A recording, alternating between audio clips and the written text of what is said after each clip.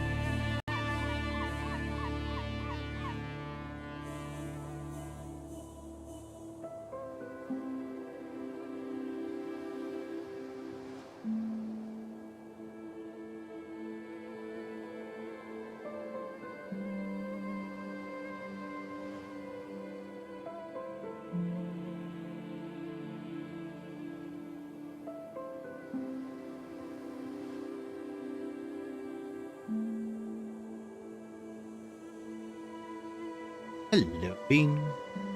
No worries, Bean.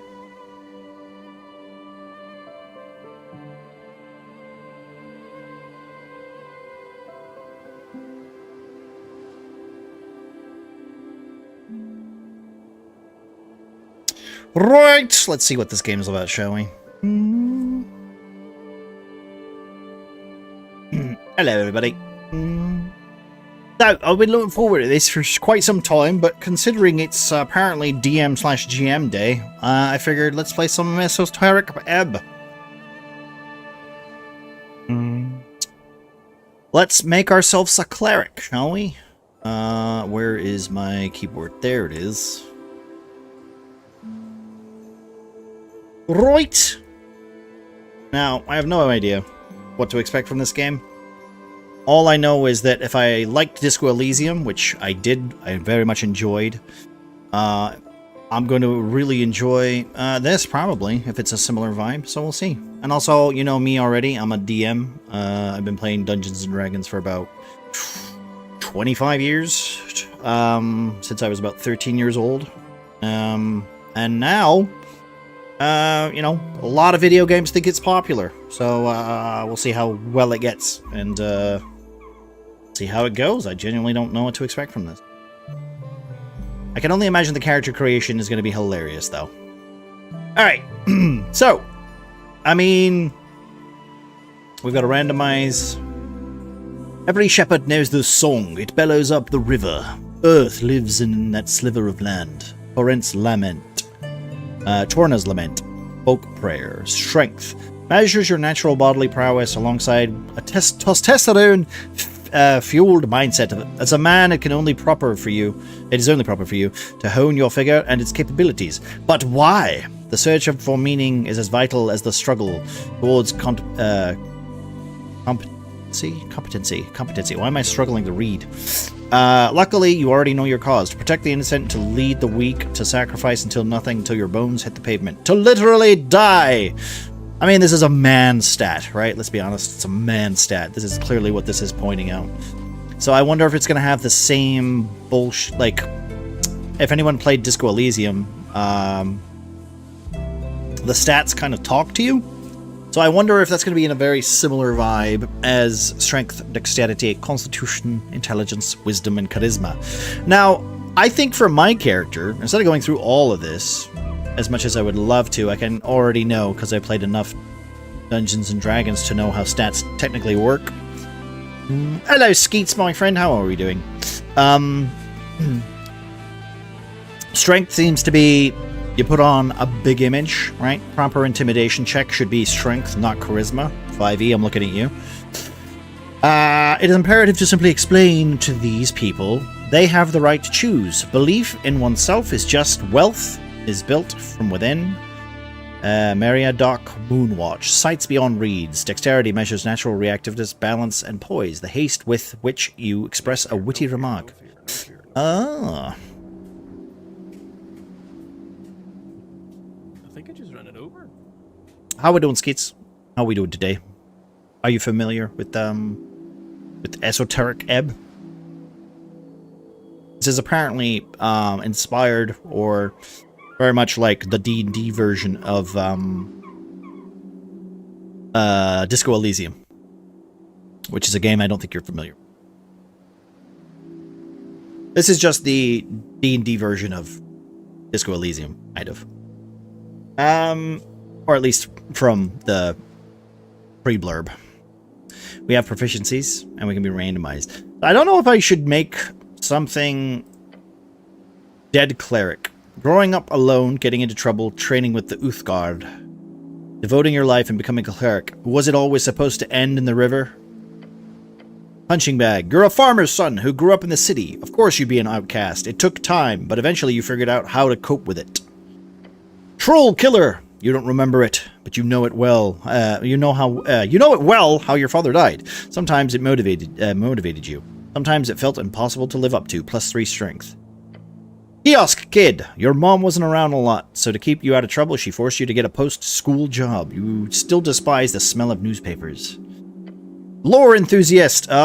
Spending time alone in the city, you often ended up in the Darwinian library. The strange history of yours realm was a constant companion to you.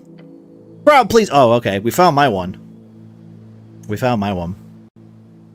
So you're going to walk around in your underwear and be a misogynist? Depends on the playthrough for Disco Elysium. Depends on the playthrough. You could be a racist. You don't necessarily have to be like a misogynist. You could even be a homosexual or a guy pretending to be a homosexual, which I think is more upsetting. It really depends on your playthrough. Inevitable, you end up with the wrong crowd. You quickly picked up on the slang and radical terminology, doing anything to get real friends. Charisma +2, intelligence +1. I think we're going to go for an intelligence build, which is stupid because we're playing a cleric. But we're already at a -2. Damn. Okay. What does this do? A glorious design. Let those who learn lead through merit of an ability and nothing else. Lord Filius Prax. Autobiography Prax. Intelligence measures your ability to recall and store and process information. It is your logical receptacle and calculator. It is only proper for you to hone this pulsating mass within your skull. But why? Pure wait, what the fuck do you mean? Fuck you, video game. Calling me out on that shit. Knowledge rules the world, so too shall you one day lead the weak. Bring your genius to the masses. If they do not bow, they do not deserve you. You know everything about the past. Therefore, it is only rational that you will truly know the future as well. Enlighten the ignorant masses. Can we be a shit? Can we be like a full-on zealot? Can we be a full-on zealot? How many points have I got? Holy shit. Wait, how many? 16 is top. Alright, fair enough. Okay, you know what? Let's go 14, right? I wanted to try the demo for this, but never got to it. Ah, it's a shame, Nana. How you doing, Nana? Ow, I've got a big scratch down my hat. Alright, you know what? I think we're gonna go for let's just make me, right? Put my charisma all the way up here. That's good, right? 17? Yeah? No, okay, well. Strength is -6. Can we go like full? Because that's already intelligence, all right? Okay, well, you know what? Look, can we make 10? And we got some points, so we can put. Okay, we'll put really weak because Snow is never gonna let me live down. I have to be really weak, so we're gonna have a Constitution of 6. Okay, we'll put my strength to about maybe 10. No, that should be really weak too. We'll keep that 6. Can we put dexterity all the way up to 15 then? You just followed. Dirky, hello, welcome in, my friend. Weaker! Am I weak? If I keep it 6? I can't be weaker than that, babe. I'll keep that 6, right? We'll keep that 6 and my Constitution 6. How about that? Is that good? -6. I can't go any further. I can't go any further. My charisma is super high, though, right? And my intelligence and my wisdom is basic bitch, right? I'm not very dexterous, though. We'll put some more wisdom up. I could be a little smarter. Minus 100. Ah, hello, Rebel. How you doing? What's this? Minus 100. Okay. Wait, why do you want him to be weak? No, this is just me making myself. I am weak. Very weak. Oh my god, it's a pleb. Hello, pleb. Can't help it. No, I can't. I genuinely can't. I tried my strongest. I try my best to be strong, but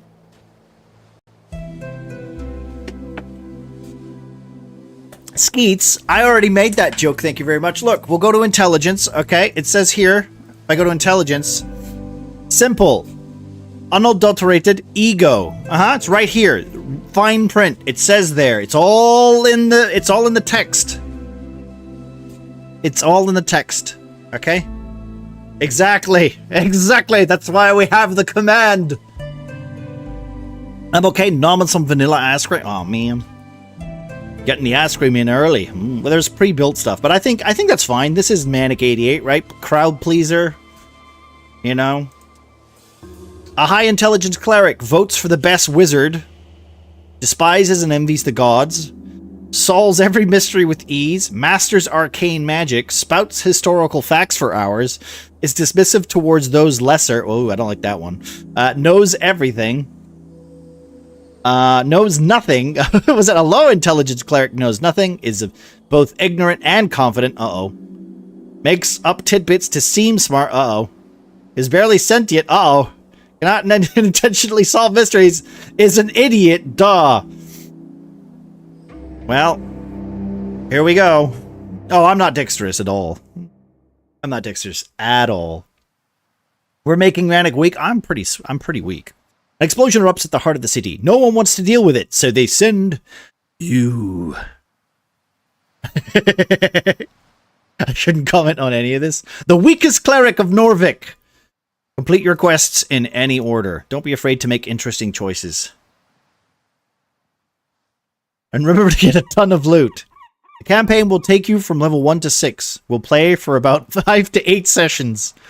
It's been a journey to put this together. I hope you have a good time, Chris. And only 6 strength? Okay, just gonna avoid solo in the dungeon. It's the cat. Wait, is the DM already talking shit to me? Okay, this is fun. This is already fun. Speak with the dead. 3rd level necromancy. Casting time 1 action. Range 10 feet. Components visual, somatic, and materials. Burning incense. Duration 10 minutes. You grant the semblance of life and intelligence to a corpse of your choice within range, allowing it to answer the questions you pose. Corpse must still have a mouth and can't be undead. The spell fails if the corpse was the target of the spell within the last 10 days. Until the spell ends, you can ask the corpse up to 5 questions. The corpse knows only that it knew what it knew in life, including the languages it knew. Answers are usually brief, cryptic, or repetitive, and the corpse is under no compulsion to offer truthful answers if you are hostile to it, or if it recognizes you as an enemy. This spell doesn't return the creature's soul to its body, only its animating spirit. Thus, the corpse can't learn new information, doesn't comprehend anything that happened since it died, and can't speculate about future results. Am I going to be dead at the beginning of this game? And this is literally just me talking shit. Why would that be the first spell component? Okay, I'm already intrigued. And by the way, Disco Elysium's intro is like fucking, it's like 10 out of 10 banger. So if this is already like this, I'm kind of excited. Truth and nothing else, a voice declares. What is your name? DC 8, success. Rag. Your name is Rag. And in your statement of citizenry, Rag Hemlin. Success. Rag, is that you? Don't think you're called that very often. DC 10, success. No, you are not. I love how my fucking my stats are having a conversation. That's hilarious. Which is quite embarrassing when you think about it. Rag Hemlin. Factually correct. Oh god, I'm gonna hate intelligence. You answer another question from the darkness. What is your occupation?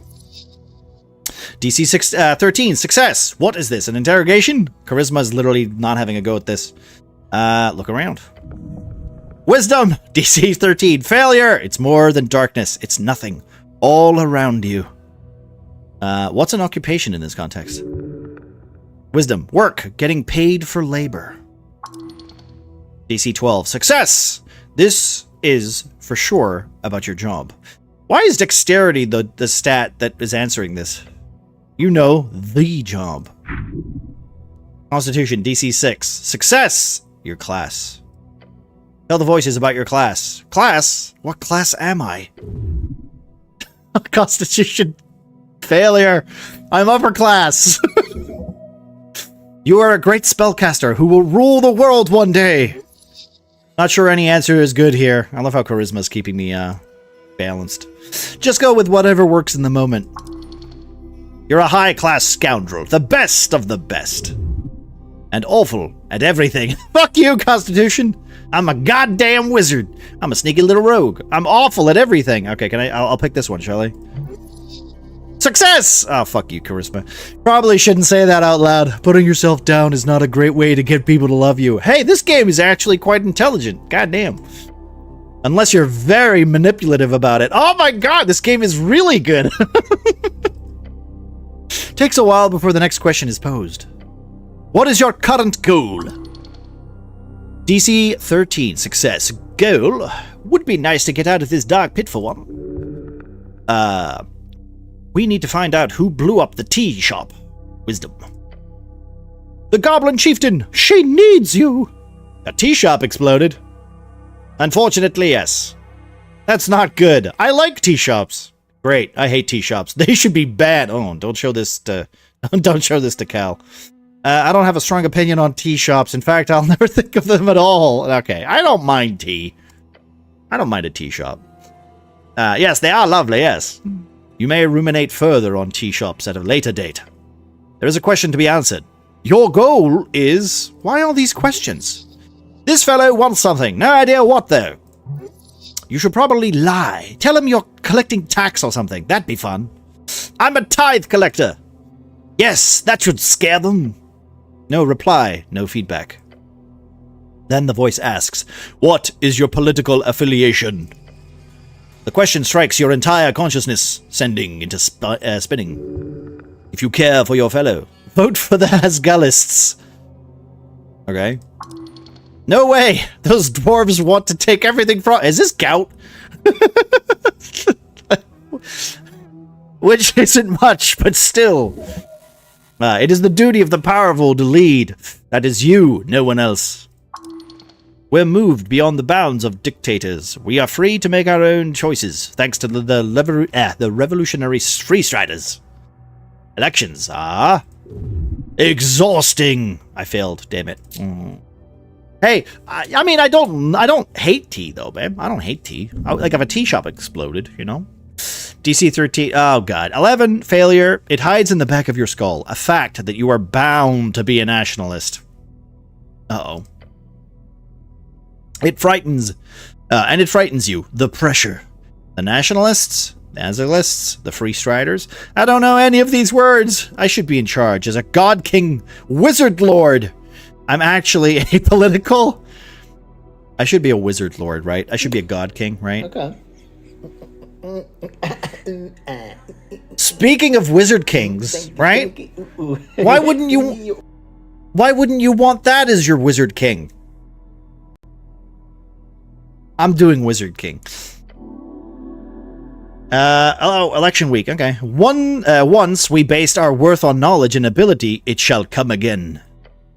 The voice is fading. This is the end. The final question. You would exactly. Hello, Pyro. How you doing, my friend? The voice is fading. This is the end. The final question. How did you die? Seems same way you lived, unable to step out of the uniform. Not for 1 second. DC 9, success. Now's your chance. Break free! I am not dead! I fell into divinity. She took me whole. I died when he died. Stay silent until the darkness ends. I'm not dead!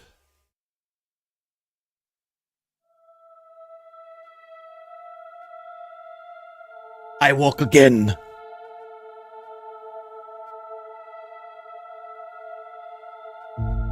Oh shit.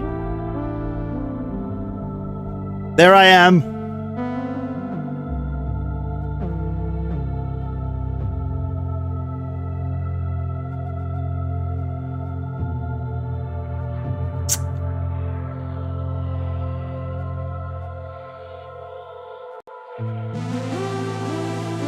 Ooh. Okay.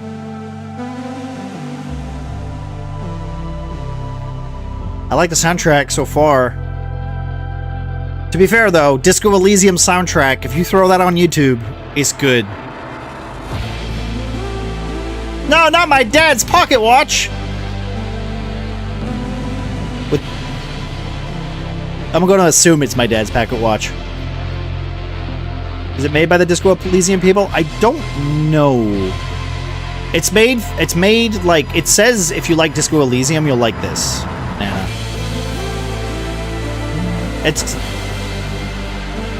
because this game has the same vibe as Disco Elysium, where your stats talk to you while you're trying to solve the investigation. And I can't say, I don't want to talk too much about Disco Elysium because this is a different game. This is its own game, but I really like Disco Elysium. It's one of my favorite role-playing games ever.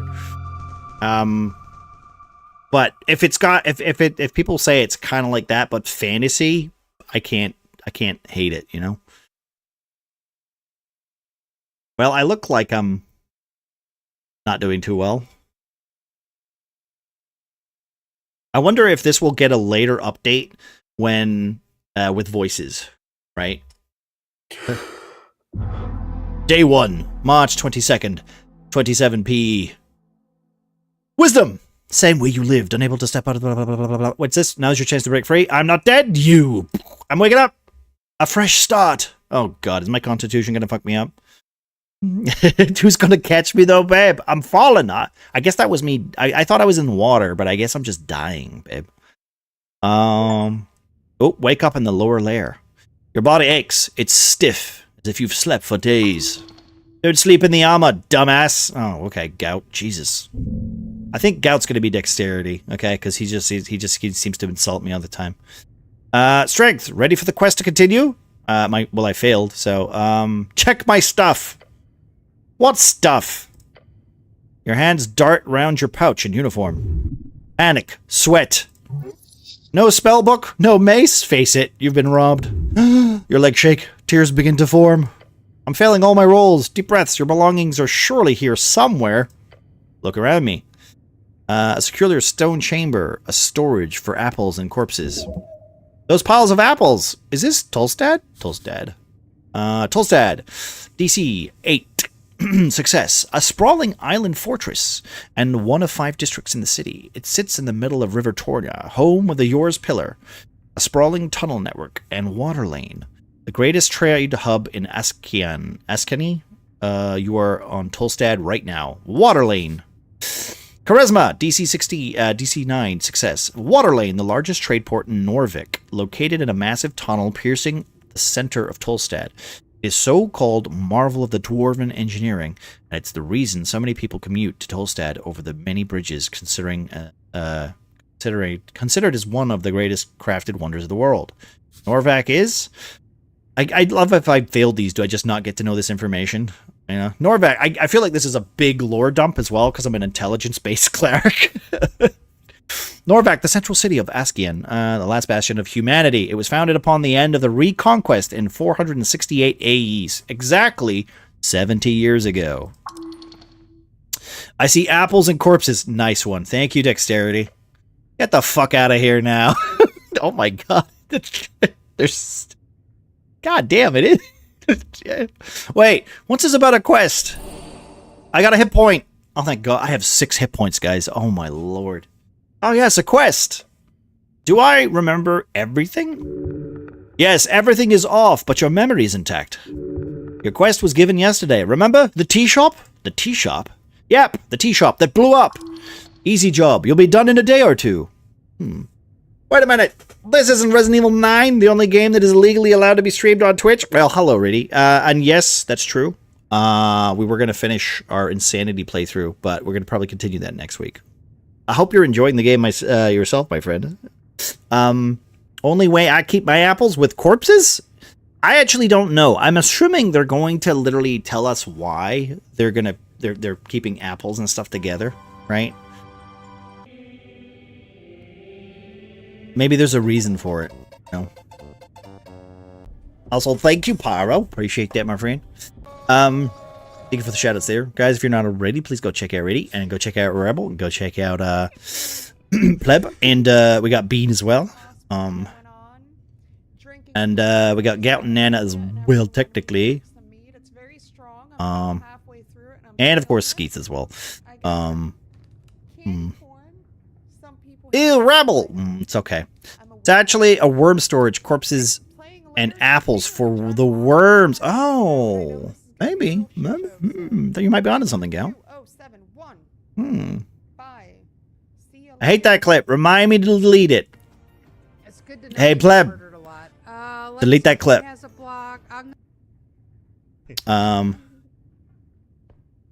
see. I'm on my 4th playthrough to clean up some of the remaining achievements. Honestly, I've been playing it on Insane, and it's so much fun. It's so much fun, Ready. Like, did you see eyes in there? I look forward to go through it again. I'm just in a... Apparently, I've been told that it is DM... It's Dungeon Master Game Master Day. Apparently, this is the day that it is for it. So I figured, you know what? We'll play some TTRPG bullshit while we're on today's day. And I appreciate that, my friend. Thank you very much. Did you miss anyone? You did technically miss yourself, my dude. Go away. Hello, CJ. How are we doing, friend? It is a glorious time. I didn't even know about it until this morning. I was like, huh? It's a fucking what day? But I also, you know, like, as I said, I've DM'd for what, 25-ish years now? So I might as well indulge in this said holiday, even though none of you got me anything.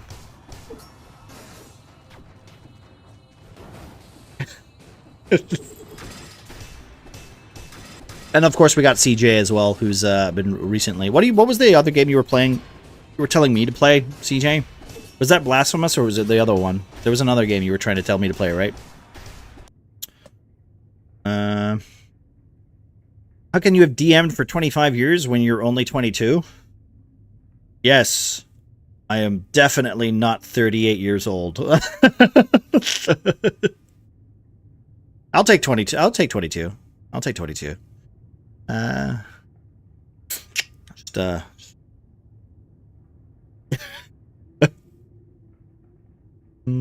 got you something. Get right. Oh, thank you. Thanks, Pyro. Wait, sorry, I hadn't zoomed in. You see these wrinkles? Yeah, okay, you get it now. All right. Easy job. You'll be done in a day or two. Just a job. So I've done this before. A quest. I like those. Wait, how much time do I have? So, to be clear, I need to figure out who blew up some random tea shop. Well, just a job. Wait, I gained 5 experience for asking a question? Okay. Dexterity says, hey, well, maybe not this particular type of job. Your previous experience lies more in some basic Uthgard militia service, as well as a few years at the Towers. What's the Towers? The Towers, the home base of the Order of Arcane Clerics of Novrek, also known as the OACN. OACN, alright, okay. Rogue sorcery was not your main subject, but yes, you've read a lot about these types of Fury incidents, or Fury events, sorry. They are not too common these days. However, this incident does not appear overly complex. I like quests. Someone at work said I looked 24. Well, that's, you know, babe. You gotta remember, when young people compliment your age, okay, they mean it as a compliment, you know? They don't mean it like you look as dumb as a 24-year-old, you know? And I'm not saying 24-year-olds are dumb. I'm just saying that young people look stupid, okay? It's something I've learned as I've gotten older, you know? Thank you for the 4, CJ.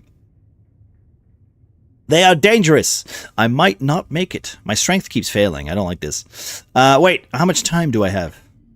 Until the election, duh. Dexterity is so mean. Why is dexterity so mean to me? Which is in 5 days. I have 5 days, okay. Time only advances when you make new choices in dialogues. Okay, that's a tip for me, I guess.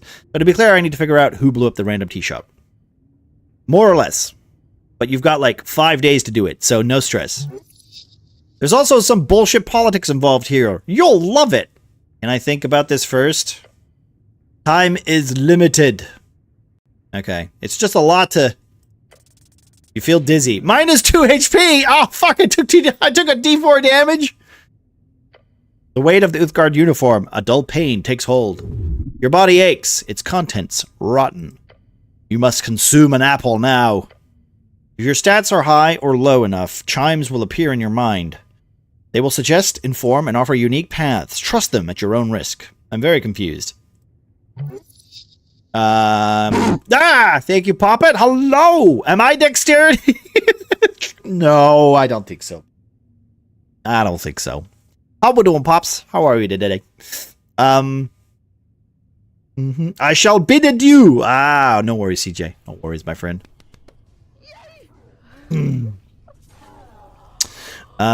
Sore but okay. Oh no, you had a busy day. You had a bit of activity today.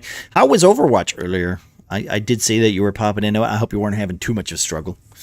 Okay, DC. I'm so very confused. That's usually the case. Your mind is ungodly powerful. Get yourself together. Success. Just go to work. You know, get shit done. One step at a time. All right, we're gonna get going. I need an apple. Consume the apple. Wait. Behold! An apple looks better than the ones in the pile. Can I not eat it? Oh, there we go. Wait.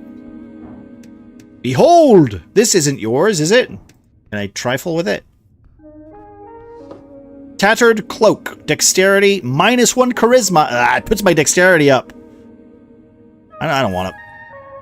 The cloak is sprawled upon the iron slab. As you grab it, you immediately feel the dampness spreading into your glove. Oh. It is light blue and tattered. And it was once yours. Please don't. That thing is disgusting. Weigh it in your hands. It is heavy. Wring out the water. The filthy liquid falls to the floor of the stony chamber. It smells of salt water. It is still quite wet. Should I wear this? No. I love how Charisma is like, don't put that shit on. Of course you should wear it.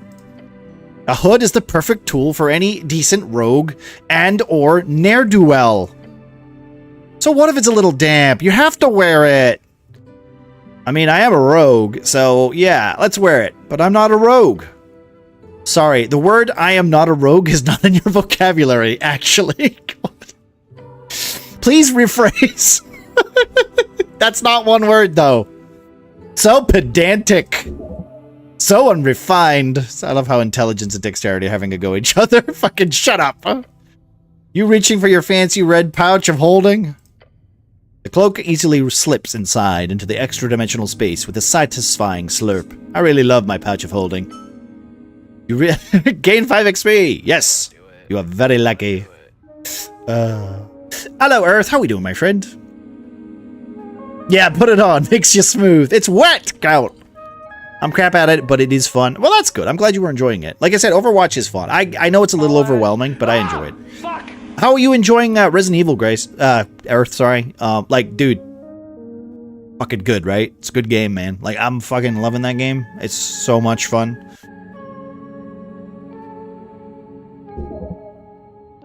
You're loving it? I feel like I haven't met someone who hasn't fully enjoyed it.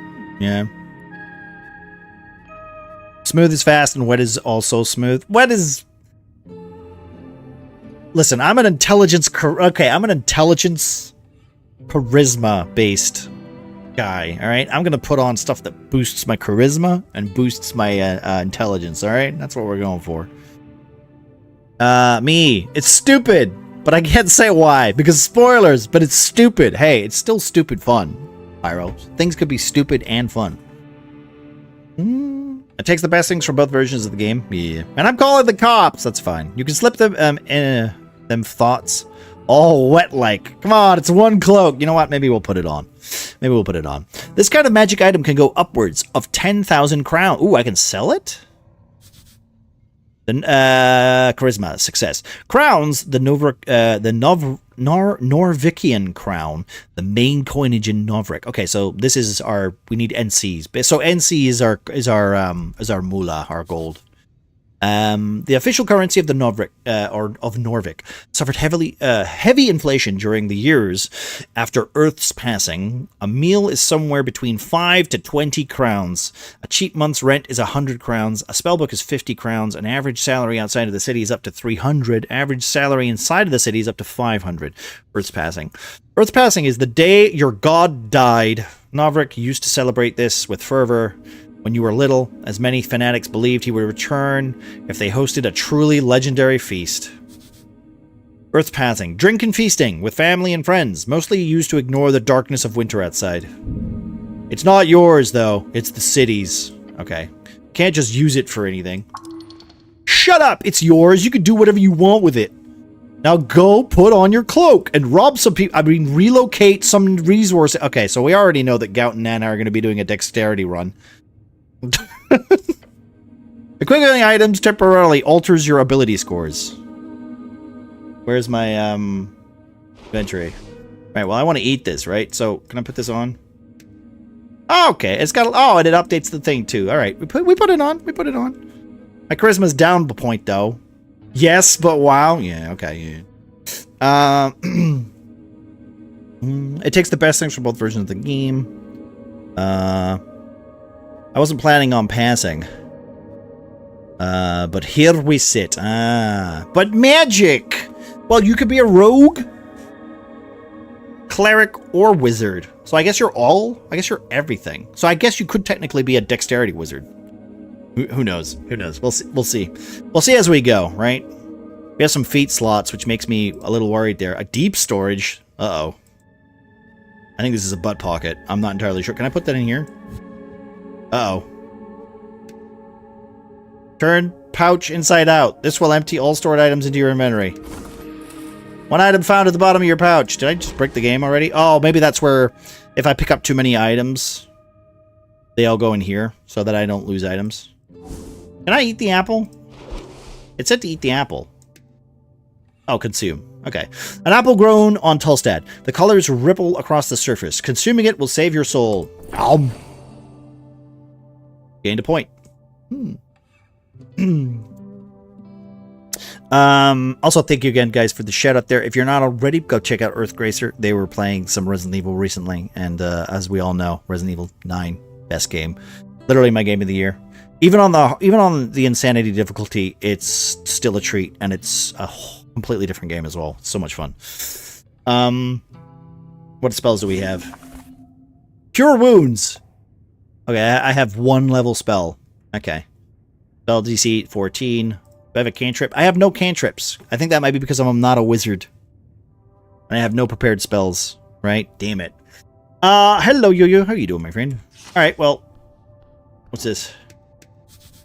A divine shrine covered in apples. There's a cloak. There's a thing there. What's it say?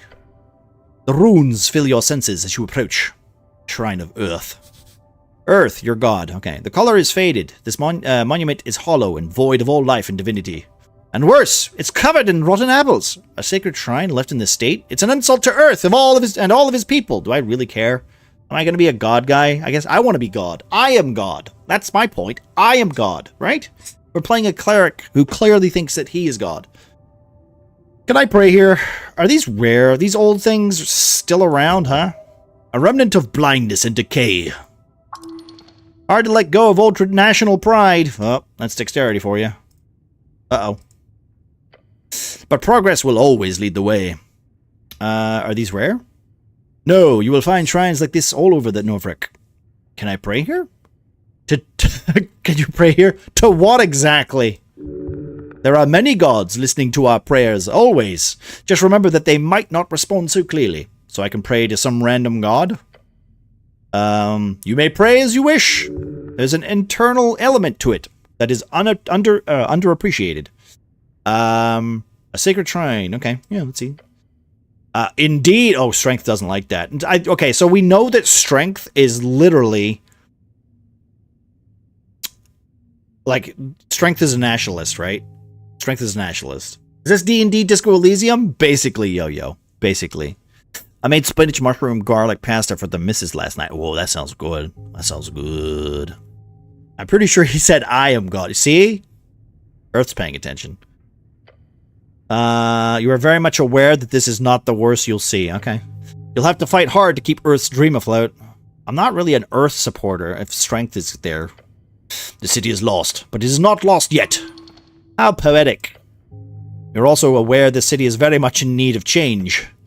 Change from what? An honorable lifestyle? A peaceful city for humans to prosper in? Humans. Humans, tall and beautiful like yourself. Known as the pest of the coast by those who live less inclined to reproduce like rabbits. Coast. The coast, also known as Yorn's Realm. It is a strip of land divided into 8 bands. The further inland you go, the closer you get to the infinite wastes. It is theorized to be a ring or a half sphere due to the bend of the horizon. Band. An esoteric divide splits the secular coast of Yor into 8 geographic areas, commonly known as bands. Each band has unique esoteric and natural traits, and stretches from the coast to the infinite wastes. Esoteric. Esoteric. The magic of Yor and his strings. The coast is infused with it. Change from stagnation and a mire of decay. Earth's crusade brought triumph. The corruption brought after this fall is due to exactly that kind of filthy rhetoric. You're certainly allowed to be wrong in your opinion there. Stop complaining, it won't solve anything. This is giving me a headache. Remove the apples. I'll remove the apples. It does not take long for you to move some of the nasty apples away from the front of the shrine. A small improvement, but big in the heart. Kneel. The shrine towers over you. To cast spells, you must first prepare them at the shrine. Prepared spells can be cast within the cleric, when the cleric has no reason to do so, either in or out of dialogue. Each cast expends 1 spell slot of the corresponding level. What other gods are there? Earth, the father of Novrik. We already know this one. You devoted your life to follow in his footsteps. I gained 5 experience for that. Okay. Tokig, the gambler. Okay. A trickster, the type of god only famous for his ridiculous ploys. Tokeg the gambler is often seen as a silly goblin.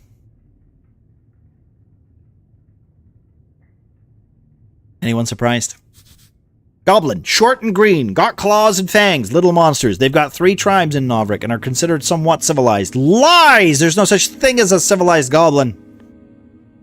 In truth, there are few goblins who still worship him after the conquest. The conquest. The correct way of referring to the historical event in which humans founded Novrik. Most humans, however, refer to it as the Reconquest. Okay, we might have a little bit of a civil war situation going on there. That's okay. Praying to Tovik would, if you... Wait, praying to Tokig would, if you for some reason would get a response, only result in the exact opposite of whatever you wanted. Okay, Lady Fair. Lady Fair, the halfling deity of Asklan. But she only had the divine spark for a few days before being slain. So she's not... Wait, Lady Fair. I was going to say, if she was Lady Luck, she'd probably get murdered, right?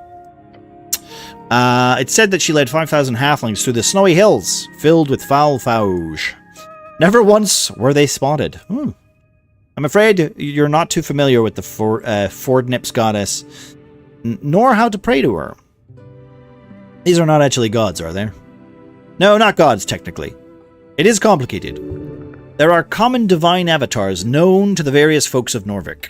Long ago, the true outsider gods invaded Yor's realm. When the gates shut, their divine essence awakened walking gods along the coast. The gods you know are but a spiritual vessel of the true gods beyond our realm. That's literally what it is for me in my Dungeons & Dragons game. It's like, hey, they technically exist, but when they want to go to the plane, they have to basically elect an avatar. And then that human becomes like like a essence, like a font of their power. And that's how you get demigods, basically. Or at least that's how it works in my lore, in my stupid canon lore. In short, gods weren't allowed in Yor's turf, so they sent subserviaries, anyway. Something like that, yes. Gained experience. Fine. I'm getting experience from just learning shit. Okay. A ruse played by powers of the beyond. Ridiculous. I'm done. Prepare my spells. What spells we got? Is this it? I literally only have one spell. I will learn the spell. Wait, can't I heal here through divine assurance or something? Not precisely. The gods do not usually grant divine interventions for minor injuries. Do you think they care? If you want healing, you have to do it yourself. But the power channeled through Earth, yes? Come on, is that really channeled? The guy's dead, faded, gone. You're most likely simply handling some esoteric leftovers smudged on the strings. Ooh, okay, we're gonna get our first roll.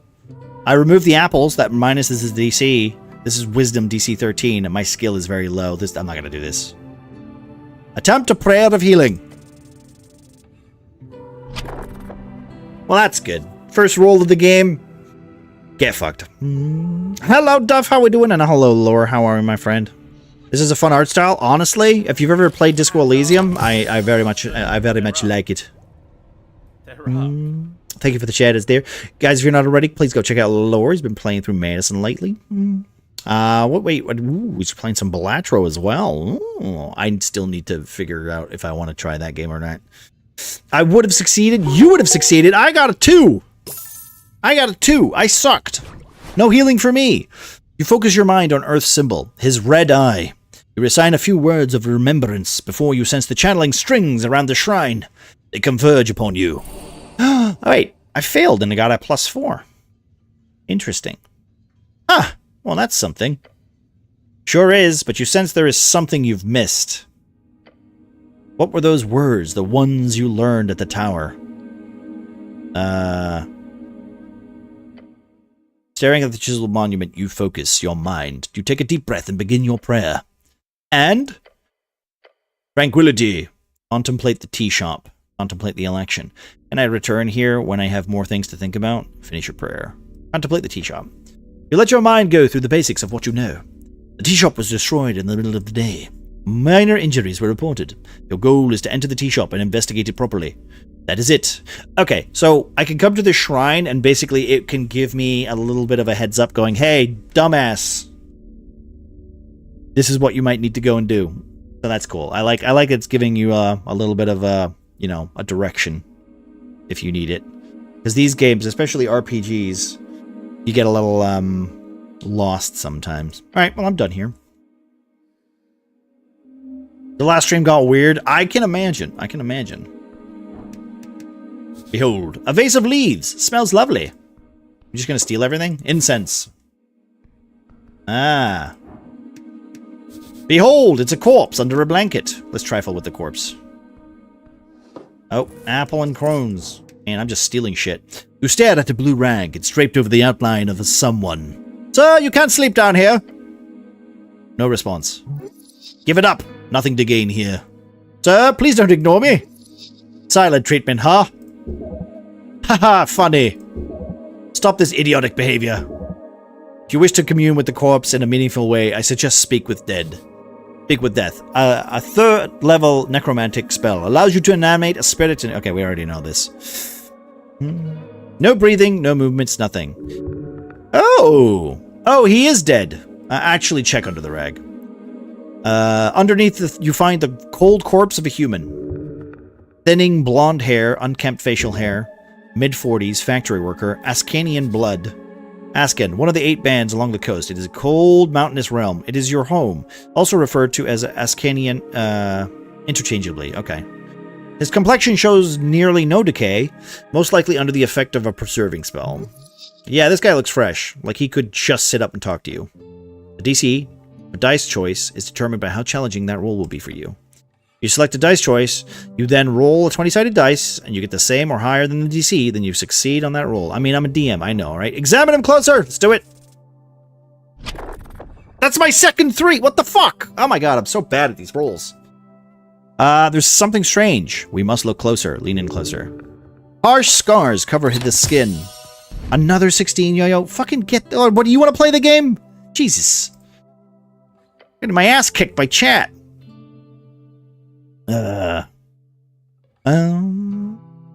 Last time it was 2. You got 1. Yeah. Hello, Sums. How are we doing, my friend? Signs of being either a hard worker or a careless worker litter his skin. Make sure to check the back as well. Try to move the corpse. The moment you touch it, black veins appear over its skin. Ugh. Feeling of impending doom comes over you. Your stomach drops. Doom. Doom! The lair of a lich. Lich, an undead spellcaster of immense power, created and sustained by consuming the souls of mortals. They are capable of eternal life and a terrifying esoteric might. Oh, shit! Did I just die? I died! I just failed a death saving throw! Ah!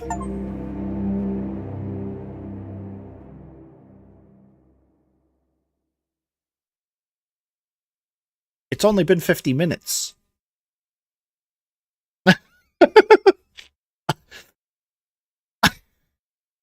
Okay.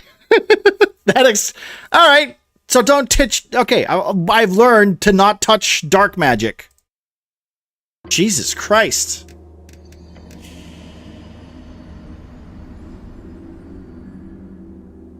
We're supposed to be playing horror games, but... Thank you. Madison, so Hi, Kyle. How are you doing, my friend? we started playing Balatro. About the time it took me to die in Disco Elysium? About right. About right. Would it be worth going back and actually researching that stuff? Alright, let me not touch the corpse. I mean, there is a research station like... Oh, you flippin' numpty. You stood right in front of me. You shot me! I shot you in the ankle. How you, where did you get to, Cal? You just walked right in front of it as I pulled the trigger. My shot went straight into your ankle. Are you in, did you finish Grace's section yet? I just beat the spider? Oh, how did you like the spider? That's a fun fight, dude.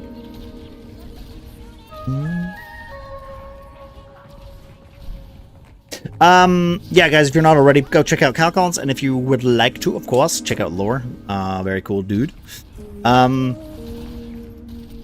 now Alpaca's here, so he's gonna shout everybody out. Even though these people have already been shouted out! I appreciate that, though, Alpaca. Alpaca!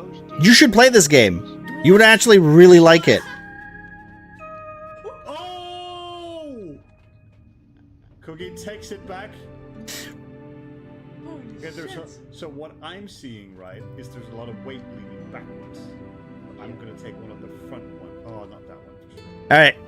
Yeah. And also thank you for the shout out there for Sums as well, who's gonna be playing some well actually, are you playing some Overwatch today later, dude? Or are you playing you're playing some Marvels? It's Wednesday, right? It's usually. Remind me to remove Alpaca's mod abilities.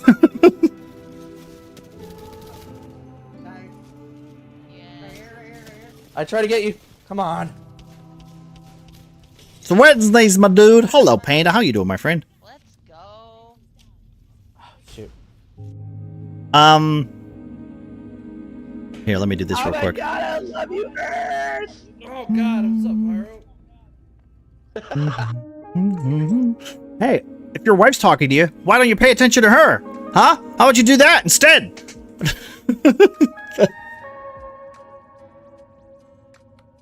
Bane in my head. Man, I come on Alpaca's side. Yikes forever. Yikes forever. Just a Bane. Yikes forever. Yeah. You're waking up. Good morning, my friend.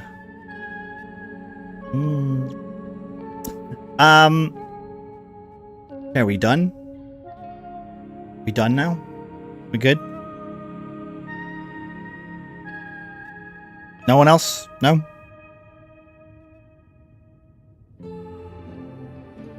Okay. Lord. Okay, so let's see. We have to go. Wait, this is the pause screen? Let's not touch this corpse. Right? Let's not touch this corpse just yet.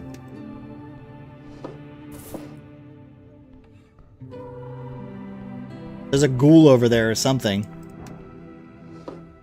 Oh, voting card. -1 intelligence. Can we read this? Alright, what does incense do? Easily burned spices and herbs can be used to recover first level spell slots. Oh, okay, that's pretty useful. A scuffing voting card made out to Ragnar Hemlin.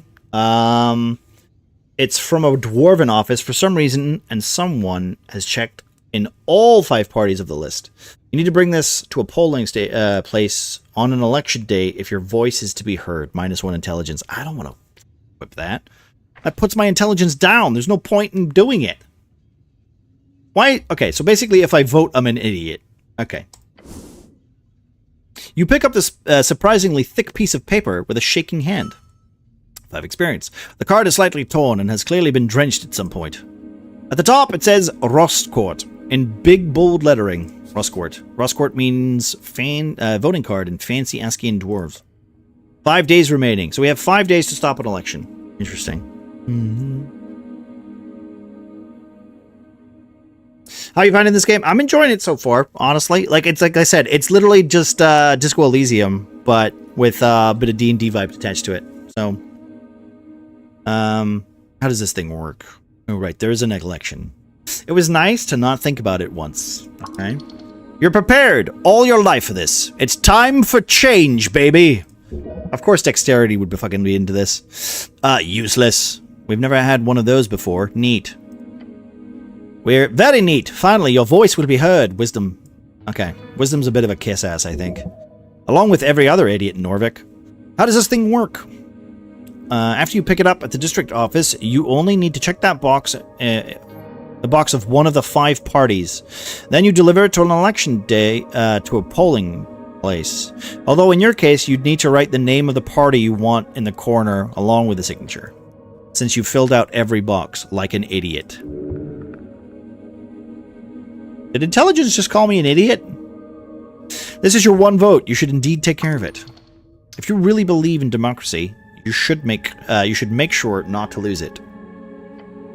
Nationalist! Party of Norvik. Free Strider. Revolutionary. Oh, okay. That makes sense. Asgalist. Workers' Party. Rural Party. What is this? Constitution must be Farmers Unite. Arcanist. Party of Magic.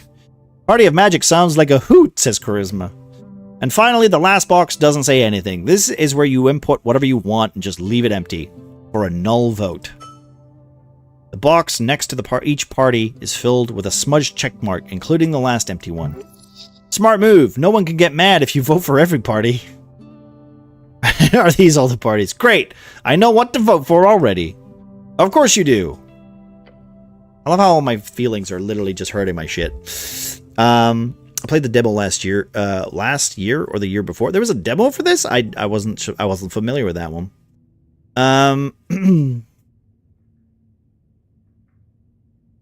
Wisdom's being a real one? I don't know, man. I don't know. I think he's a bit of a wimp.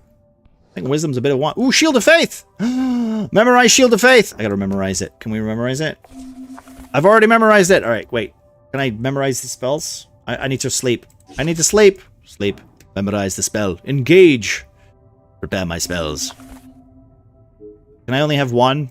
Oh, no, I can have both. I can have both. Can I? Finish. I know both spells now. A great mountain of apples. Can I pick up more apples?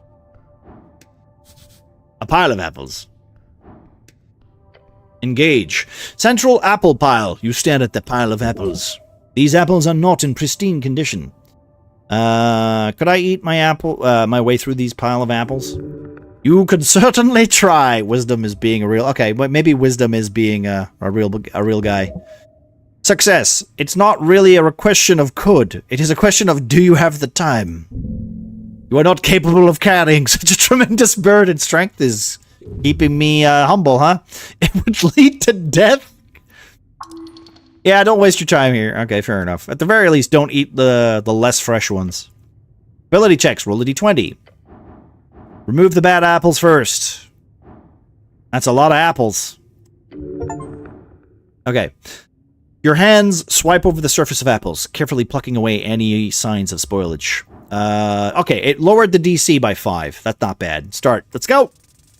Come on, roll higher than a 5. Fuck you, video game! What is this? I haven't rolled higher than a 5! Oh, I'm gonna shit the bed and die. You look upon this challenge with fear in your stomach. This will be your end! Oh, I got a hit point back. Digging in the first apple goes down.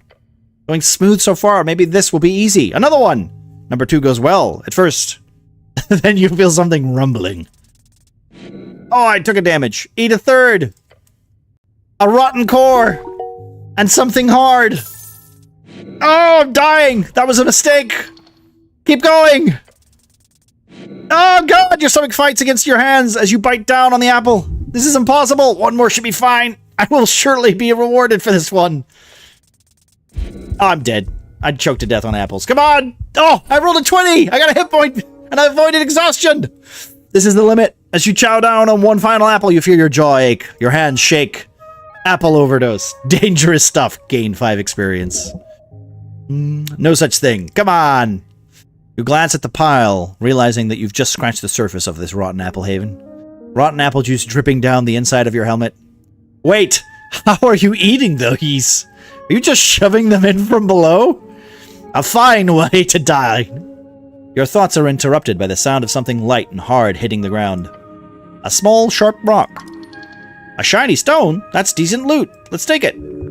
This must have fallen into the pile of apples at some point. It is a highly esoteric object. Pick up the strange rock. As you weigh it in on your hand, a tingle shoots up your arm. I gained a shard of yore. Okay. A shard! It is connected with a string. These rare shards of yore can be consumed to unlock failed ability checks. Normally, checks are only unlocked upon the completion of a short or a long rest. Okay. Well, that's good, because I already got this one, right? Oh, wait. I've already done this. Oh, wait. To do it again? Spend the shard to unlock. Oh, wait. Because I failed it? So I can redo this whole check to succeed this time. Or at least get a second roll at it. Okay. So if I get a prompt for something that I want, I could come back and do it again. That's not bad. It's me playing D&D until... Fair enough. Excuse me. Dies from cyanide poisoning. There's actually, there is such thing. Intelligence is dumb. Well, I mean, that is true. To be fair, having a high intelligence stat is, you know, does kind of technically make you dumb, right?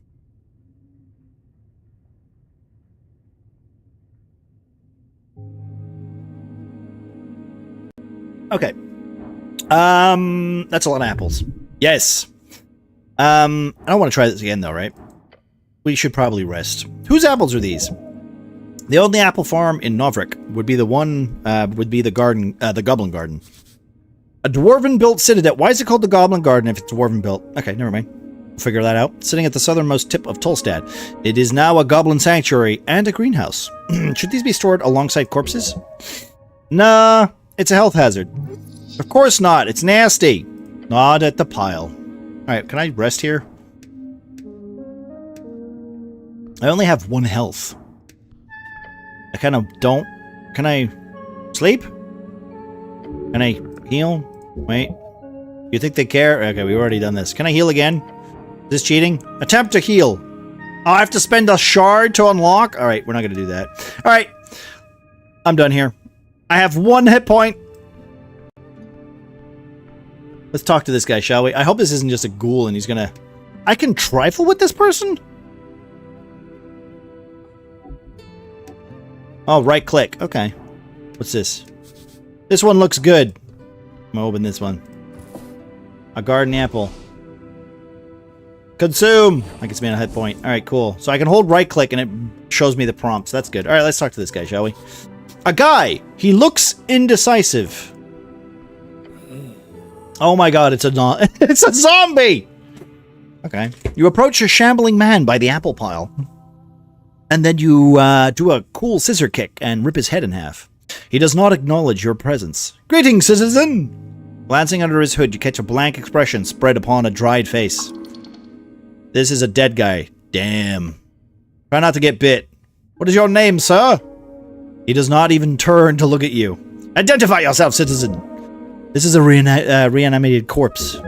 Probably a work zombie, although it has been illegal to employ undead since the Bone Purge of 11. Sir, Are you a member of the undead? He does not respond. Not even a groan? How disappointing. Attack the zombie! Should I defeat the zombie? That'd be pretty scary. You should probably speak with the owner first. Guy's not harming anyone. Honestly, he's probably a more productive member of society than you. No offense. What's he doing? The zombie is attempting to clear a path through the apple pile. He's probably been at it for a while. Hard worker. Respect. I found this voting card over there. Is this yours? Zombie does not even grunt in your direction. He just keeps working slowly. You grip the voting card firmly in your gloved hand. It is indeed yours. Keep it safe. You're very rude. Did you know that?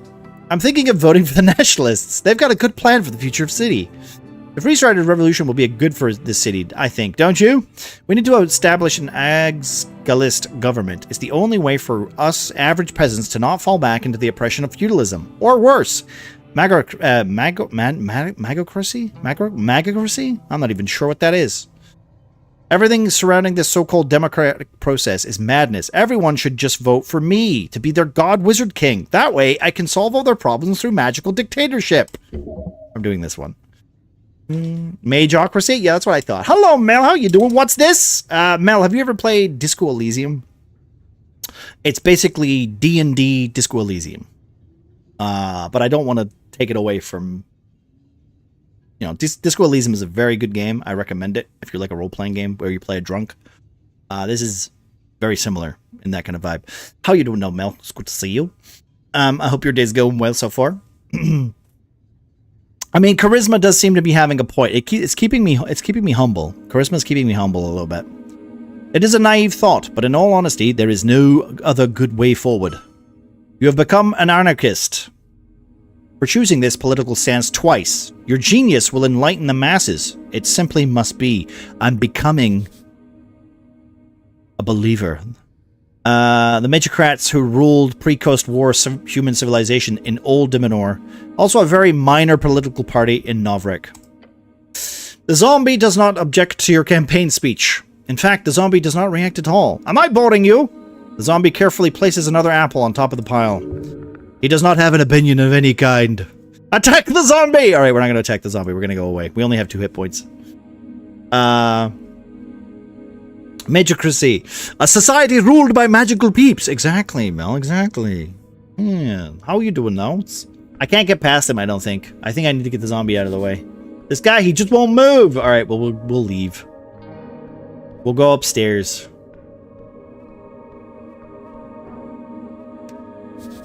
A spiral staircase. Ancient architecture. Manic is against showering. Nah. Is he a vampire? Good morning, cleric. Good morning. Mushrooms. Probably edible. Can I steal these?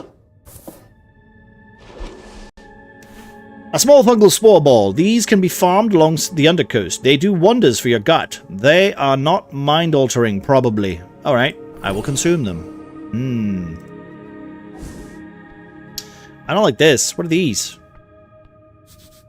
Yor left his mark across the bands. Today it is a universal sign of magic.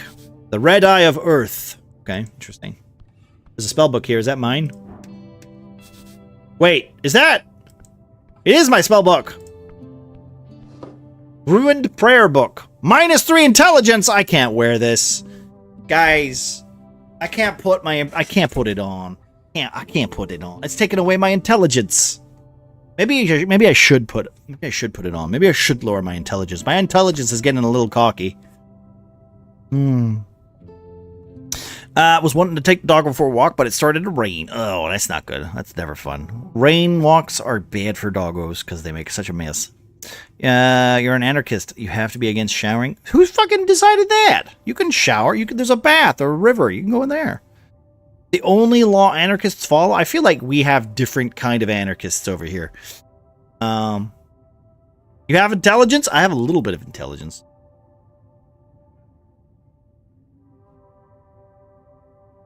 The anarchists decided that? I don't believe you. The book is ruined. Most of the pages, while dry now, have been completely drenched. Success. In salt water, it's absolutely and completely ruined. Only a few pages of the soggy Brachen-ish papyrus pages are readable. They appear to contain some type of undecipherable symbols. Ascanian writing of the most basic kind. Wait, oh no. Someone has attempted to dry this to the best of their ability. No, no, no. By Earth? This is your prayer book. So many hours wasted! You would have to rebind the whole thing. It is ruined! That'd be expensive. Let's get our hands on a new one instead. Take the ruined prayer book. Well, I got my prayer book back. That's good, right? -3. Ugh. Can I equip this? Oh, it lowers my intelligence. Oh, it lowers my intelligence so badly. The stone slabs are designed to slide along the iron beams. Interesting. An open manual for esoteric geometry. You know this already. Take the book. Oh, insets. It says, a thick tome lies upon the iron slab. Can I talk to this book? Ancient tome. You flip the tome open. There are fine and handwritten letters scattered across the pages. As soon as I equip the book, the first thing that fails is my goddamn intelligence check. That's obnoxious. I had intelligence once. Ah! Hello, Sneaky. Welcome in, my friend. Damn, they flexing on us. Federal Bureau, that's where I think they said the intelligence came from. That makes a lot of sense, Panda. Sense. How are we doing though, Sneaky? Good to see you, my friend. How are we today? Have you played Disco Elysium? I feel like a lot of people haven't played Disco Elysium. This is D&D Disco Elysium. De Verbis Draconum Ars Occulta. The author's name appears to be Callum. Demur, the arcane era name for reeds, often referred to as the Old Deminer. The name was changed by Free Strider revolutionaries to mark the end of the old magocracies. Can I try to read it? No. Right, I need to get my hands on a comprehend languages. Success, you do! It's highly annoying that you seem to have lost your memorization. Find a spell scroll. Maybe you could buy it somewhere. It's fairly common. Okay. A tray of old incense. Some are still usable. I will take this. Wonder if I can cast... I do have Cure Wounds, so at least I will be able to cast more spells. Ooh, there's a coin here. See that? Wait, you see it? There's a coin there. There it is. Stupid coin. See it? Oh, no, I'm just clicking on it because I'm stupid. Alright. There's a corpse over here. I don't want to touch corpses because every time I touch a corpse, I die. Your fate one day. Well, let's see who this guy is. I wonder if it's going to have voice acting or if or am I going to have to do the talking. Is this my watch? A pocket watch. Yours? Can I have my watch? Human no... Wait. Human no... Is that a kobold? I didn't even see this guy just hitting around here. Intelligence, advantage, and esoteric events. Yes! Give it to me! Hello, Kitsune. How you doing, my friend? Thank you for the lurk. Intelligence. Can I put this on? Yeah! Okay. +1 to intelligence. The silver-lined timepiece never shows the correct time of day. It is always at least 10 hours out of alignment, no matter how anyone tries to correct it. As a touch, you can feel the faint magic pulsating within it. The wielder grants a permanent perception of esoteric happenings and occurrences within 200 feet. Now let's talk to this guy. Viskin, local mortician. I can't read any of this. Intelligence, behold! Behold, at DC 8, I have seen a pale man handles corpses in the basement. A typical self-employed contractor. That's it! That's all I learned from the goddamn check! Intelligence sucks. Intelligence sucks! Obliterated chat message, so I'm Canada's watching and Twitch doesn't erase me from the viewing statistics. Well, I appreciate that, my friend. The game gave me that vibe. Ah, good, good, good. I too had to knock. My intelligence was too low to use the bell. Well, my intelligence is high, but I can't roll higher than a 10. I can trifle with him? I'm gonna go trifle with him. See what happens. Oh my god, I can literally just nick stuff from him? That's good. Memorize charm. Did I just take that from him? My dexterity's not high enough. I'm not stealing that from him. Viskin, local mortician. The pale man sits hunched over a stack of forms, busy at work, his pencil slowly filling out lines after lines. On the top paper, you see an icon of a serpentine drake. A great perch. These are official documents of the city. Up and about, are we? Wait, can I do a voices? Shall I just do a voice? Up and about, are we? Wonderful. I am Viskin, local entrepreneur and proprietor of this lich house. It appears you don't really belong here, but if there is anything I could do, cleric, just let me know. Cleric, a servant of God, deeply devoted and spiritually connected, typically a divine spellcaster given power through the deity. He smiles at you. Bow before this creature. Did you save my life? He puts down his pen. Your life is your own. You owe me nothing. However, I'm afraid to say you've been through quite the turmoil, cleric. Tell me everything. Of course, it must be confusing. To tell you the truth, some fishermen brought you here last night. They'd caught you in their net, took you for a corpse. Not that I blame them, you weren't exactly in prime condition. Prime condition?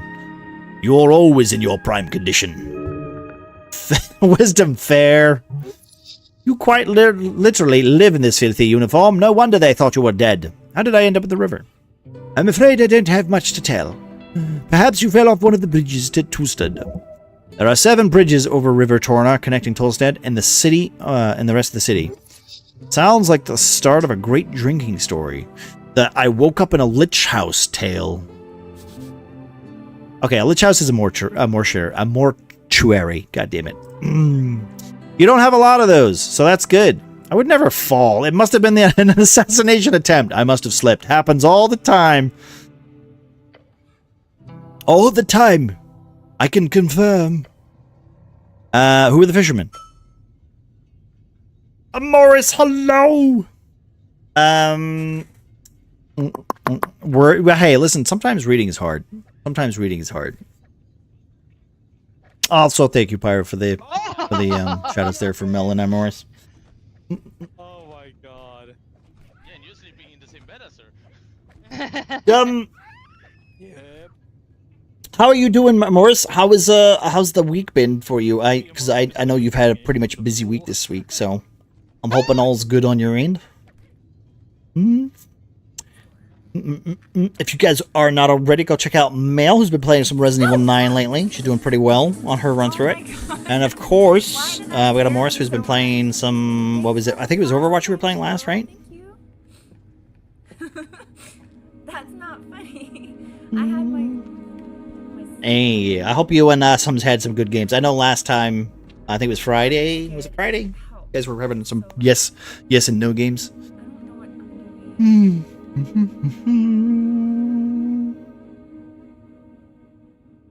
I'm doing. Good. New job is really fun. People are nice. That's good. That's always nice. It's always nice to have like people who are actually, you know, palpable. Having one person at a work who is a literal drain to your psyche could be upsetting. River Guilders. I believe they do not look like poachers, so my guess would be that. Where can I find these fishermen?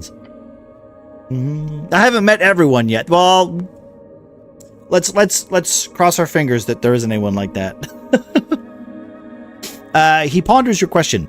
I did not ask for names, I'm sorry to say. Perhaps Waterlane, that's just a guess. Good guess. Lots of boaters to hang out there. Either that or the local tavern. I hope you find them. So, I am in fact alive. The pale man stops for a moment. He looks you up and down. Yes, I believe you are. Silly! Hello! Thank you for the lurk. I played this game all day. If you keep reading the dialogue, you won't get far. It's okay, we're not in a rush back. I appreciate that, though. It sounds like you're enjoying it, though. Right? I played Disco Elysium. I know that game has, like, voices and stuff. And it's a bit more of a better narrative experience. I'm assuming at some point later, if they can afford it, they'll probably add that if this game does well. But if they don't, that's fine. I don't mind reading a little bit. As a DM myself, hey, it's part of the story, right? But thank you very much, Baxwar. I appreciate you helping me realize that this is a very text-heavy game. This is the kind of RPG games that I enjoy nowadays, as opposed to like Final Fantasy and all that stuff, which is a bit more action-inspired.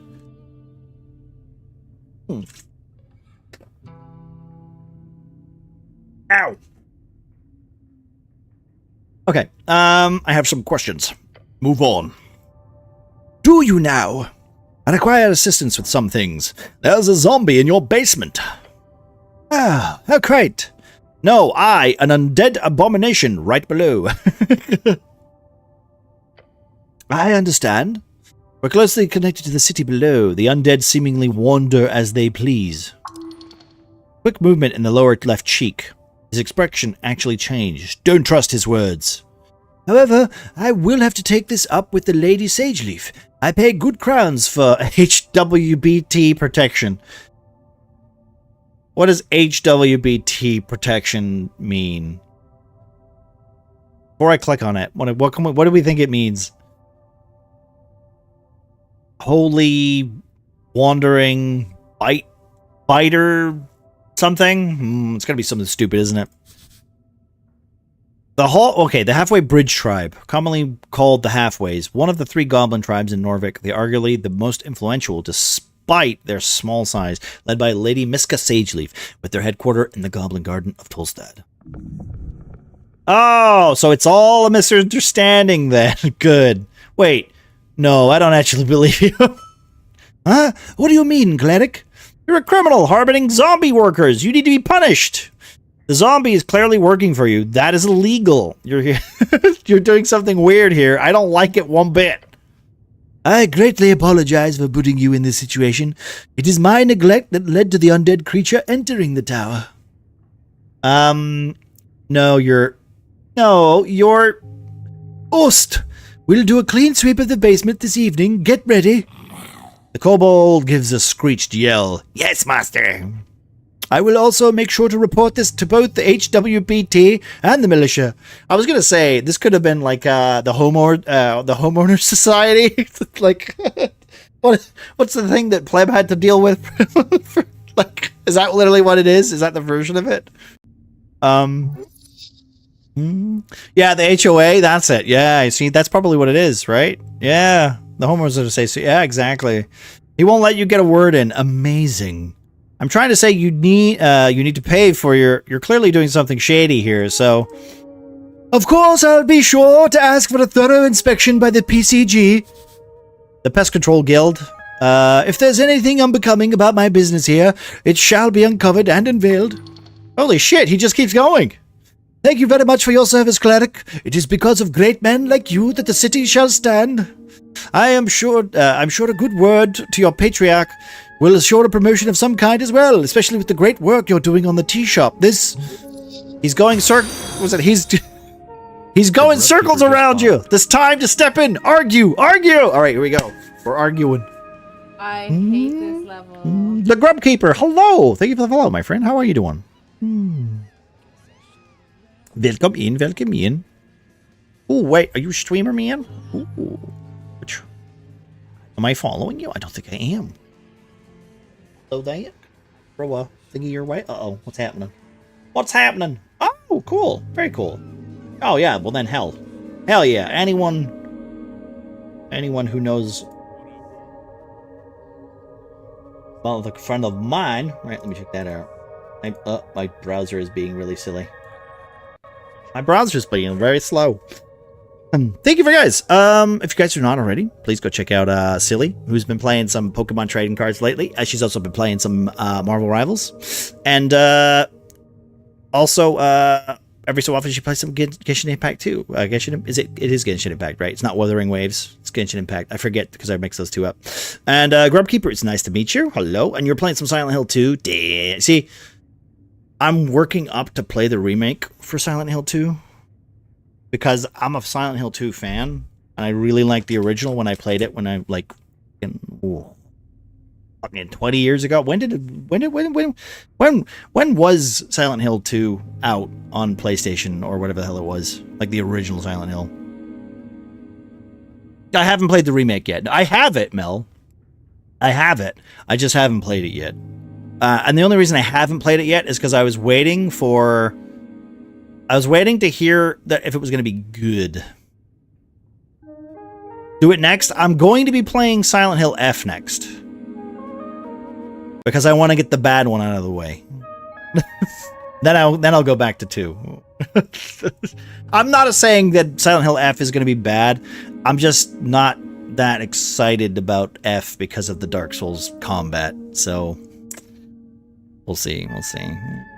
We'll see. Maybe it will change my mind. You know, maybe it'll change my mind. I'm excited to see any horror games anyway, so you know it's good. I loved it personally. I've heard there's a lot of Easter eggs and it's been made with a lot of love. So I'm excited to see like more about the remake of 2. Also, with Silent Hill 2, I played that a lot as a kid. So when I go through that, I'm probably gonna...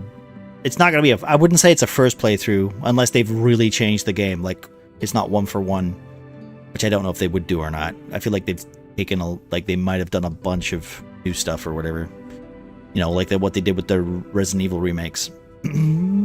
September 2001. Okay. 2002. I played it a lot later then. I don't think I played it in 2002. Grubkeeper is one of my best friends, but don't tell him, he'll get a big head. Hey, listen. Any friend of Pyro is a friend of mine. You know what I mean? Like-minded individuals with similar enjoyments of horror and video games. What's not to like? What's not to like? Oh, wait, I should have done that right there. Can I do this? There we go. Okay, I did that. Thank you. All right. Shall we argue this case? This guy is literally trying to talk his way around me. I can make him shut up with a DC of 18 with strength. Unfortunately, my strength is not good.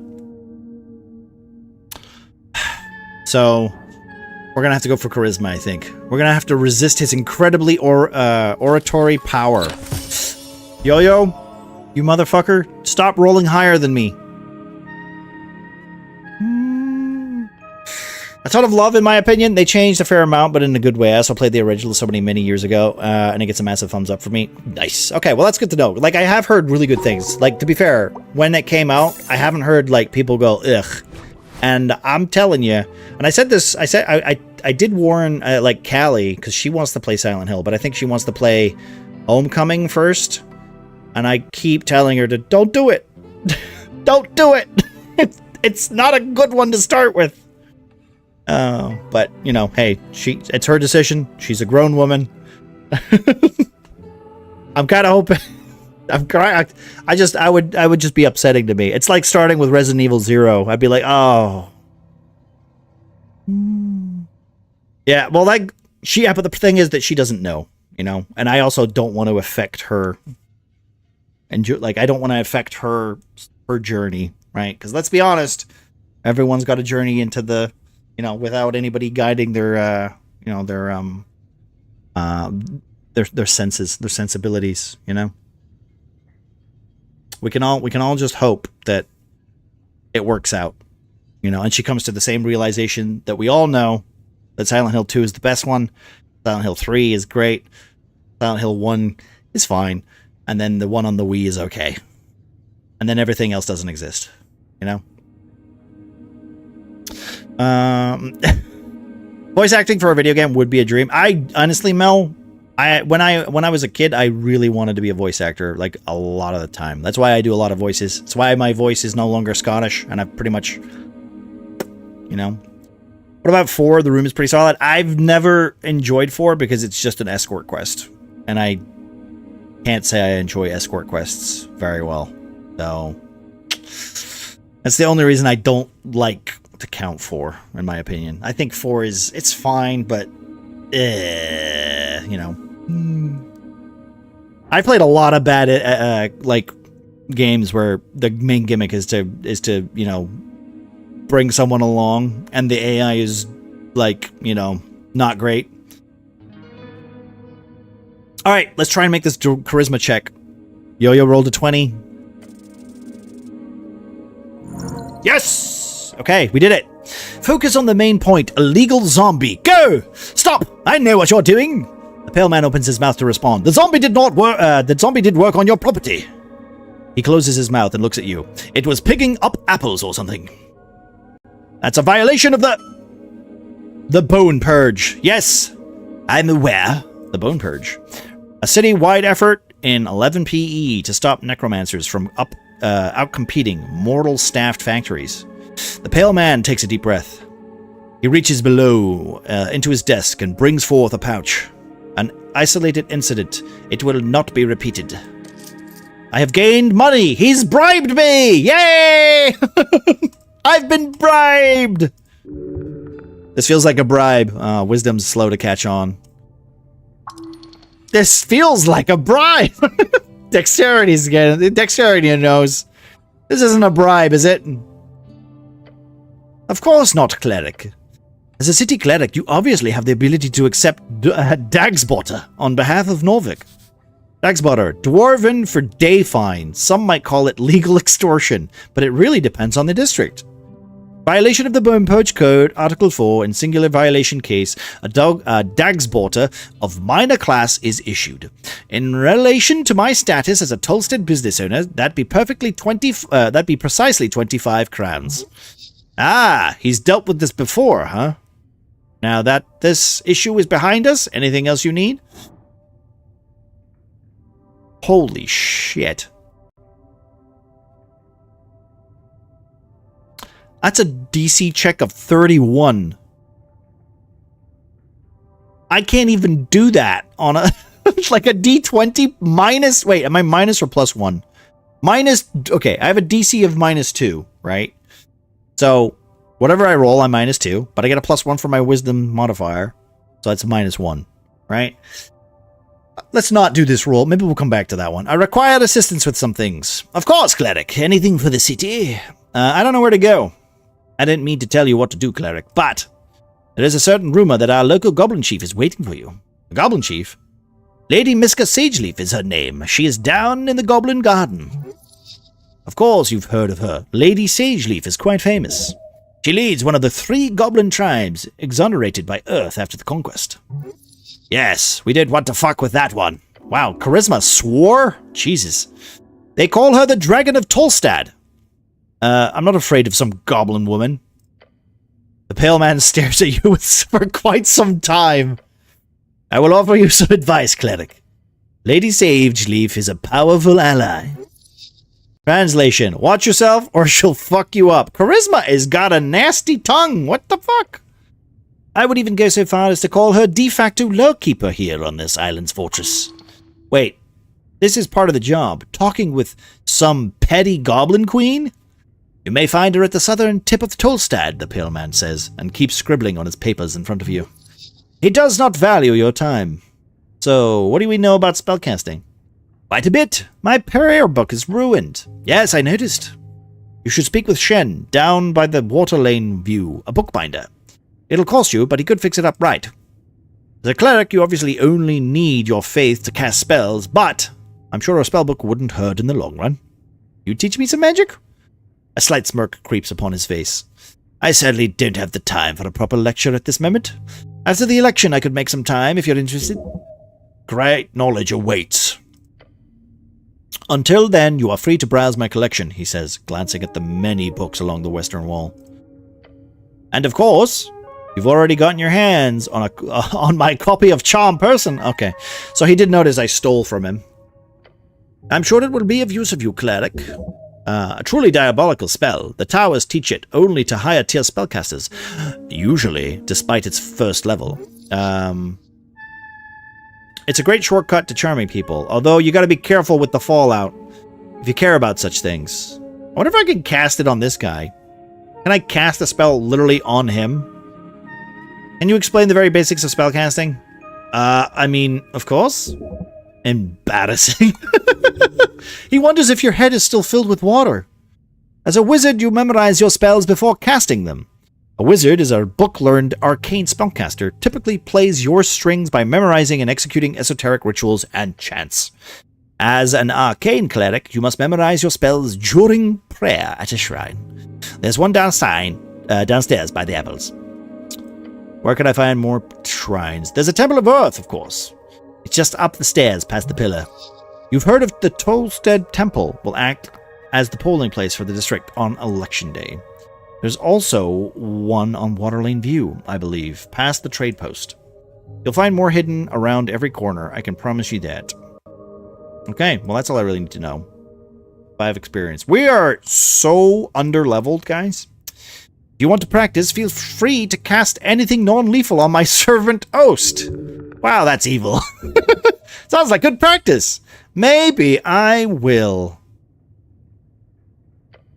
He nods slowly. That's, you called me cleric, makes air quotes. I did, yes. I am the cleric. Good for you. As an example of that sarcasm thing mentioned before. Oh, okay. Charisma. Though I'd love to ask, what type of cleric are you? Yes. If you were a clergyman, you might run a congregation for a local religion or deity. Then there are clerics of the bureaucratic variety, city officials speaking for the religious state. Rules are meant to be broken. You're not some stiff council man. You, however, must be an arcane cleric. No, I am a boring bureaucrat, yes. No, I am the chosen one. Yes, I am the chosen one. The pale man stops and ponders your response. Chosen for what? To save the world. An eyebrow raised, almost like he takes your statement seriously. What a good person you are, cleric. Good luck with that. Why is everyone so mean to me? That's all the help I need. Thanks. I'm not doing this. This is a bad roll. We'll come back and do that later. Before you do, make sure to collect all your belongings. He gives you a quick inspection with his dead eyes. Too quick. Like he's trying to not to show his interest. Weird. At least he's not hitting on you. Or would that be an improvement? Is he a vampire? He's dressed like a vampire. I don't need your help. Did I have any weapons on me? None, I'm afraid. They must be at the bottom of River Torna. Good. You do not need arms in this city. You need heart. Shut up. A good blade can make anyone speak. What belongings? Quite a lot, actually. Your uniform, your cloak, and also your voting card. A peculiar voting card. Every party had been marked on it. I'm assuming it's yours. Yes, I'm very indecisive. Paleman ignores your comment. I asked Ost to lay the surviving pages of your spellbook to dry over there, he says, and points across the chamber. He then looks over to the corner of his desk where you took the pocket watch. Good, the Esoteric pocket watch is very useful. Cleric, make sure to keep it close. Beyond that, you should be good. Alright, got it. Paleman turns his face towards you and smiles. Unnatural. If only every government employee were as devoted as you, cleric, gives you a stern expression. Good luck on your quest. Leave now. When exploring the city, you may move faster by running. Well, okay, that's good. We can do it by holding the left trigger. Got it. I'm not using a mouse. I'm using a fucking. Well, I'm using a mouse, not a controller. I mean, I can use a controller for this. I'm not going to do that. But hey, what's in here? An unlocked chest of strange rocks. Can I trifle through this? Oh, cool. Yoink, you just letting me have that? Behold! Alright, come on, behold dexterity.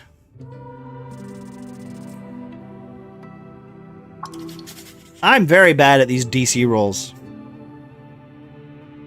This one is quite hostile. Stay on your feet. And his name... Okay, he's Ost, Chief of Security. Alright. 12. Stop rolling higher than me. You're making this very difficult for me. I'm actually going to take my watch off because it's actually biting me. Alright. Let's see. I don't want to steal from him, do I? Oh, I could take his +1 dexterity, +1 wisdom. Pickpocket, dexterity 15. There's no way that's going to happen. Alright, let's talk to him. He is so mellow on you, actually stealing his shit. Well, I didn't steal his shit. I just took the thing that didn't make me do a check. Right? So... wiggling his little clawed feet, the kobold follows your every move with cold, unflinching yellow eyes. After say you behave. You don't tell me what to do. I did, just now. Fair enough. Yes. You're adorable. The kobold glares at you. Complete and utter annihilation. The aura of a conqueror, a killer. Your soul shudders. A battle of wills. Do not give in. Glare back. Avert your pathetic human gaze. We're gonna glare back. Your eyes meet each other, still, ever vigilant. Keep glaring. The kobold does not move. Glare some more. Yes, yep. You're staring at each other. Okay. Glare! Eyes meet eyes. Glare, glare! You are looking at the kobold's yellow eyes, stare in an angry or fierce way. Looking harder. Charisma. You should probably stop this. Lean in close to the kobold's stern face. The kobold meets your gaze and keeps meeting it. I don't think I'm getting anywhere more out of this. Fair. The kobold looks at you with a cold expression, determined and confident. I have some questions for you. Who are you? I am Ost. I am security chief of Lich House. The kobold appears proud. There is no humility in his voice. You are kobold? No question. Next. Not question. Next. Ah, fuck. Yeah, that wasn't a question. Quick, save it. I love how Dexterity's like, ah, fuck, he's making us look like an idiot. Quick. Alright, I gotta do the check. I failed. -1 hit point. Oh, come on. You bite your tongue. The taste of blood fills your mouth. The pain changes your brain chemistry for a moment, leaving your mind in shambles. Oh no. Hurry, save the situation. Say something. Say anything. Oh god, it happened again. The kobold stares at you. Oh, savor the taste. Nod slowly. Savor the taste. You can't speak in this condition. Don't even try. Blood starts to drip down your chin. Spit out blood through the gap in your helmet. Try to tell him that you've injured yourself.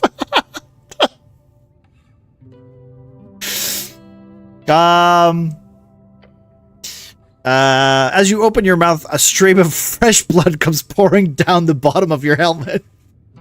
Cleric is... What is... The kobold mutters. He is baffled. Your actions have truly made a mark upon his dark soul. You somehow managed to make the stoic kobold speechless. Congratulations. Smile. Your inexplicably perceivable bloody smile is sure to cause havoc. The kobold stares at you. You wipe the remaining blood off. There's a limited supply of that, just so you know.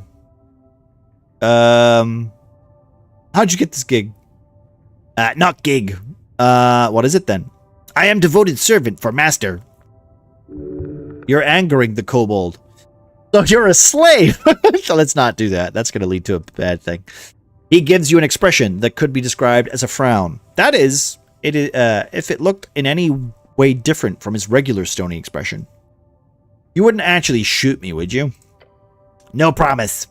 It's hard to take you seriously when you're so cute. Do you have a license for that crossbow? My crossbow, not yours. Yeglin's Accord, a signed agreement between districts in Novrik allowing the free use of arms and magic below a reasonable amount. It would allow a freelance mercenary to access a crossbow, for example.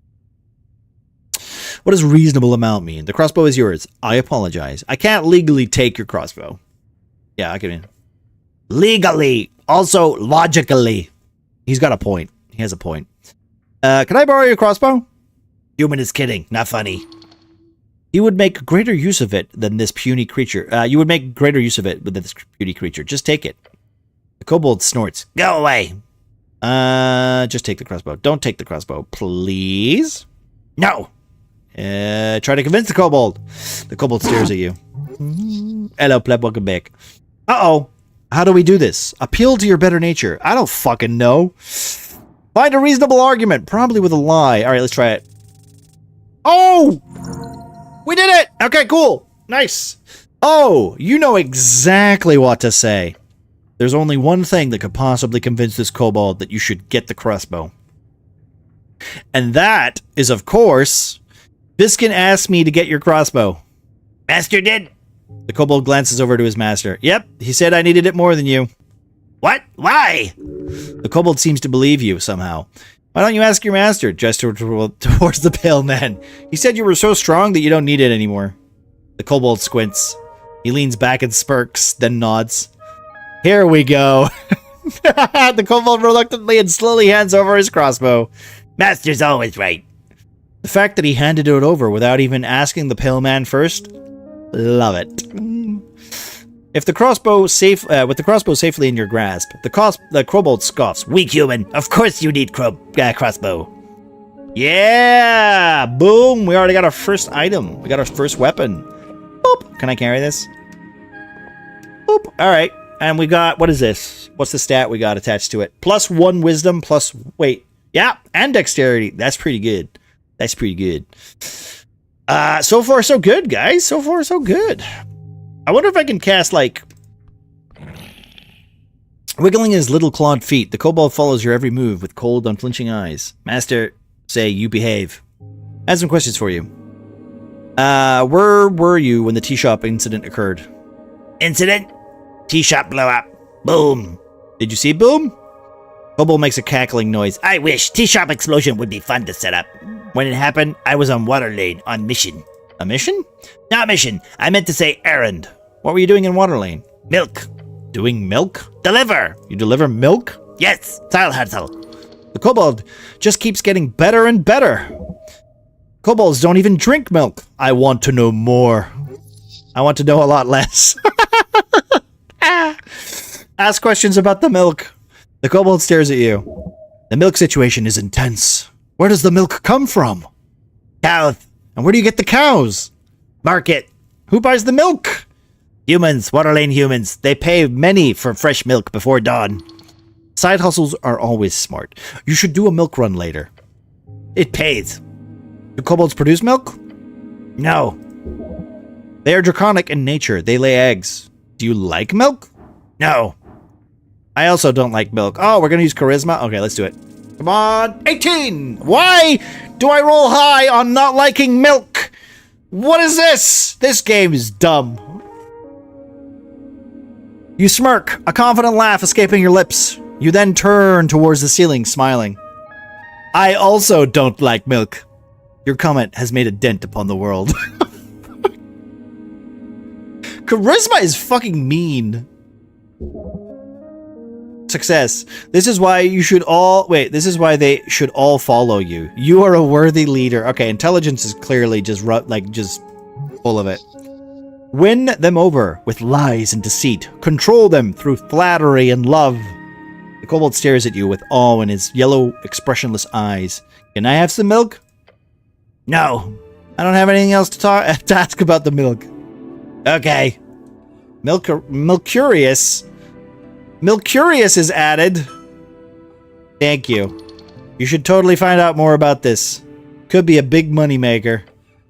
Milk-curious? I have a quest called Milk-curious. I don't know if I'm a fan of this. Okay, what's this? After your river adventure, your old spellbook is ruined. Find a service provider that can rebind it for you. Fix your ruined spellbook. You've declared yourself the Cleric of Norvik one single time. It's a grand title suitable for a true human cleric like yourself. Okay. The tea shop that blew up. And then we've got this. The Dragon of Tolstad. Here, Goblin Chief. Okay, we gotta go talk to the Goblin Chief.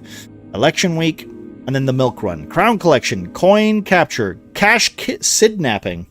There are many ways to describe it. Get rich or die trying. The only way to do it is to obviously get this milk delivering gig. Try checking around Water Lane in the mornings. Okay. River Take Ye. You were brought to the Lich House by some fishermen, but how did you survive your plunge into the river? Okay, well, I mean, we have a job to do. I guess we should try going to,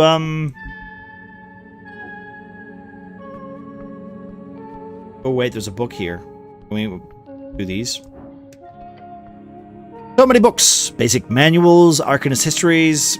Some of them stand out to you as classics. It could be useful to refresh your mind. Oh, my lord. Read The Chance of Norvik. This is a printed edition of Philly's work. But still old. Probably came from the earliest Novikian printers. On the first page, a short message is hand-scribbled in the corner. My belief lay in the collected humanity of Norvik. May you remember that from this collection with honor and grace, Philly D. It says Pilly D, but I'm saying Philly D from now on. Is this a handwritten message from the second patriarch himself? Which is the traditional administrative leader to the city. Only about a dozen men currently hold the rank. They manage a section of clerics each at the tower. You feel faint. Are you even able to hold such an artifact? Read the foreword. A dream of unity. Under Earth. The book begins with a lengthy essay about the foundation of Novrikian culture's values. It's really like a guide, if anything. What a Novrikian person is. How their values come from various tribes in the old country and how together they are formed something greater under Earth. To give away the old and embrace the new. It is not a completely bad move. To unite a folk is to build commonality to lower inequality, although of course there are many direct ways to state that at the time made sure that the old did not remain in the shadows. Violence and oppression at times. Okay. Mainly by being generous and not hoarding wealth, among other things. A naive thought. And finally, it does touch upon the connection with dwarves as well, and how the Novrikian spirits is not contained within humans only. It is not just blood, it is sweat and tears as well. Those folk who unite with us will not be seen as another. No, they too are Earth's folk. They too are Earth's god. That's a long-ass foreword. Yeah, it's like 5 pages. Read Tormund's Lament. I went with you to foreign shores, my lord, my god. I pray you keep from harm the beasts each shard, a proof of your devotion. Thus I give myself to your folks. I give my life for a home at the river in that sliver of land, to vanquish the beasts who roam, the evil who lair, and the fires that breathe, to build a life along the river. Every shepherd knows the song. It bellows upon the river. Earth lives in that sliver of land. It is your favorite. I don't think it is, but you shut it, looking upon the title once more. Collected the Chants of Novrik. This is a really good book. It is. It fits nicely back into its slot. This book does not deserve your toxic presence. Oh, Jesus. If you were stronger, more capable, then perhaps you should have carried that weight. You really want that book. One day it could be yours. This is very confusing. I'm just putting it back. I'm putting the book back. Alright, there's some issues with stealing going on here. Just ignore it. Let us forget this for now. The book stares at you from the shelf. Alright, let's leave the books alone for now. I like the idea if I was a nationalist. That would be my book, right? You gain experience by completing quests, starting encounters. Uh-oh. Okay. What does this do? It says Viskin's Lich House, but then the dentistry is scratched out. Oh, he used to be a dentist? Oh my lord. Okay. Can I talk to you people? Something's inside these old vases. More incense, please. The orc absorbs you with great interest. Oh, geez. Agent Vera. All right, behold strength. Oh, natural 20. Boom, let's go. She's neutral evil. That's not good. She's a level 4 fighter. She's a traveler. She is not settled here. Her belief is weak. She does not use it. Her religion is power. Is she evil? No. Perhaps an arbitrary arm of an institution, but no mere puppet. Nothing you can say will sway her. She will play you until the end. On the edge of the ruinous amphitheater, you see an orc sitting on one of the many loosened stone blocks. It looks like she's waiting for something, or someone. And exuding an air of authority around her, the large woman gives you a wry smile. Her tusks are gleaming. Charisma success. Not just physically imposing, this orc knows how to exert power in other ways. You spot the merchant's mark on her jacket sleeve, a heart with the initials of the Novrikian Freestrider Regiment. What's this? Not often we get Uthgard coming around here. You sure walk around like a damn advertisement in this drab uniform. She presents her palm to you. Vera is my name. I am second in command, Guild Agent of Tolstad. Nice to meet you. Be nice to her. She's a Freestrider. Do not grab her hand. That's not what that is. Grab her hand! I'm the cleric, actually. Apologies, not Uthgard, cleric. I assumed the term was interchangeably. You lean a little further into being a cleric. Gained 10 XP for choosing this class twice. But I suppose you're not all. Waving towards your outfit, esoterically attuned. She accepts your annoying correction with a smile. Probably means she sees you as no threat at all, a mere puppy. She shoots you another smile, waiting patiently for you to say anything. What's the deal with the dwarves? Oh, them? Complicated. As anything. I wouldn't be sitting here wasting my precious day if it wasn't for them. But in short, they're holding an unlawful assembly, and they won't let me take a look at the document proving it. Not frustrating at all, she says with a wink and winks at you. She telegraphs her sarcasm heavily. This is useful when communicating with slower individuals. Charisma is nasty. Honestly? Like, Jesus. Explain it to me in detail from the top. I will speak with these dwarves. Okay, I have some questions. Why do I care about this person? They don't want anything. You know, do I just want to help them?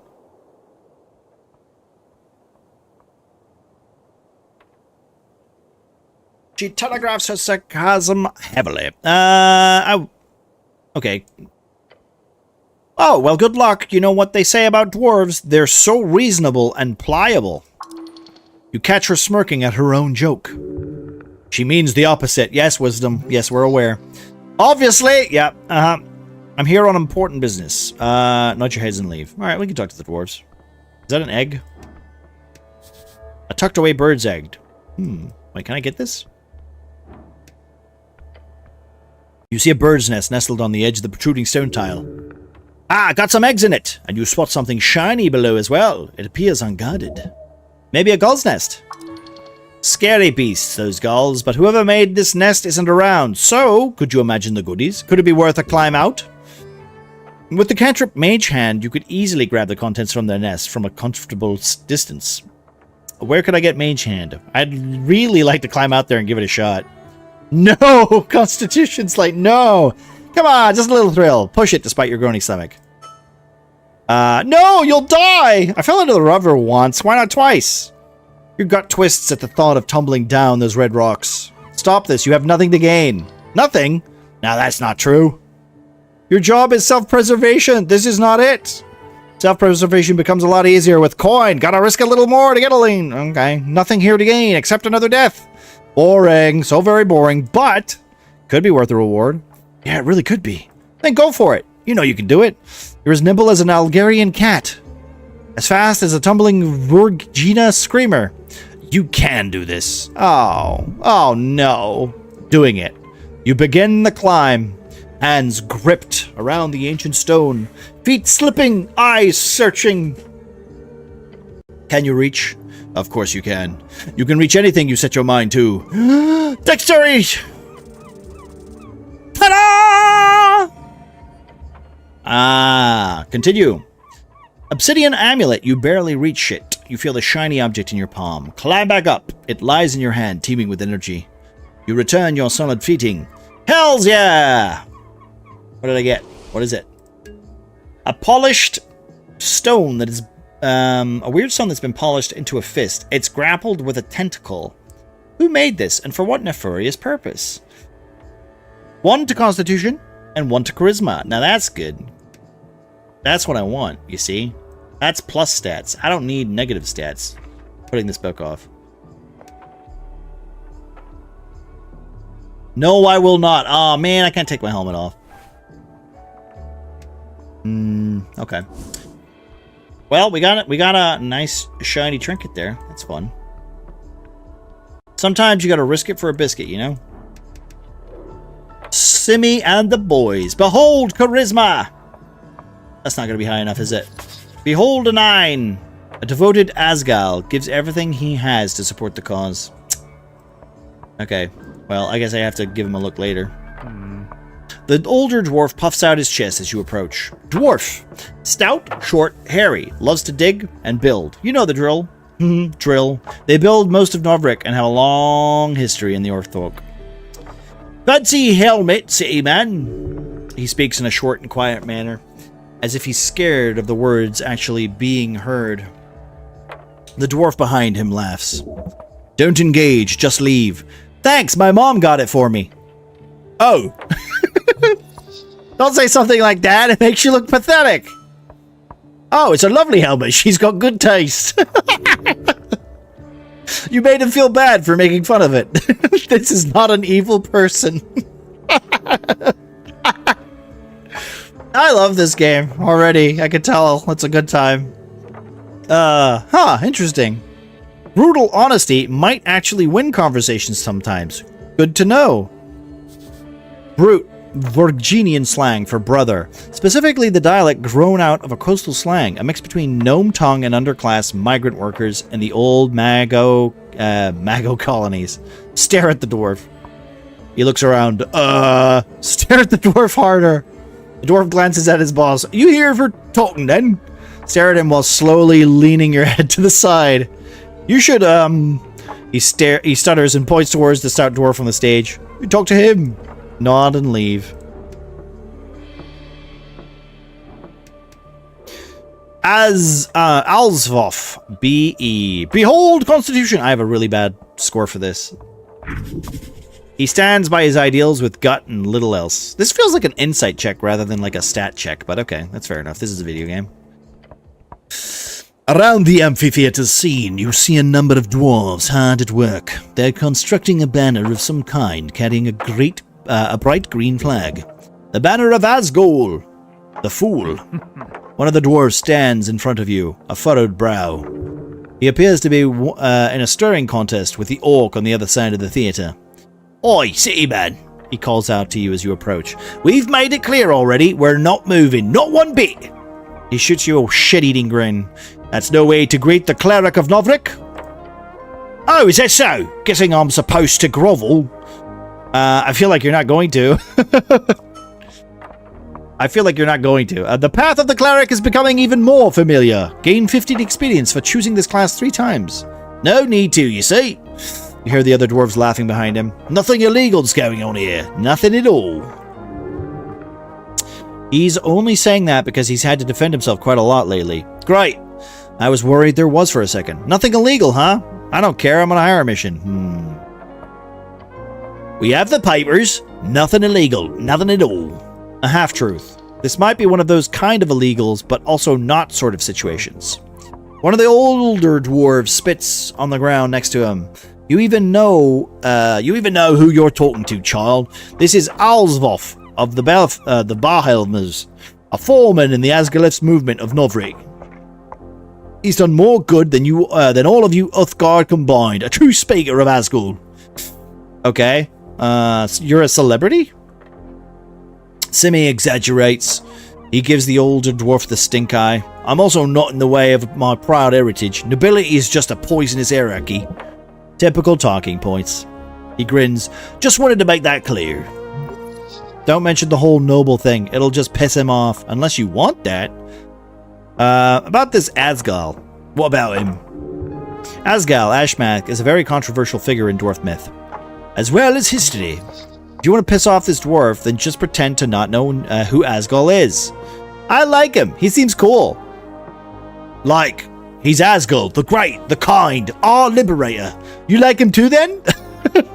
Yeah, fair bit. I've got to ask, is this a religion? Most certainly not, he scoffs in his general direction. Is it a cult? I don't know who you've been talking to, Mr. Cityman, but let me assure you, Asgol is no god, or demigod, or anything related to that. He was a simple man with a dream of a fair and just society. Nothing more. I got 5 experience for that. Ouch, that's a sore spot. Okay. He is infuriated, not because of you, but because he has defended this position many times. A nobleman, huh? Ah, in the old country, yeah. That doesn't matter here. I'm just a foreman of the Toltad district.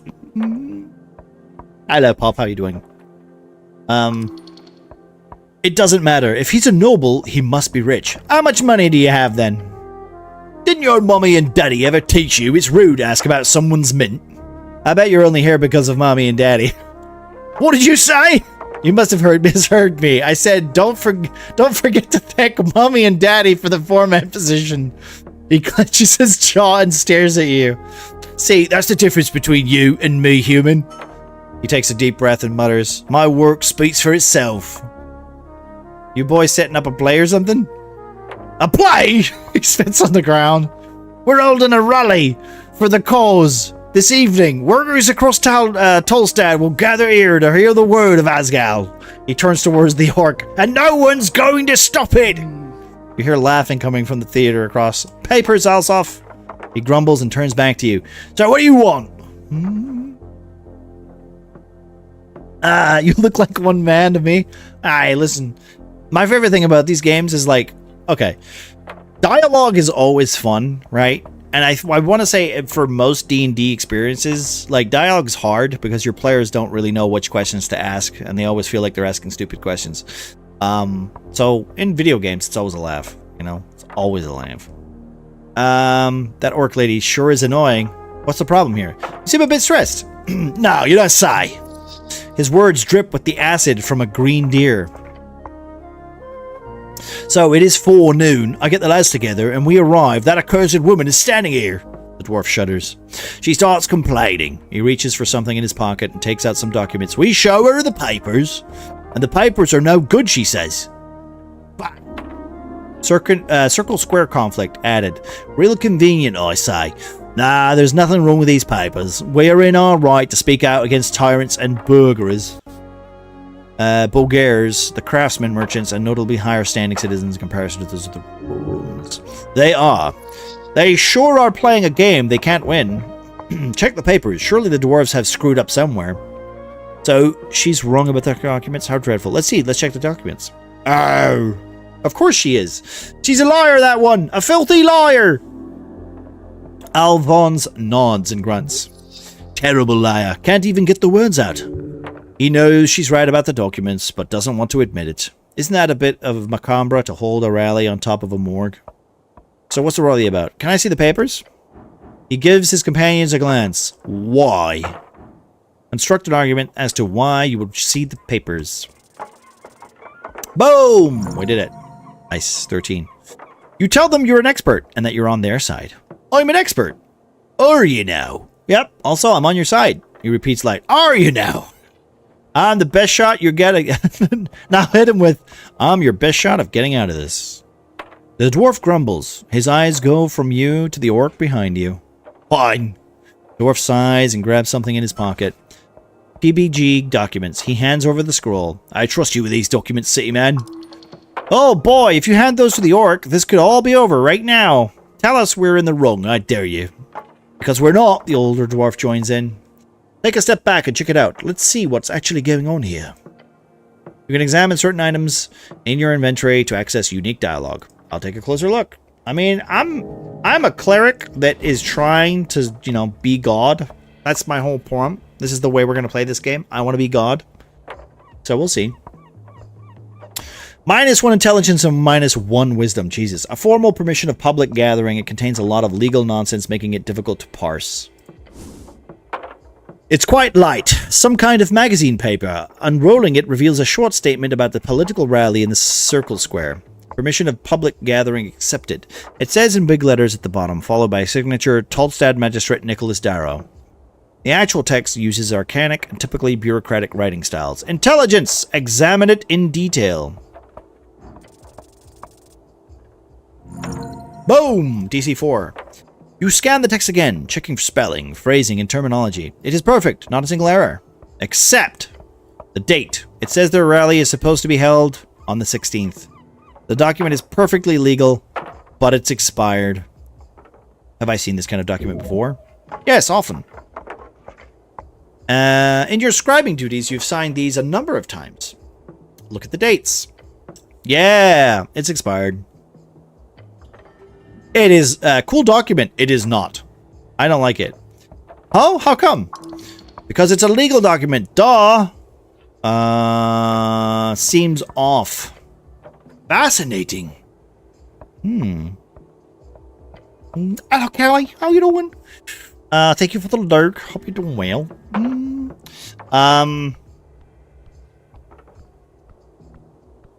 Anarchist. Exactly why we don't like paper. We don't like paperwork. I'm going to talk to him about it before I show it to the lady, because technically, you know, I should technically be on her right. I should be on their side. So maybe I'll help them instead of the actual law. You know? About the rally. I've checked the papers out. He takes a deep breath. Okay, what did you find out, city men? The papers are fine. You guys are in the right. Actually, I don't care. Leave me out of it. Yeah, these papers expired like last week. He takes the paper and shakes his head. With a groan, he mutters, oh no, but the date is just a mistake, you see. I personally had this signed by the magistrate 2 days ago after this supposed expiry date. You should have checked it more carefully. They must have done it on purpose. Exactly. That's what I've been saying, Alphonse. I hate the government so much. Yeah, fuck those burger fucks. Bah! The dwarf shouts onto the amphitheater. It doesn't matter whether Darrow fucked us or not. We're here and they can't make us leave. He gives you a menacing glare, and I hope for your sake you're not the sorry lad she's hired to do the deed. I'm indecisive. I'm the dispenser of justice. Good, then tell the orc free fucker to leave us be. He keeps swearing. Must mean he's getting really angry. He spits on the ground. Fuzzcap. Fuzzcap, a dwarven word meaning something along the lines of devilry, common curse word. That was a swear word, you could tell because of the way he said it. About the rally. What about it? Isn't it a bit macabre to hold it on top of a morgue? Morgue? The dwarf grumbles to himself, glances over to the Lich House stairs. I thought it was a dentist. Fair assessment. No matter, the Asgul movement is not afraid of death. You hear laughter from the orc behind you. Big words, Alphonse! The dwarf grits his teeth. Damn orc. So what's this rally really about? Guilds. For decades there have been collective bargaining between the Novrican workers and the city guilds. Say what you want about Earth, but he kept on a tight leash of the upper class of this city. Damn right he did. Blessed by his name! The leash was bad for the city. Now we can grow exponentially. Lovely talking point. I'm guessing you've read that in the Norvikian Post? I'm assuming that's a newspaper. Yeah, no, it is. Funded by the trade company, mind you, he grimaces. The Free Striders have buried into every darn power structure, from paperboys to bookbinders. In less than a dozen years, salaries have stagnated and prices have gone up. They said Free Striderism would make the city poor, and I say it makes its people poor.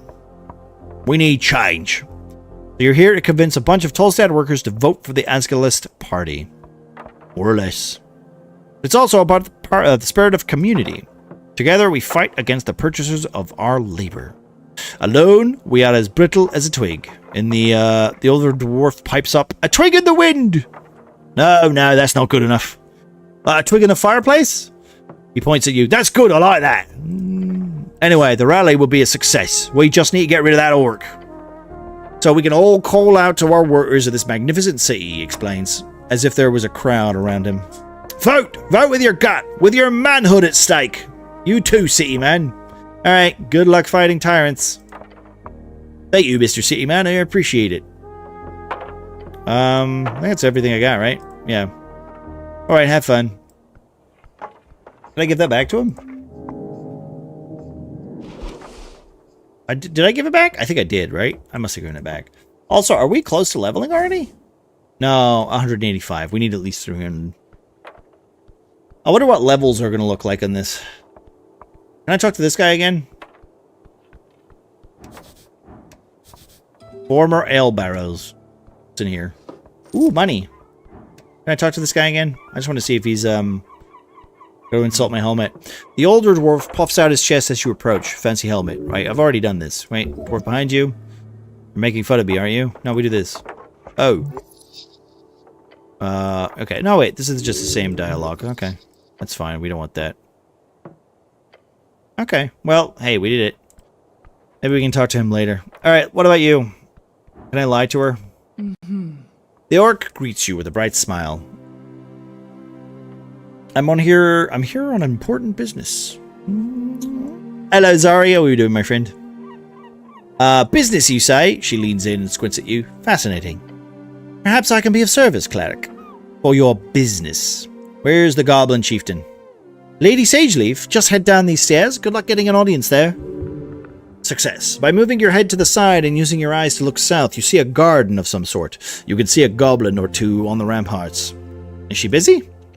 I sure hope so. Took us months to get into the room with her to discuss some renovations in the halls. The halls is a common slang for the central spire of apartments in Tolstad. If she's not busy, she's a bitch. Dragon of Tolstad, my ass. She catches herself from releasing any more profane comments. Anything else? She looks annoyed now. Tell me what you know about the tea shop. Tea shop that blew up, she says dramatically. Sounds like a magazine tale. I heard it was an accident. The Post mentioned it was in passing. Minor mishap. I believe it was an official quote. Although from what people tell me, it was quite the explosion. Quiet. So you weren't in the area. No, I was in the North Wall, company business. The sign of an outsider. She calls it the North Wall instead of just North Wall. Relax, she'll learn in time. You sure like her, don't you? What's not to like? He looks inland. I see this. I did see the smoke though. It was a clear day. What do you think was the cause, cleric? Don't give too much away. She's prying. No comment. She raises an eyebrow. Hold on. Are you here to investigate the tea shop? Don't answer that. She has no control over you. She might be a free strider, but your business is your own. Get away from the conversation. Yes. Really now? No! Say no! Yes. Interesting. I'll be honest. I assumed the city would just ignore it. But they sent you. It's fine. She would find out eventually anyhow. It's sort of a giveaway. Clearly someone thinks this is an esoteric mess. If they sent a cleric to look into it. I'm good. Put my headstone on my grave digger base. Is starting to look good. Ooh, very cool, very cool. I do like some good old base mini decorations, right? Or what? No, it's not decorations. Decorative terrain. I did a bunch for my horses for my of Fire and Ice. Was it Fire and Ice minis for my Game of Thrones stuff that I still haven't played with? Very fun, very fun. I do enjoy my my miniatures. It's been a while since I've done them myself, though. Why would the city avoid sending a representative? What exactly have you heard? It blew up. Fireplace incident.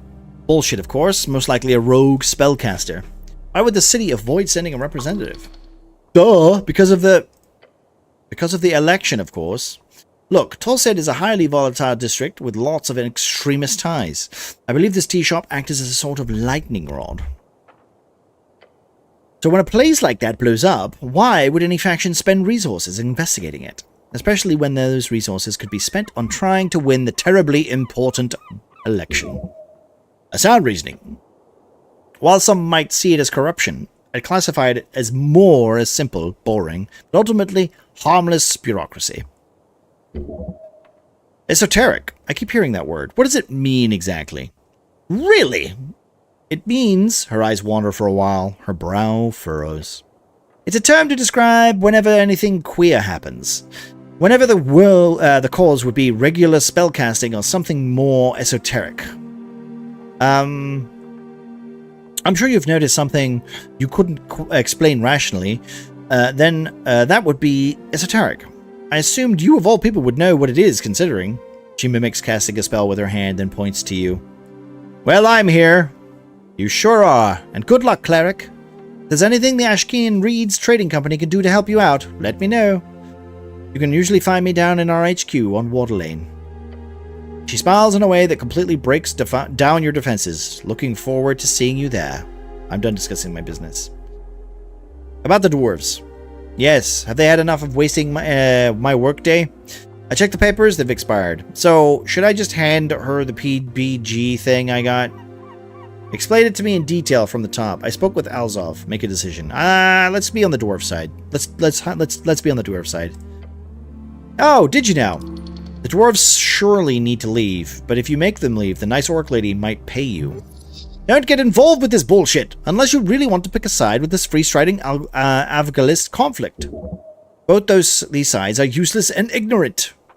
The situation is a bit complicated. Okay, I have no opinion on this matter. Sorry, could not choose not to get involved at all. Asphalt is entirely in his right to hold this rally. Such a powerful declaration, yet I don't see any proof whatsoever, or any real argument either. You're just trying to stop them from holding an lawful rally. There's nothing wrong with his documents. It's just a clerical error. The real date is today.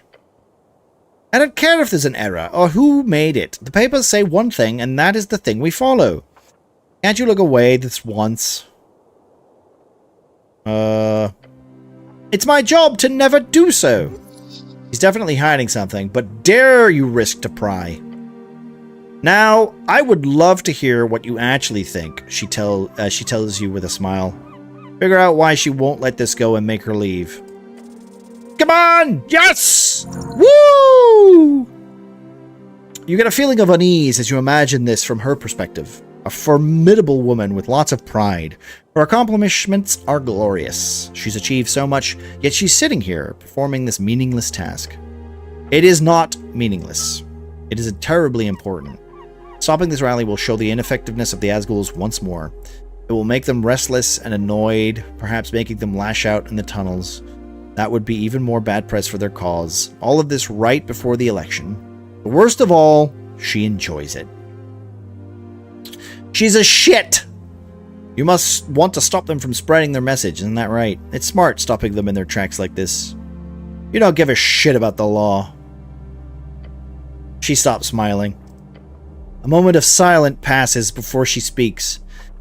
I am an agent of change here on Tolstad. The law is infallible as long as it too can change. Her words are as cold as ice. The law is her plaything. This is about money and power, nothing else. Agent Vida, you're going about this the wrong way. Oh?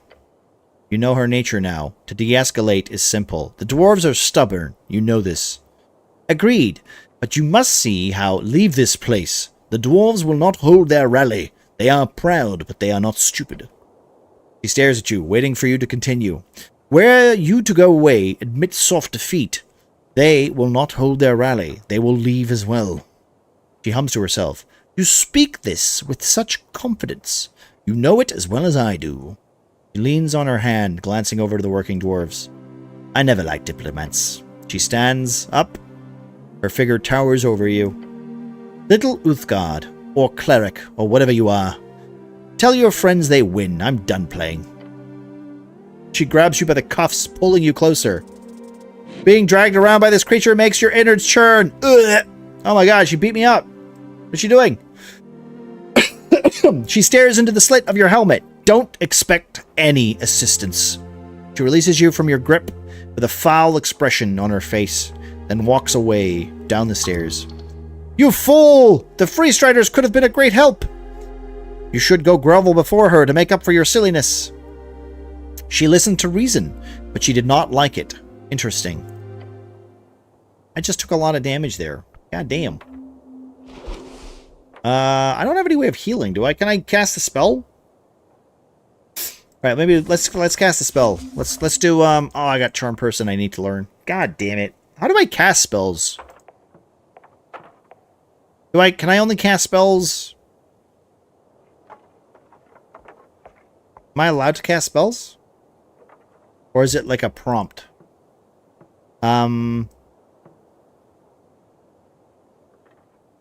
Is this the healing one? Can I click on this? Cure wounds! There it is. Oh! Alright, cool. I healed myself. So far, so good, guys. We're doing a pretty good job with our clericisms. You just up and left. Dwarves look at you in stunned silence. Alphonse smirks and bellows out, "The beast is fell, boys!" They all cheer. Woo! I'm gonna stay silent. Amazing work! To just have her walk off like that. I've never seen an Uthgard dispense justice in such a guided manner. Truly a wonder to behold. The dwarves quiet down from a series of hugs and roars. They look at you, they look at one another, and then their leader. So, the older one speaks up. What now? You hold the rally, right? The PPG is still expired, I'm sorry to say. The dwarf nods. Annoying, but true. Shit. We can't stay. The dwarves grumble. We can't stay. Pack it up, boys. We're had enough. Wise move, Alzoff. Sure, not much choice when we're getting screwed from every side. But I'm not the type of fool to fight battles I cannot win. The dwarf turns to you and sticks a finger in your face. You're a strange lad, but I see some good in you. If you want to make some real change on Tolstad, then join us. Find us down on the crossing. Alsov and his band of dwarves pack up their stuff and head off. You've made friends with the Asgalists. This might prove useful, or not. Great, I've solved the conflict. We did it. Ooh, I got a little hammer. Hello, Miss Verse. How we doing? Thank you very much, Pyro. I appreciate that. Could you do one for Callie as well, please?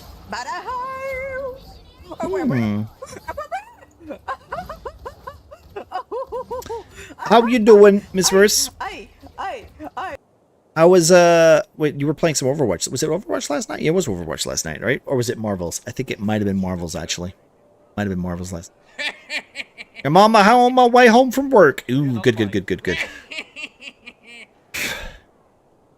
Fuck are you? I hope all is well. I was in Rivals. I'm probably gonna play some Rivals tomorrow. That's my plan for Thursday. Also,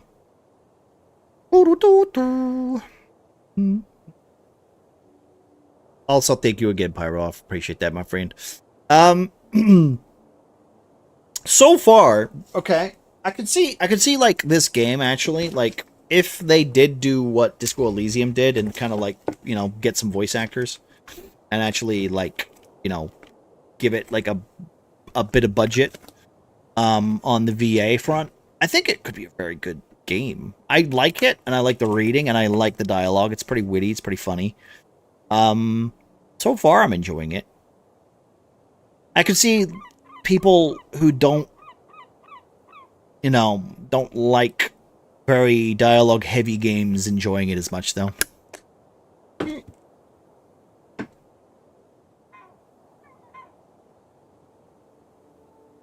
But if you're a TTRPGist or you know, somebody who enjoys like, you know, having a direct impact with characters and stuff, very much up your alley. How am I? I'm pretty good, honestly. I can't complain. Ooh. Let me do that.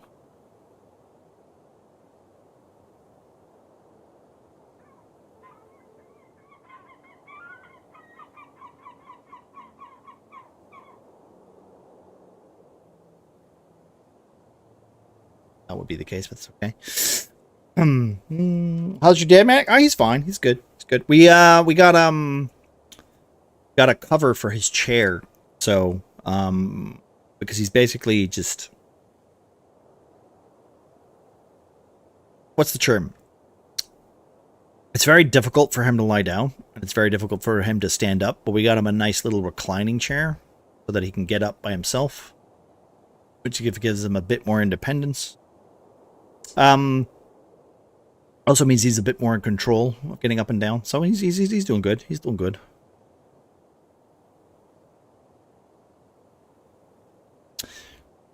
Okay, can I get the hammer? This is a weapon. Simple hammer! +1 to Constitution. Advantage in some situations where you might need a hammer. I'm glad he got that. I mean, it's been a while. Like, we also kind of need to get him, like, a proper, like, lift in bed as well. But, that's just another part of the fucking whole pain in the ass. Is this a... What is this? A little demon sitting here? Hello? Pencil wing. What the fuck is that? What is he? What is he? I'm not going to know anything about this guy. Surprisingly content. Hard worker. Braxo. Pencil wing. Alright, well, let's just talk to him. He looks like a demon of some sort. Remind me never to give my work good ideas. I mean, I've said this several times, Panda. I've said, leave your work. Find other employment.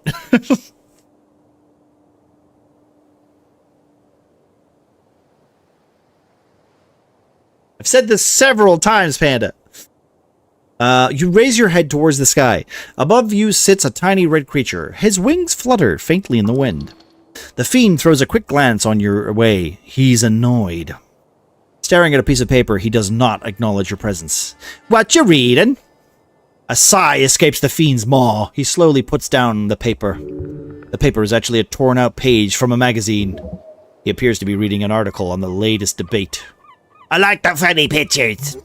I believe the fiend is being sarcastic. I like the pictures too. Yeah, I imagined you would. He's mocking you. Wait, he says, leaning in to get a good look at you. Uthgard, a cleric? Hell's you doing here? You can go wherever you want. Fuck off. I'm not allowed. Divine mission, the usual. Very well, I won't get in your way. I, for one, am very happy for your presence. This place has gone downhill since the city let the goblins and the free striders run amok. Oh no, the devil's a kiss ass. We need some damn order in this place. So if you need any legal advice, just let me know. Gives you a tiny sharp smirk. We should be aware of the fact that this is a literal devil. Devil, lawful evil fiend. These are lawyers, soul traders, and either the most efficient types of leaders or the worst type of middle managers. Their numbers are dwindling as of late, but in Blood City Bay, they still rule supreme. Be careful, devilish advice can bite you really quickly. Don't take advice from a parasite. You can hear out any advice, just don't listen to it blindly. The past like 2 hours I've just been removing and updating channels. Wait, what's happening? What's this? What did I miss? Wait, for like on Discord? What do you mean? Don't tell me you become reliable. Yeah, he became too reliable. Panda's been too reliable for a while. I heard the Department of War is hiring. There's no such thing as Department of War. You can change what it says on the board, but it's still a toilet, you know what I mean?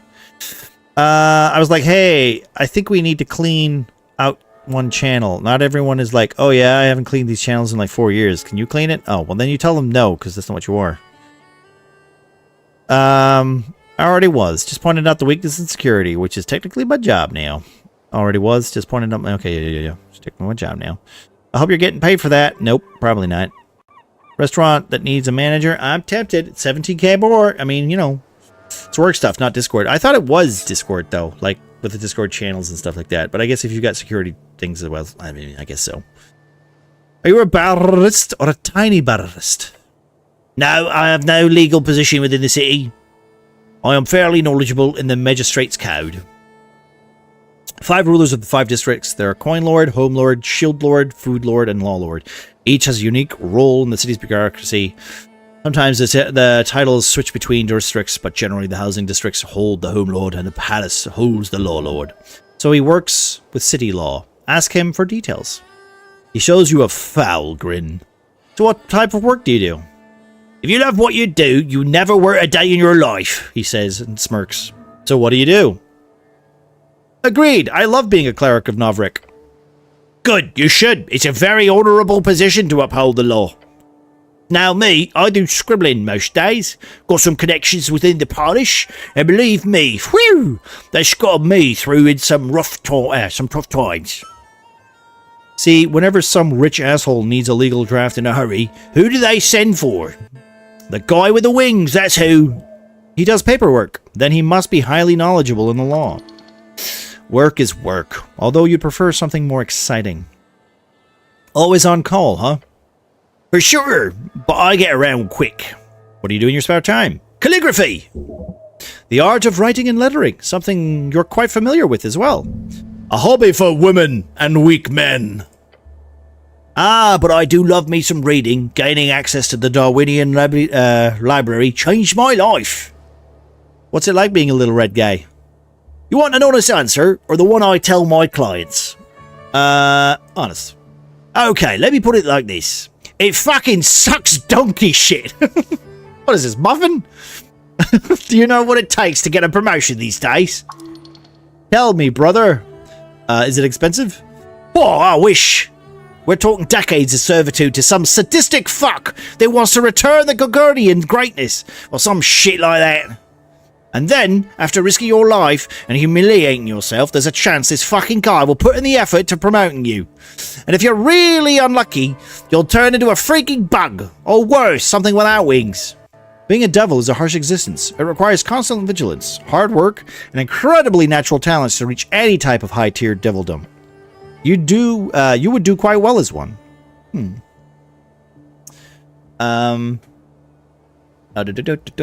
We use Slack, so like Discord, but no talking channels. Okay. Change its name back to the Department of War from the Department of Defense. A restaurant is that I'd eat all the food. Wait, that's not how you manage food. Sounds like a one to me. I hate restaurant work though. Did 10 years of it and got out. Yeah, but like you're just doing it, but there's no food this time, Panda. You know what I mean? I have to sit on my ass at home with the job, so it's a big win. But something, but I do need to find something that is actually in this state. I mean, that would probably be helpful. Tell me about these promotions. Sorry, forgot that everyone knows how Devilkin work. Let's put it like this. Devils have a ranking system. Some are lower and some are higher. Only way to get higher and metamorphosize into a more powerful creature is to be promoted by someone with a higher rank. But hey, could be worse, he says, cackling. Could be a demon. Demon, Kerak evil fiend. They are mostly bloodthirsty monsters and rage-crazed barbarians fallen out of the Ixi. Or High-X? High-Z? I don't know how to pronounce that. I can't. I wish I knew. But I know the X means like a different letter, right? So who knows? But some of their more civilized spawn do reign in the cities and realms surrounding the English Mall. Demons are horrible, chaotic creatures that live by the rule of complete meritocracy, which would be amazing if it wasn't for their complete ineptitude of civilization building. What are you voting for in the upcoming election? What am I voting for? Same as you, the little devil says with a laugh. The good guys. And that means? The city, duh. The elites are quite literally feeding my trove at this point. You think I'd vote for someone to topple them? You're being selfish in your voting? Yeah, who wouldn't be? You think those dwarves would be voting for some hippie Azaglist? Or if they were the ones with the palaces? I don't think so, not for a second. Anyway, you wanted something. I'm done asking everything I wanted to. He throws up his little arms in the air. It's over! By the gods! So dramatic. I love this little guy. Gotta go. Something gave up. Oh, no worries, Miss First. Thank you for hanging there. Appreciate you guys. If you're not already, go check out Miss First. I'm sure she'll probably be on a little bit later. Or if not, she might be on later on in the week, so give them a check out. No law preventing bartenders from drinking here. That seems a little silly and counterintuitive. You don't want to get caught being drunk.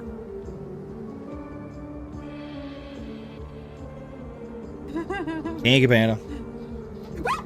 Oh, fuck, you scared me. Oh, wait. Oh, sorry. Should I vest my stocks? White, okay? You look like a freaking ghost.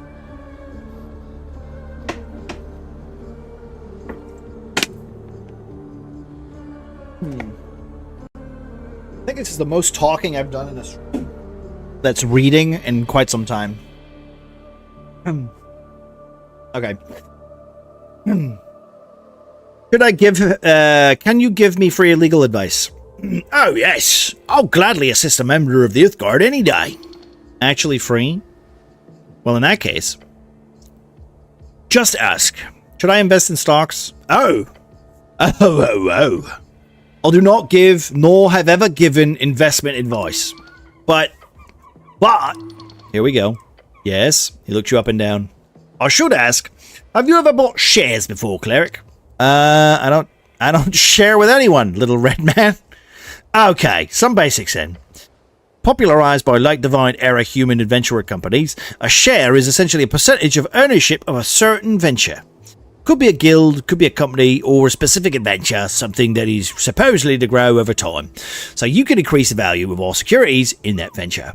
It's a risky way to increase your capital without actually doing any real work. Gods, this devil is good. Learn from him. Why is it risky? It sounds like free money. Good question. Imagine you invest in an adventuring party. They head into the Vendor Mill Hills to dive into some Gate-era tomb or an esoteric area filled with talking cats. Something weird and dangerous, but with potential for a lot of cool treasure to be found and brought back. There's a major chance that those adventurers die out on their journey, and if they do, you lose all the money you invested. They could make it back, in which case you'd get a percentage of the treasure based on your share. But how often do adventurers come back with a bunch of treasures these days? So I should buy stocks? Look, there are rules in place. Norfolk has laws governing what one cannot suggest when it comes to financial agency. Your god made those laws to protect people of lower than average intelligence from being tricked by those with ill intent. Where can I buy stocks? You can buy shares directly from a venture trader. Basically, someone can give you a piece of paper that says I owe you with some legal information on it. Or you can go to the trade app. I don't think the Tolstead exchange is open until after the election, though. Have you ever bought stocks? Sure, I spend about 40% of my income at risky adventures. Sometimes I even get paid in securities, which is nice since I won't have to pay any middlemen. Could people buy stocks in me? The little red guy, the little red devil stares at you.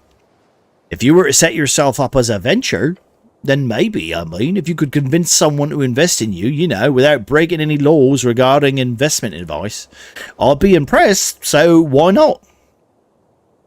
What about currency trading? That's something you've heard about too. Oh, that's just the art of switching between various currencies. So you've got a pouch full of old embers, that is, the old draconic coins. They're made of gold, so even though there's no governments these days who support it, you can always just sell them for the gold value. Great, that's the most basic form of it. But then, it comes to city-backed currencies, it gets more complicated. If you've got 10 Brimarks, then I'd say you want to convert them to Residian 10s. How many do you get? 10? No clue. The value of each currency fluctuates day to day, as does the exchange rate to each other currency, not to mention the location as well. Pens are powerful because of the far reach of the free-sided trading charters. Brimarks are near useless in Novrik, but the exchange rate, while still not nothing, is quite low. That makes Blood City corporations always less interested in investing here, which then perpetuates the weak value of their currency. Sigs of old Dimonor are used in some places, sure, but bring them out in Novrik and any shopkeeper will laugh at you holding out those shiny little crystal discs. While the penning is accepted automatically, almost as if it is slightly less valuable crown. Then the soul is, on the other hand, extremely valuable because of the Golden Horde's influence. And then the Ilum Jabali, those weird little ice cubes, well, I'm guessing you've never seen one and never will. Take one of those to the exchange station and they will quite literally think you're messing with them. But that's some of the info for you. He has been factual. He has been long-winded. Nice roundabout coinage. I'm learning so much. He nods and grins. Well, that's all I have to know about stocks. Thank you. What about Charm Person? Charm Person? Such a fascinating spell. Of course, all spellcasters are required to be registered in Novrik. It's the same in all non-completely chaotic city-states. There are certain spells that are just not allowed at all, like Fireball as a popular example. A Charm Person is, despite its devilish mind control, legal if it is cast by a registered cleric or a city-hide interrogating mage. Private entities are not allowed to learn or cast it, though. I can promise you, many still do. Can I cast it on you? Sure, but it'd be a waste. Since I'm already your friend, cleric. He shoots you a devilish grin. Ah, yes, the rules of morality. Novrik does not moralize over alignment officially. Nor do most of the city-states across the coast. Why don't we lock up all the evil folk? There have been states through the history where we... Wait, there have been states through history who have tried to. They end up not doing too well. I'm no expert, but I would say that it's mainly to do with the origins of this evil.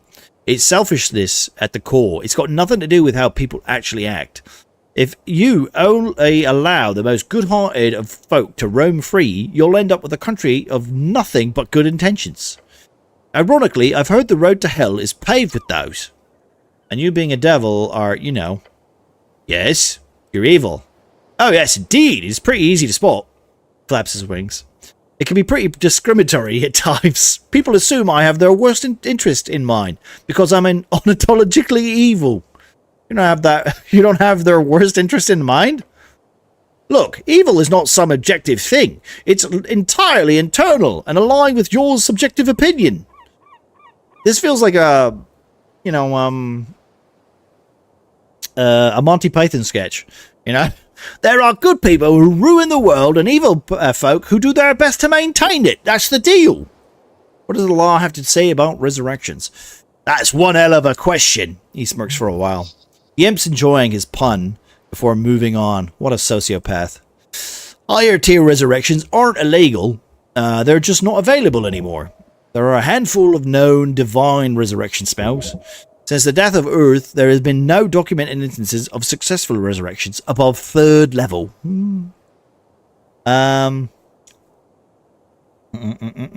Because of one message, we need new policies and strategy plans that I need to make up. Just use AI. And just use AI. That'll do it. They don't need to check your work. Just use AI. It's fine. Not available? Figured a cleric would know better than me, but, he says and shrugs. Sass. Spells over 4th or 5th are rarely seen these days. You want to know why? Go pray. Your god grants you magic. In his wisdom, he only grants higher magic when needed. In your lifetime, it has not been needed a lot. After Earth died, it's been a bit hard for even the top-tier ranking clerics to manage higher-tier magic. At least if you believe the rumors at the towers, which you should. What about low-level resurrections? That's revivified, that is. Does a murder still count if the victim is resurrected? He thinks about the question for a bit. There's been cases. Heard of a man stabbed in a bar fight, bled out in time for a drunk cleric to arrive, cast Revivify, and the bloke lived. The stabber ended up being charged with a major transgression of personal well-being. And that's not murder per se. But I'd argue it had more to do with the fellow's barrister making it clear that the judiciaries there was no killing intent. So not an accident and not a murder, just a brawl gone too far. But that's hard to sell if the victim wasn't breathing. A complex scenario, something clerics often have to contend with. But in most cases, I'd say yes. So don't go around murdering folk and then revivifying them, cleric. It would be a waste of a spell slot, yes. And evil. But also a bit funny. Very funny. would be kind of funny, but you know, don't. Hello there. Hello, Dong. How are you doing, my friend? AI can rot in hell. What? But it makes so many funny jokes. Also, it's ruining the rainwater. Meeting real quick. No worries, Panda. How we doing, Dong? Good to see you, my friend. How you been treating yourself?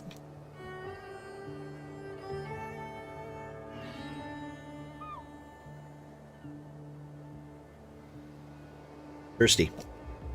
This reading is thirsty work. Are you legally considered alive after a resurrection?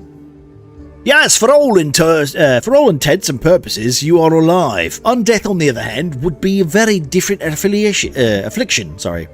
Necromancy is not just undeath, but all undeath is necromancy.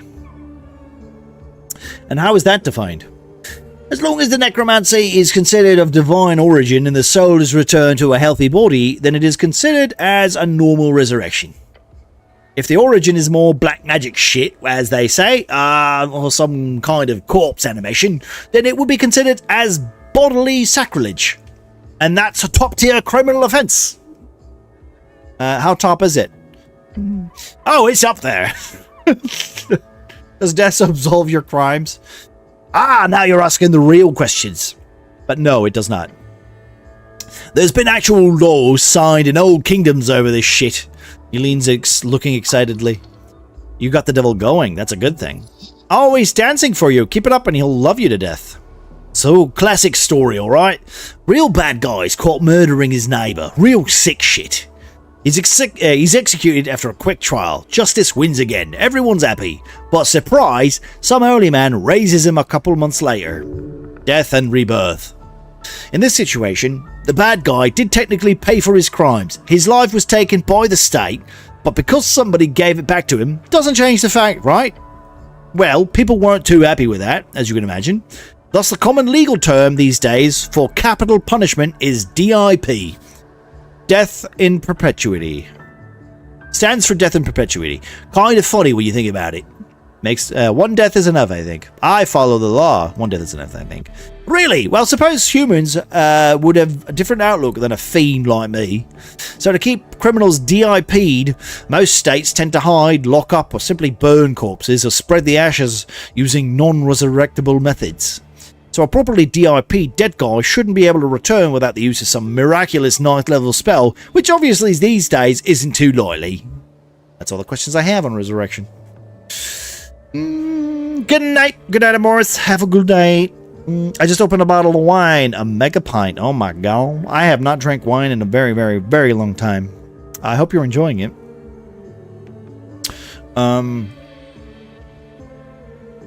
I have questions about PPG.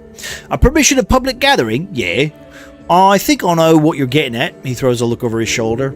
He is aware of the dwarf's plight. What would you look for if you're investigating a PPG? The other dwarf's got an expired PPG. Expired? Huh, how strange. Why is that? Just seems like a strange mistake. Others are so known for many things, but making a mistake like that ain't one of them. I don't know. Just seems strange. Though if the dwarf's got an expired document, they should leave. They have no legal right to be there. Well, I've already done that. Can I have a PPG? Not for me. Ask Darrow. Nicholas Darrow, chosen magistrate of the Tolstad, a man known for little else than being the great-grandson of Borgo Darrow, the legendary right man of Earth. Or maybe don't, unless you've got some really important message to deliver to the people. Alright, thank you. That's all I want. You heard about the tea shop? Let's ask him about the tea shop. Great game. Hopefully it gets voiceover like Disco Elysium. Honestly, I can see it getting it. If it gets enough attention, I would assume they would throw some more money at it, right? I'm so far I'm liking it. Hey all, lurking for a while. Hello, Prop. How you doing, my friend? Prop, I think you would really like this game, actually. Very much like this game. What's your take? It blew up. Not sure what else you would want to hear. Why do you think it blew up? Honestly, I haven't seen a blast zone like that since the Coast War. And you didn't hear this from me, but the little fellow trusts you. He is your friend. The scorch marks look like those from a fireball, but not the kind you get from a trigger-happy pit fiend. We're talking high-level wizard stuff. Pit fiends are known to cast 3rd-level fireballs at will. Be careful, cleric. Powerful forces are at work here. Thinking about it for a few more seconds makes it clear to me that it's all a big cover-up. Wouldn't be the first time a city's trained spellcaster goes a little off hinge. Slander! The city does not train people to explode. Other than that, not to be self-incriminating or anything, but could be a fiend or an elemental. I mean, Waterlane has shipments from Kargamesh every other month. Maybe a fire elemental slipped through. Who knows? I think it's a rogue spellcaster.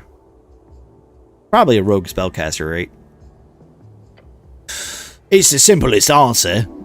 Ruffled feathers added. But I suggest having a chat with the owner of the tea shop. Who knows what feathers were ruffled, eh? He gives an answer, an anonymous chuckle. Alright, citizen. See you later. There we go. I'm good, thanks. How are you? We're good, honestly. I'm quite happy. I'm quite... like I said, apparently it's DM... It's DM/GM day, so... We're playing a little bit something different. We're playing some Dungeons and Dragons kind of focused video game today. That's a way to celebrate it, I guess, technically. I'm enjoying myself with this game. This is, kind of fun. There's a cat. Let's go talk to the cat. It's just a little goblin lady. We'll talk to the cat first. It's an empty barrel. There's money in here. Cat! A black cat. On the ledge overlooking the garden, you spot a black cat. Calm as can be, it doesn't even care that you stomp up next to it. Dexterity. Behold the cat, a legendary trickster of Novrik. Hello, I am your local government. Greetings, who might you be? The cat eyes lift its head up. Its dark eyes squint at you for a second, sniffs in the air, and then ignores you once again. It knows more than it lets on. Wisdom comes from not knowing when to act and when to not. This cat does not care for you in the slightest. Pet it or something, I don't know. If you wish to hold a proper conversation with this magnificent creature, you need the spell. Speak with animals. I shall pet the cat. Gained experience. You have petted the cat. You reach towards the cat's head. It meets your palm and nuzzles up against it. What a sign! What a sense of divine validation! Such independence and arrogance. You should get a cat. Not doing anything, yet getting is so much love. Learn from this beast. His grace is unmatched. If you were a cat, you'd never have trouble again. It appears to have enjoyed the pet. Alright, we'll come back when we got talk to animals. I can't even talk to the lady. Is this the shop? Let's see. The rough letters spell out old lady's apartment. Alright, we want to go see the can I run faster? I want the tea shop, right?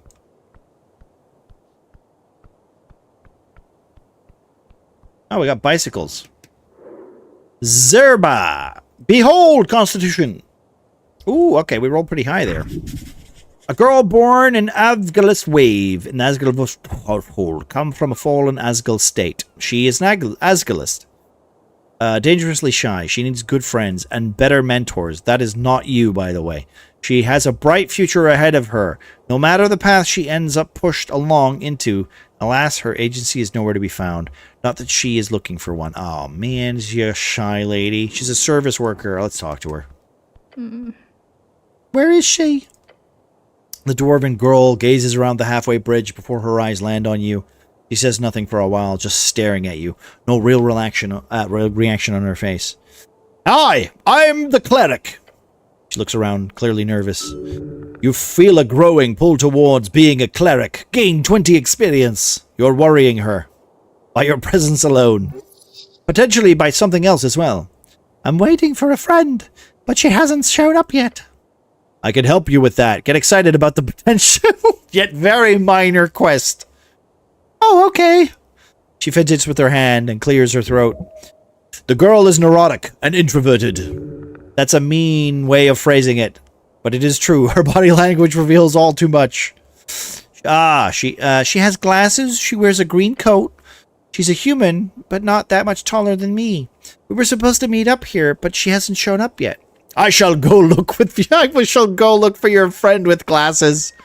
Thanks. I don't spend much time on Tolstad alone, so I'm a bit lost.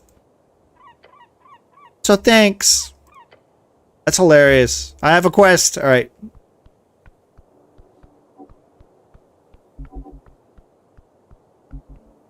Can I steal one of these bikes? A bike line. One bike stands out to you. Oh, is this my bike? A handful of bicycles are stationed at the local rack. Bike racks are stationed in many places around the city, usually in locales with lots of stairs. There's a stillness here, an uncommon sight at the heart of the city. Not a lot of bikes. The usual commuters are probably too scared to head past the tea shop. This particular bike is yours. Hold on. When exactly did I come to Tolstad? On the 21st of March, evening. Then you fell. This is as far as you came. The hair at the back of your neck stands on end as you sense the sudden shift. I stumbled over the stone railing. Yes. And you broke the shit out of it. Oh, okay. Was I alone? No. A lucky strike from some drunk fool, probably. Do I recall anything important? You chained the bike. You stood up. The pain. That's it. That's all I remember. Yes. Check the chain lock. You lean in and take a closer look. The rusty chain seems brittle, but warped so hard around the tire that it would be annoying to get off even if you had the key. Why would you wrap it like that? You should take better care of this magnificent bike. Wait, this is my bike? Yes, you fool, keep up. Yeah, sure is. Best way to travel to Norvik. Except, of course, on this godforsaken island of fortress. Where's the key? Not here. Did you lose it somewhere? Don't go wandering around looking for your key. It's just a bike. Could getting the key be a quest? That does sound like a quest you would get. Sounds like a shitty quest. Find the missing key. The mystery of the bike key. Something like that would be perfect. No quest to be found here, just sadness. Damn. The key is probably at the bottom of the river along with the rest of your dignity. Stop looking at the bike. Alright, well, gotta get my bike. Back again. I also remember pain. Hey, listen, pain's important. Pain lets you grow. You know? Also tells you when things are wrong. Sleeping for service. Come back after midnight. Oh wait, who's this lady? On the roof here, just hanging out? This is on an island, right? I don't actually know. I haven't seen a map yet. I haven't seen a map. So I don't know. I'm not entirely sure.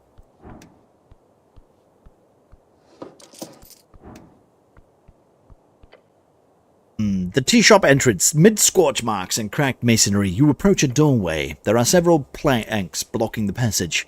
The tea shop. Take a peek inside. A powerful force left these marks. Fastened on several nails, you also see a paper. Atop it says, with bold lettering, City Notice, no trespassing. Does this include me? No, or else you would know you would have the password. Try touching the planks. As you do, subtle ripples of blue energy appear around your gloved hand. It is sealed. As you move your hand, move away your hand, the faint aura shimmers in dark translucent blue and then fades away. This feels like trouble. Just standing near the door makes it clear that there's a locking spell to cast on it. Standard procedure for criminal scenes. Rude to lock people out. Crime scenes should be public viewing. Remember that you are here on behalf of the goblins. You still have not spoken with their chieftain.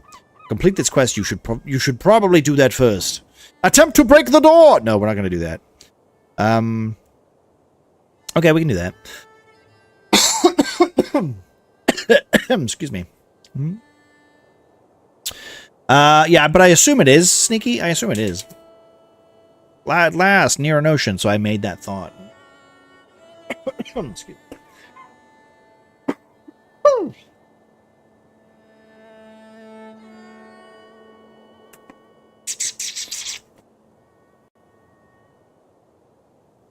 I'm going to try that to the next crime scene I come across.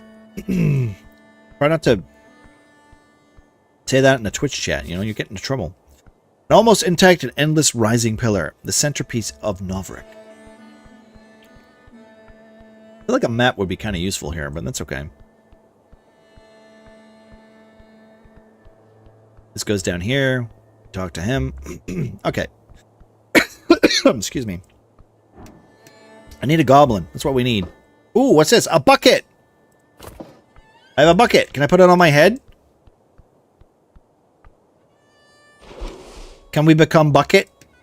We can become bucket! My strength goes up by 2. Let's take that shit off.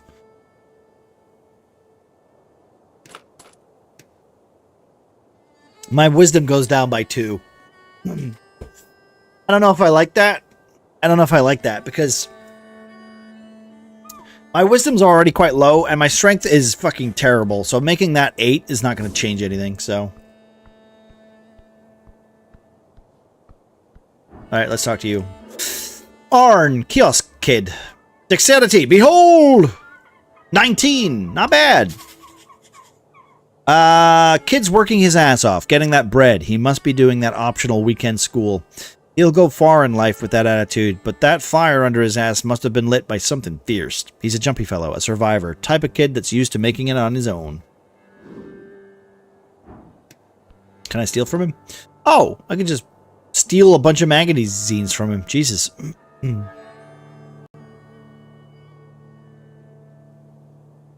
Hex Weekly. Ooh. I could just steal all this shit if I wanted to. We're not going to steal it, though. We're not going to... We're not. We're almost close to a level, too, which is going to be interesting. Hello there, sir! I could be there. Crime scenes should be public viewing. The agents that follow me know I'm full of hollow threats. Okay. Keep it for when you need to use strength. Or it doesn't work like that. Well, okay, Sneaky, have you played, like, Disco Elysium? Like, I guess I could, technically, but my strength is 6, so I don't think I'm ever gonna get, like, the bonus to make the roll. So I don't know. Maybe I'll keep it. I will keep it. But like, it just seems too weird to get out of the conversation, then put a helmet on, and then try the check. You know, we'll see though. We'll see. The kid behind the counter taps a pile of newspapers. Are you a postie? What the fuck did you just call me?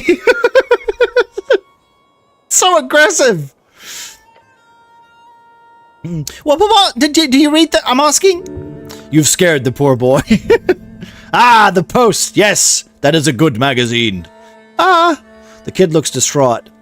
Never mind. Welcome to the Pillar Kiosk. How can I help you today? He looks around. Do you want to buy something? Yes, I want to buy something, and I also have questions. Questions about what? City questions. Oh, okay. He looks down the road. Not too much traffic lately, sure. If my boss shows up, you gotta buy something, though. Haggle, haggle, haggle, haggle. Okay, I can haggle. Okay. Can you just tell me the news? The boy stares at you. He's thinking of how to explain this to you. So here's the thing. We sell newspapers here? If I just tell you the news, we won't get any money. I'm in a rush. Just give it to me. The kid glances around the corner of the shop. He then shrugs. Fine, but don't tell anyone. The kid grabs the copy of the Post and starts reading. Sad. It would have been more fun if he grabbed the news of of Norvik. That one's mostly rumors and sensational bullshit. It's great. Election week, 5 parties about exclusion limit. Polling shows the Nationalists ahead at 40%. The Free Striders and Avangalists being behind at 20 each. The Arcanists and Algerines are holding out just above the limit at around 5% each. These polls are mainly done in rich areas. You know, the human areas. Can't always trust polls. We'll see about that on election day. A party of Novrik still won't comment on the missing paladin. This Gorm Scadman fellow's been gone for months at this point, but here's the drama. He was last spotted heading down into the city below. Maybe he's stuck fighting undead or something. Or maybe he's dead, you know, after having fought some undead or whatever. A paladin? Sounds strange. What's a paladin? He's probably dead, yeah. He stares at the bottom of the page. Apparently the party of Novrik is going to hold the election without him on the official list of members. The Lord Patriarch Akasim cannot be reached for that comment, it says. And so, Food Lord Trollmord will now head the list. The Coin Lord Darrow will be number 2. I wonder how that'll go. Too bad for Lord Grom, unless he's found before the actual election day, of course. And if you're heading down into the city below, you should look for him. This place is dangerous. I can't go down there. Yes, I should. I will find this legendary paladin. Nice. Anyway, Avalilis rally held over the city. There's an op-ed about the chant and it's being printed illegally and needs to be stopped. If anyone knows the location of the printer used in producing the chant, please inform your nearest Free Strider for office immediately. They can't do that. It's illegal to print things without a license. It is, huh? Didn't know that. He turns the page. The Agarian party has lost almost the entire working class vote. Over half the city guilds are giving official support to the Green cause. Good, they were useless. Yeah, the Agarian party seem to be out of the race, more or less, along with the Arcane Circle and the Conservational Lobby. So now it's a 3-way tie from what I can see. The latest poll shows 36% to the party of Novrik. 20% to the Revolutionary Free Striders Party, 24% to the Asgell Workers' Party. Very interesting, although I'm not involved in any of this, of course. Oh, you aren't? No, because I'm apolitical. Nah, too tiring. Nah, I'm way too uninteresting to even think about politics. No, you see, I'm simply not smart enough to engage in such an important topic. Yeah, that's how I feel too. Most of the time, so much to keep track of.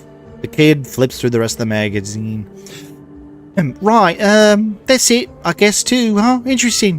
What? No, I just realised there's no mention of the tea shop yet. Guess they're keeping that out of the news cycles. Speaking of the tea shop, what do you know about it? Except that it exploded. That part's pretty obvious, so yes. Oh, I was here, you know, saw it with my own 2 eyes. Look over your shoulder toward the tea shop. Oh, I heard it too, definitely heard it. How low was it? Super loud. And shaky too, I almost fell over. Walk me through it. Oh, okay. I set up the kiosk at dawn. By noon, the morning rush had calmed down, and I remember the bike rack was full. Water lane workers mostly commute on the new bridge and flotilla, but the halfway bridge does see a fair share of bikers every day and night. But by noon, it was pretty dead, which is great. Less work for me. Go on then. I heard in the back. Thought it was attack. He's implying political motivation. Did you see anyone suspicious? Not really. Just the normal types. A goblin was arguing with a human by the temple. Just some mild shouting about some business thing. You're otherwise pretty dead around noon here, usually. Anything else you notice? Yeah, sure I did. Mr. Drummer. He's the owner of the tea shop. Former tea shop. Usually the tea shop opens in the afternoon on work days. So it's not weird to see him walking about all day. Chatty fellow, buys a lot of newspapers. Where was he going? I don't know, so I'm leaving the tea shop right before noon. Right before noon? Yeah, right before the massive explosion occurred. The kid clicks his tongue when you put it like that. Look, I don't know where Mr. Drummer is or where he went. I just saw him rushing down the stairs, guessing he headed for Water Lane like everybody does. I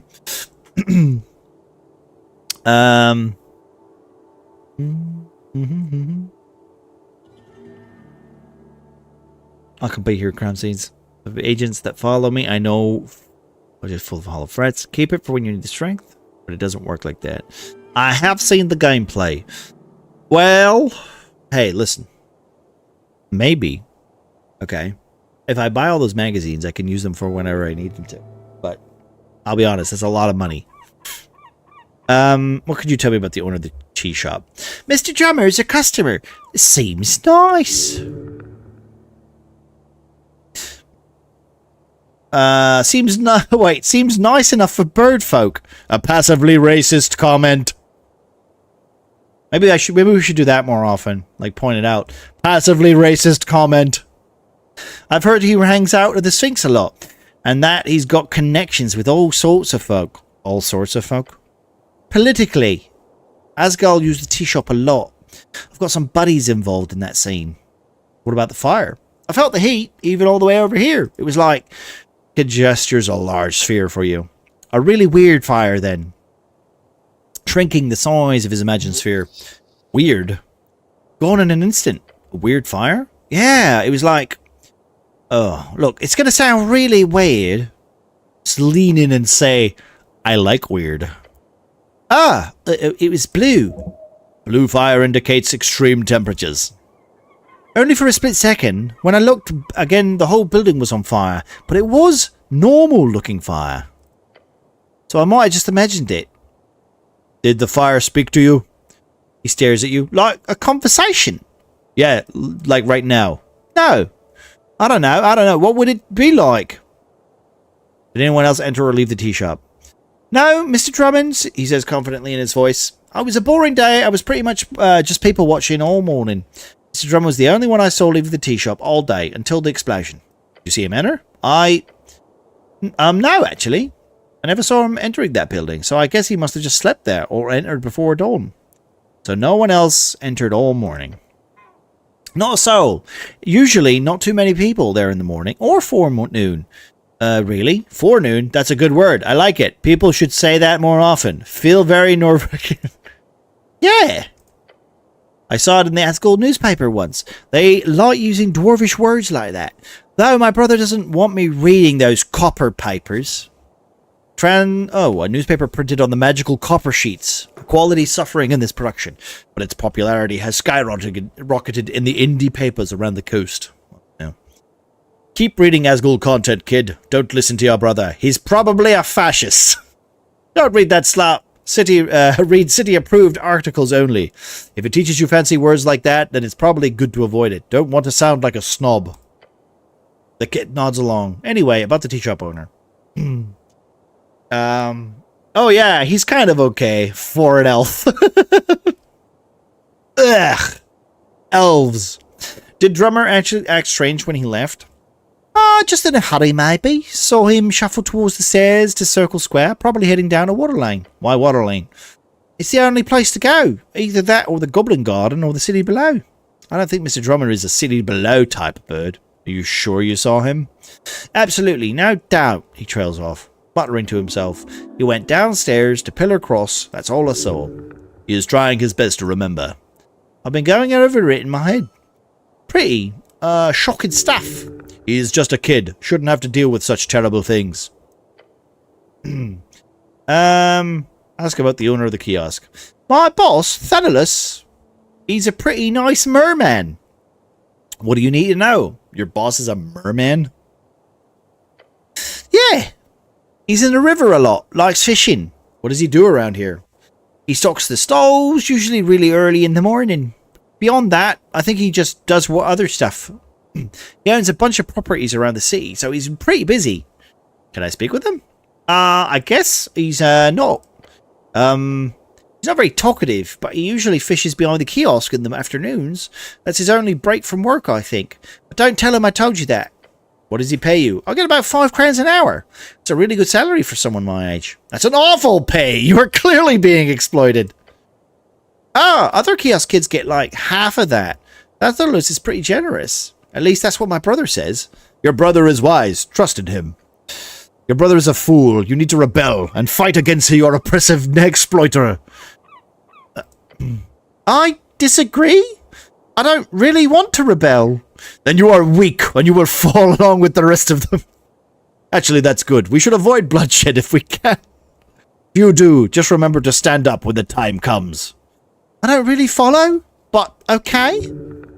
He's trying to avoid the subject to not cause you to become more aggressive. What do you know about the tea shop? Except that it exploded. Stare at the boy. I was here. Okay, no, we already did this one. We already done this one. Okay, get out of here. I don't want anything right now. Hold on. Yes? Can I ask you a favor?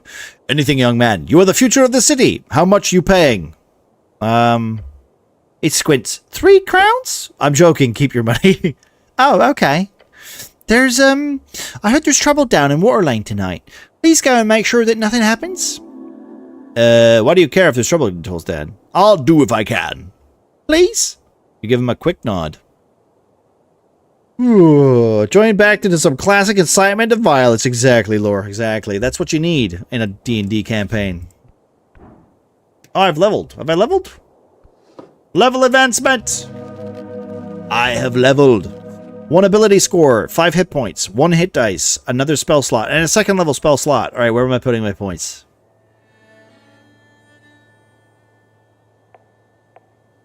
Maybe into... Oh.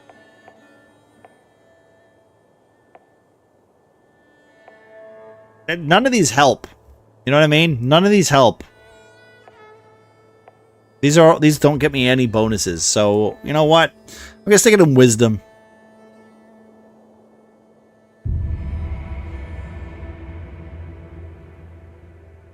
A D&D rite of passage right there. The emancipation of the villagers. Well, it depends on the campaign, but I see your point. I see your point. I found a pastry in here. You reach into the bin and pull out a somewhat intact cardamom treat. Please. You did not. Just it. Let me get this clear. You find yourself out on Pillar Road. You see a cardamom treat in the bin. It's been out there for God knows how long, and you think to yourself, what the hells? I'll just eat some trash. Calm down. It's not trash. Rationalize eating trash. Was it in the trash? Yes. Yes, it was. Well, there you go. You're officially a trash eater. Great job. Will I ever recover from this? Go. Well, I love it. Sorry to say, but you've officially crossed the line dividing man from bum. You are now a bum.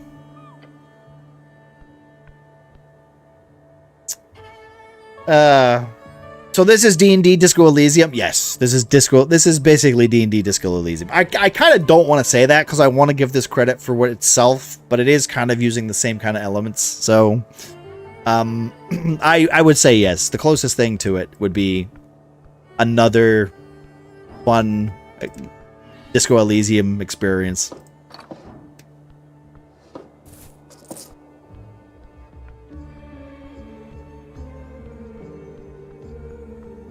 Ooh, there's a bag here. A satchel. It looks greasy. Ooh, oily instructions. Is that -2 to... Wait, -2 to intelligence? -2 to intelligence. A page of hard-to-read text titled A Gnome Starter Guide to Esoteric Memorization. Can I read this? You hold up the paper, finding it to... I was going to say that's a big fucking seagull, but I think it's just perspective. The name of the margin suggests the book is called A Gnome Starter Guide to Esoteric Memorization. Read it. It's quite lengthy. I'm a big fan of the internal monologues. Honestly, Disco Elysium is like so good. And the fact that it's voiced makes it a little easier to digest as well. So I can see why like maybe like not a lot of people would be as full in on this one, because it's a lot of reading. I mean, I've been reading for like what, 3.5 hours. The first step to understanding esoteric memorization is understanding the underlying powers at play. Jaw strings stretch across this coast, invisible to the eye, yet connected to all things living and dead. A spell is simply a set of rules you must follow in order to manipulate those strings in an esoteric effect. Yet those rules are themselves esoteric in nature. As such, most wizards will find it impossible to remember more than a handful of spells at a time. Keep reading. This is the big divide between cantrips and actual spells, as cantrips are both easy to remember and will not consume a spell slot. Spell slots are the common representation of how many spells of each spell level have... This is like the boring shit that nobody... Like, see when I say, hey, listen, do you want to play D&D? This is the stuff that I don't tell players, because it literally puts them off. As a gnome, you are naturally gifted in the art of illusional magic. Other schools will be more difficult to memorize. A suggested harmless spell to use in training is the first level spell, Grease. To increase your chances at memorization, attempt to cast it at least 2 times per day. In the margins, there's a handwritten note that you manage to spot. It's written hastily and bold, like the author really wanted to hype themselves up. It says, every evening and every lunch break at work, remember, you can do it. Poor gnome. An esoteric mishap. Magic is a blade without a handle, and so on. Indeed, grease is a dangerous smell. Intensely dangerous. A greasy ending. Went out like he went in. Learn the spell. We learned the spell grease. That's something at least. So did he fall in there? Did he die? I think he might have died. I think a gnome was trying to learn the spell at lunch and died. Uh-oh. Well, that's some interesting storytelling for you. You were I thought you were alive. That's a big seagull. You see a bird sitting on the halfway bridge ruins. It is large, its beady eyes staring out into nothing. It checked you out just as you approached. This bird's got you under control. Greetings, servant of the river! The bird does not appear to react to you. The giant seagull, you have a number of traumatic run-ins with them during your youth. They are not normally a danger to anyone.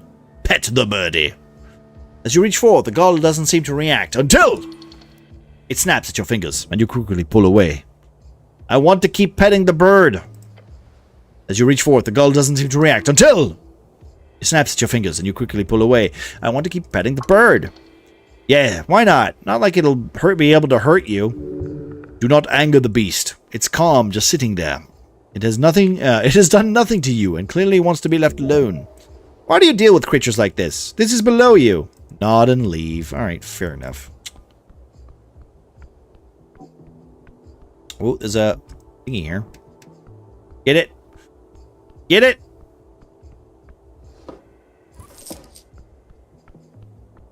I mean, we've got a lot of hit points. Who's this guy? Oh, it's this guy. It's the merman. Here he is. Oh, I got an apple. I will take said apple. Can I loot something? Wait, what's this? My spell book. I've got grease now. I should really go and relearn these spells. Oh, wait. Is that a map? There is a map. Look at this. There's a map, guys. Oh, my God. Finally. This is actually not a bad map. Holy shit. This is really in depth. Alright, let's engage the merman. A large merman sits by the sea. Cleric, he says, without acknowledging you further. Greetings, citizen. It is indeed the cleric. There is no denying it now. You are the cleric. He does not take his dark blue eyes off the city horizon. Why are you disturbing me? I need information. Information is expensive, cleric. As anything in Norvik is. The merman looks at you with a pair of deep eyes. Basilisk is my coal. You stand in my garden. This all yours? Yes. I don't appreciate the city visiting my property without a heads up. This really seems like a public walkway to me. It's not. But while you're standing there, keep an eye on my second pole. You want me to fish with you? Oh, you know what? I'll sit down. He nods to the second pole. Look at it. You keep your eyes peeled on the tip. They come in waves when it happens. It's quick. Pull the pole a little. So we just wait here? Fishing is about patience, cleric. And you need to breathe. And he takes a real long breath. Stare at him, slightly shaking. And watch. A professional, eh? You work for the River Guilders? He raises a thick eyebrow in your direction. No. So what do you do then? I operate facilities, apartment complexes, mostly. He appears uncomfortable. Hold on. Hold on. Oh, is this guy actually rich? You're a merman who's a landlord? Try not to mention it. Oh, try not to mention it? I'm a -2 at Constitution. He takes a deep and heavy breath. A merman landlord? You are not the first to comment on it. Have a laugh. I know I'm pretty witty. It's pretty funny, you'd have to admit. Haha. The merman clenches his jaw. His facial muscles twitch. He grumbles through his teeth. Very funny. He reaches forward and grabs the second pole, grabbing it from you while continuing to fish on his own. I have some personal questions for you. No. No, I do, really. He projects a forceful grunt. No personal questions. You can't just say no. That's not allowed. Yes, I can, and I will. No, you see, I'm the cleric. You have to answer me when I ask stuff.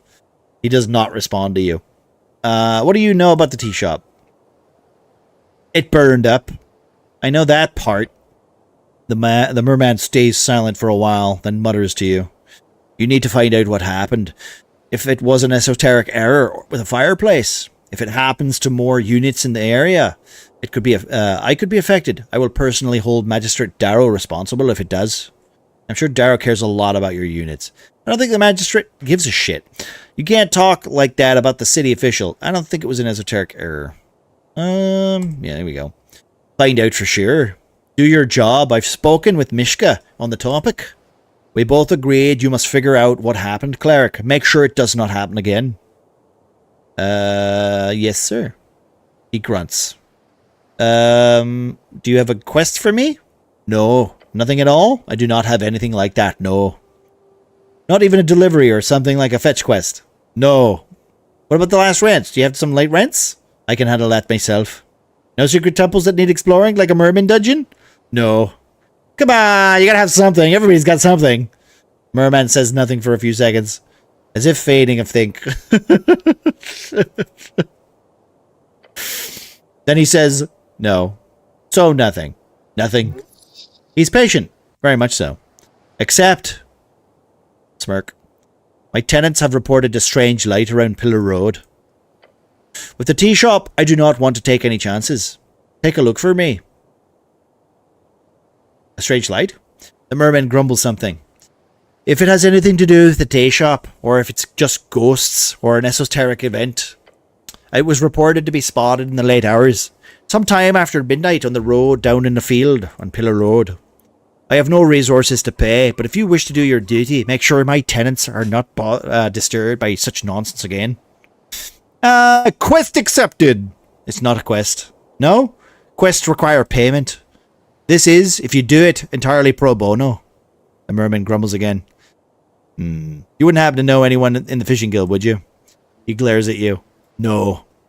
It's just I was fished up from the river by them and brought them to Lich House, so I thought I would check up with the whole business. They did not bring you to Visken. I did. What? He stops looking at you. Wait, really? He says nothing.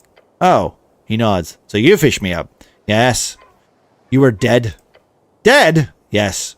So I brought you to the morgue, as one should. And then you come here alive. But that is your business. I don't understand. I have nothing more to say about that. You should deal with it yourself. Yes, you should. This means there was a resurrection. Now you need to learn why. Wow, you must have gotten stuck. You must have gotten stuck in something really wacky here. Be careful now. Someone wanted you dead and someone wanted you alive. That's bad. Probably. So I'm a zombie? Yes. Constitution failure. In a spiritual sense. The merman focuses on his fishing. Okay, that's all. Thank you. I'm a fucking zombie. Oh, God. Hey, we learned we died, guys. I love his catchphrase. He's got a good catchphrase. Thank you for the alert, Tofu. Let's check this one down here, can we? I'm just randomly doing my random voices, by the way, as we talk to people. I'm just picking another act, like, you know, another thing, and then just going for it. So far it's been working like quite well. What is this? The Great Perch of Novrek. Now I'm going to just start talking like this the whole rest of stream. Old symbol of an old regime. What's this? Street sign. The wooden boards have faintly glowing letters on them. Floating just an inch off the surface, the names of several locations are spelled out. Common type of magical ink creates permanent messages on any surface, until dispelled, of course. This appears to be more advanced kind of a magic mouth-like ability. It can react to your commands, reshape temporarily. The sixth message, however, is only painted into the plank. Which way is the Goblin Garden? The painted letters in the plank do not reshape into a guided message. If it had magical properties as well, it would say downstairs, over grass, onto tunnel, glory of Sageleaf. Okay, well, that's good. That's where I want to go, basically. Downstairs? I said downstairs, right? Did you get Smarty yet? Yes, babe. I'm wearing... Wait, can I put on my equipment? Look at this. I've got a crossbow. I have... wait. I have a pocket watch that's increased my intelligence. This reduces my intelligence because I'm stupid. I got apples and a croissant. I found a croissant. I have a croissant that I got from the bin. So I've been eating bin food. I have a bucket, but I'm not putting that on. I have a hammer, which I should really put on my hand. This is one constitution, and this is dexterity and wisdom. That's probably better. I don't want to put... Yeah, the weapon won't go there. We're not going to do that. I think we got a lot of equipment. I'm gonna step away. Gotta get the shower in and get ready for dinner and church. Love you, bud. See you later, Pyro. Thank you very much, my dude. I hope you have a lovely rest of your day, my dude. As always, it's been a treat. Enjoy your the rest of the evening, man. Guys, if you're not already, be sure to go check out Pyro. Give him a follow. He'll be on late. Well, I don't know if you're on later today. It's Wednesday, right? Tuesdays? I know you were on yesterday. You were on Monday as well. I don't actually know your schedule right now, because it's... I know, technically, I think you were on yesterday. I'll give you a shout out in a minute, my friend. I'm trying to figure out where to go. I want to go down, like here? Oh my god! Well, at least you're using the door. Hello, Skates. How we doing, my friend? Skates has come to raid my pantry. I don't have a pantry. How was the Psychonaut? Was it Psychonauts you were playing, my friend? Let me just do that real quick. Boop. Skates is doing great. Good. I'm glad to hear that, my friend. I will survive. Hey. It's amazing. How are you enjoying that? I've heard good things. So too late. I was like, no, that's a boulder in the air. Was that a a game that you wanted to just play, or is it something that you've not looked at for a while? Gotta have a good night. Have a good one, Manic. No worries, Sneaky. Have a good night, my friend. Good to see you. Good to see you. Enjoy the rest of your evening, my friend. Yeah, so far we're doing pretty well. I've been reading like for 3 hours straight, so I am we're getting there. We're getting there. This game is really exciting. There's some interesting characters. And we're very intimidating as a cleric, so. Also, by the way, Skeets, if you need to, you know, call it early or whatever because you got a busy date or whatever tomorrow, you just let me know and feel free to, you know, drop into a lurk or go to bed or have a shower or do what you need to do. I appreciate you, my friend. I appreciate the raid. Guys, if you're not already, please go check out Skeets. Lovely dude. Played some Psychonauts right now. Also been playing a bunch of Heist. What's it called? Something Heist? Something Heist. I can't remember the name. Something Heist. Perfect Heist. That's the one. Perfect Heist. I think you'll be doing that again this Saturday as well, right? No. Next Saturday? Next Saturday? Next Saturday. Yeah. Psychonauts is something that was recommended to me by Doug, Lime's husband, some years ago, but it's been full price, though, for the longest time. I found a website that gave it to me for only €6 instead. I will admit, every time I've seen that game, I know, like, a lot of people, like, is it the soundtrack that people, like, brag up?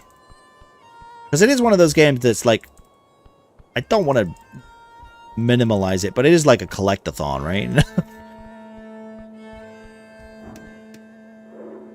Like a platformer, right? With special abilities and stuff. Kind of like a Ratchet and Clank kind of thing. So far, I've been rolling pretty terribly. It's a platformer? Okay, yeah, I figured, because that's the one I remember. I know you get, like, special attacks or whatever. You get, like, mind powers or whatever. But, it sounds like you're enjoying it, though. Or, is it what you expected from that kind of game? I'm going to make a wisdom roll with advantage because of the Skeets raid. Here we go. We learned everything. Okay, not everything. We learned almost everything. Human, reed folk, rider. A girl on a mission. She's out to fight for the green, no matter the battle. Her brash exterior is not fakery. It is her heart worn on each of her sleeves. Responsibility, that is the weight she feels upon weighing her shoulders. Medusa does not see herself as her ego as having any greater meaning. Rather, that meaning has been transposed from others, her mentor, her friends, but more importantly, her ideology. Hello, Callie.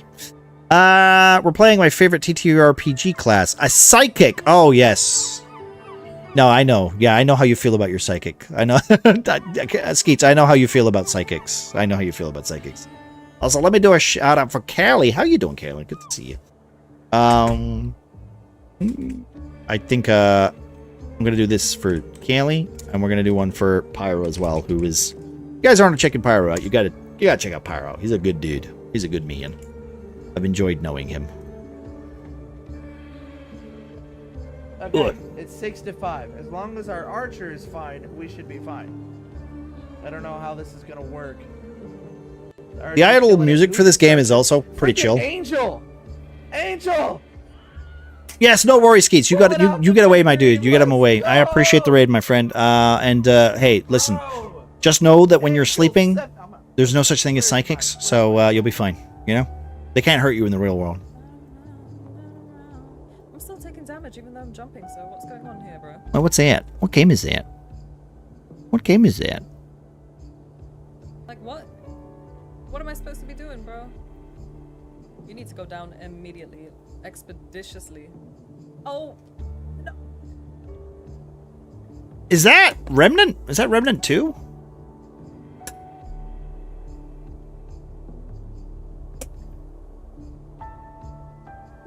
I don't think you can jump like that in Remnant 2. I'm perplexed. Purge the psychers! Yeah, nighty-night, dude. Appreciate you. Tell that to the friend of mine who invaded my dreams last night. Oh, no. Also, there's also a shout out there for Callie. If you're not checking her out, she's fantastic. She's also playing through. Well, she recently finished Mad Max, and she's been going through the Batman games. And usually, if you catch her, she's probably playing with somebody else in their communities. And honestly, very much of a treat. I was actually talking about Silent Hill earlier, Callie, saying, for the love of God, don't play the Silent Hill. Don't play Homecoming. Don't play it. Don't do it. But hey, you know, if whenever you get to it, I'll be excited to see what your thoughts are. So yeah, we've already died in this game once. So at the very beginning of the game, we went to a corpse and we touched it, and then we died. We just had a heart attack or something. I don't know what killed us. Can't tell you. Let's talk to this writer lady and see what happens.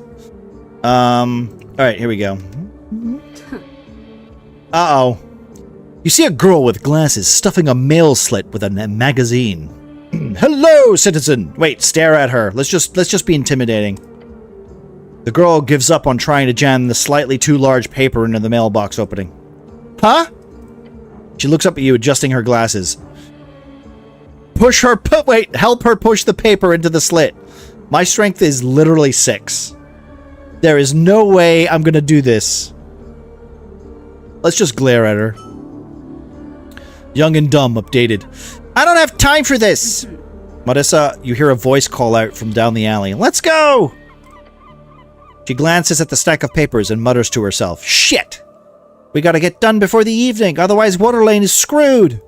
You hear the girl in green groan as she grabs her stack of papers, then rushes down the alleyway. The armband, yes. She is an Asgalist.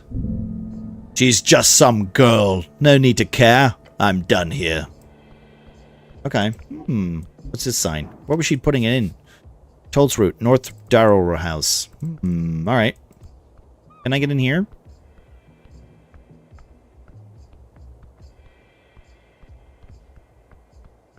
Right, so who is this then? Oh my god, is this an angel? Etter. City Sworn Angel. Alright, Jesus. I'm not gonna make this check. I have a -2. Yeah, cold, stirred, and glorious. Alright, we're gonna talk to a literal angel. This can only go well. In the Coin Lord's Garden, you encounter a porcelain spectre. Polished armor, inhuman. Her presence is both ethereal and demanding. She floats gently in the air, strangely unaffected by the river winds. Bow your head.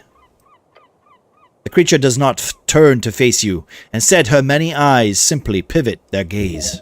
A hand of celestials are employed by the city after the Clanlands Deal of 13. Clanlands Deal in the 13 is 14 years ago. A fragile peace was signed in the Halfling Clanlands to the west of Novrik. The Golden Horde have since been a powerful ally of the city. Arcane cleric, she echoes, of the palace, script house, and Uthgard. The followers of the Coin Lord's garden dance beneath her. Slaves to her beauty. You will be one of them. Fuck you, strength. Jesus. Point to yourself. Ragna. She now lifts her chin. She then opens her mouth to speak in a projected cold tone. Etin. She says her name like a declaration of existence. No, not really an introduction. More of a checklist of etiquette. As she states her name, you realize her mouth is not moving. Telepathic communication. Stare at her. Many eyes stare back. Whatever you do, don't mention the eyes. Oh, you're feeling something here, all right. Something fierce. You could shake her up with a nice comment. She would destroy you. She is too powerful. The angel would step upon your soul, stomp upon it. Tell her what you think of her many eyes. DC 8. Here we go, boys. Hey! 18. That's pretty good. Oh, no. What is this game? This is Ebb. This is Esoteric Ebb, which, if you've ever seen Disco Elysium, it's basically the D&D equivalent to that game. So we have to solve there was an explosion at a tea shop. So it's our job as a cleric to solve that problem, right? And in Disco Elysium, the whole premise is we have to solve a murder. So it's kind of very similar and very vibes, except for this theme, this vibe of this entire game is it's a D&D campaign. At the very beginning of the game, the guy says, hey, listen, this campaign's going to take maybe 6 to 8 sessions. So we're playing this cleric who is essentially trying to fuck up the DM's game. That's kind of what we're doing. And all of our stats are talking to us. So we have direct communication with the DM through our own stats. So here we go. Let's see what my comment's going to be, shall we? Oh no, the smooth thoughts and endless love. It's overflowing. Pray tell, thou celestial... Oh god, look at this! Oh, this is gonna be cringe. It's gonna be cringe. Pray tell, thy celestial harbinger of such splendid beauty and gleaming countenance, if the light might truly be of your making. For thine ethereal and glorious nature behold within that halo of eyes. It is my duality which foreverly plagues my being and soul. The sun, I say, the sun is nothing compared to you. Point at her and whimper. As you finish your ramblings, there is a silence sweeping over the magistrate's yard. Foreverly is not a word. Intelligence is having none of this shit. Now it is. Charisma says. Charisma's on our side here. Bow down before her. As your helm touches the ground of the magistrate's garden, you feel the urge. The overwhelming and excruciating final urge to tell this angel one more thing. Earth be blessed by your presence. You consecrate the very earth, my lady. The words escape your lips like smooth. Honey? Yes, honey. I'm sure she loves that.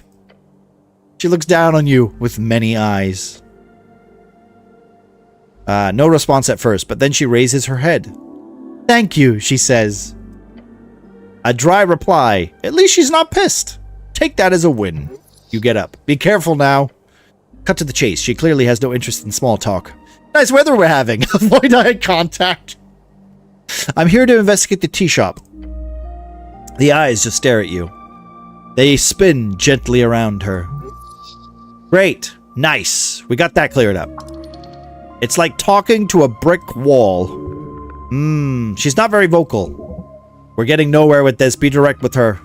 That would make things easier. Just don't be too rude, okay? I don't have time for this. Just stare at her. She stares back 100-fold. Great. So, the eyes stop spinning. She can sense your impatience. This creature is dread itself. Enunciate slowly. I need to speak with Darrow. Stop being so off-putting. Speak normally, damn it. I'll be honest. I find you very attractive. Let's just do this. Your comment causes the angel to turn her face towards you for the first time.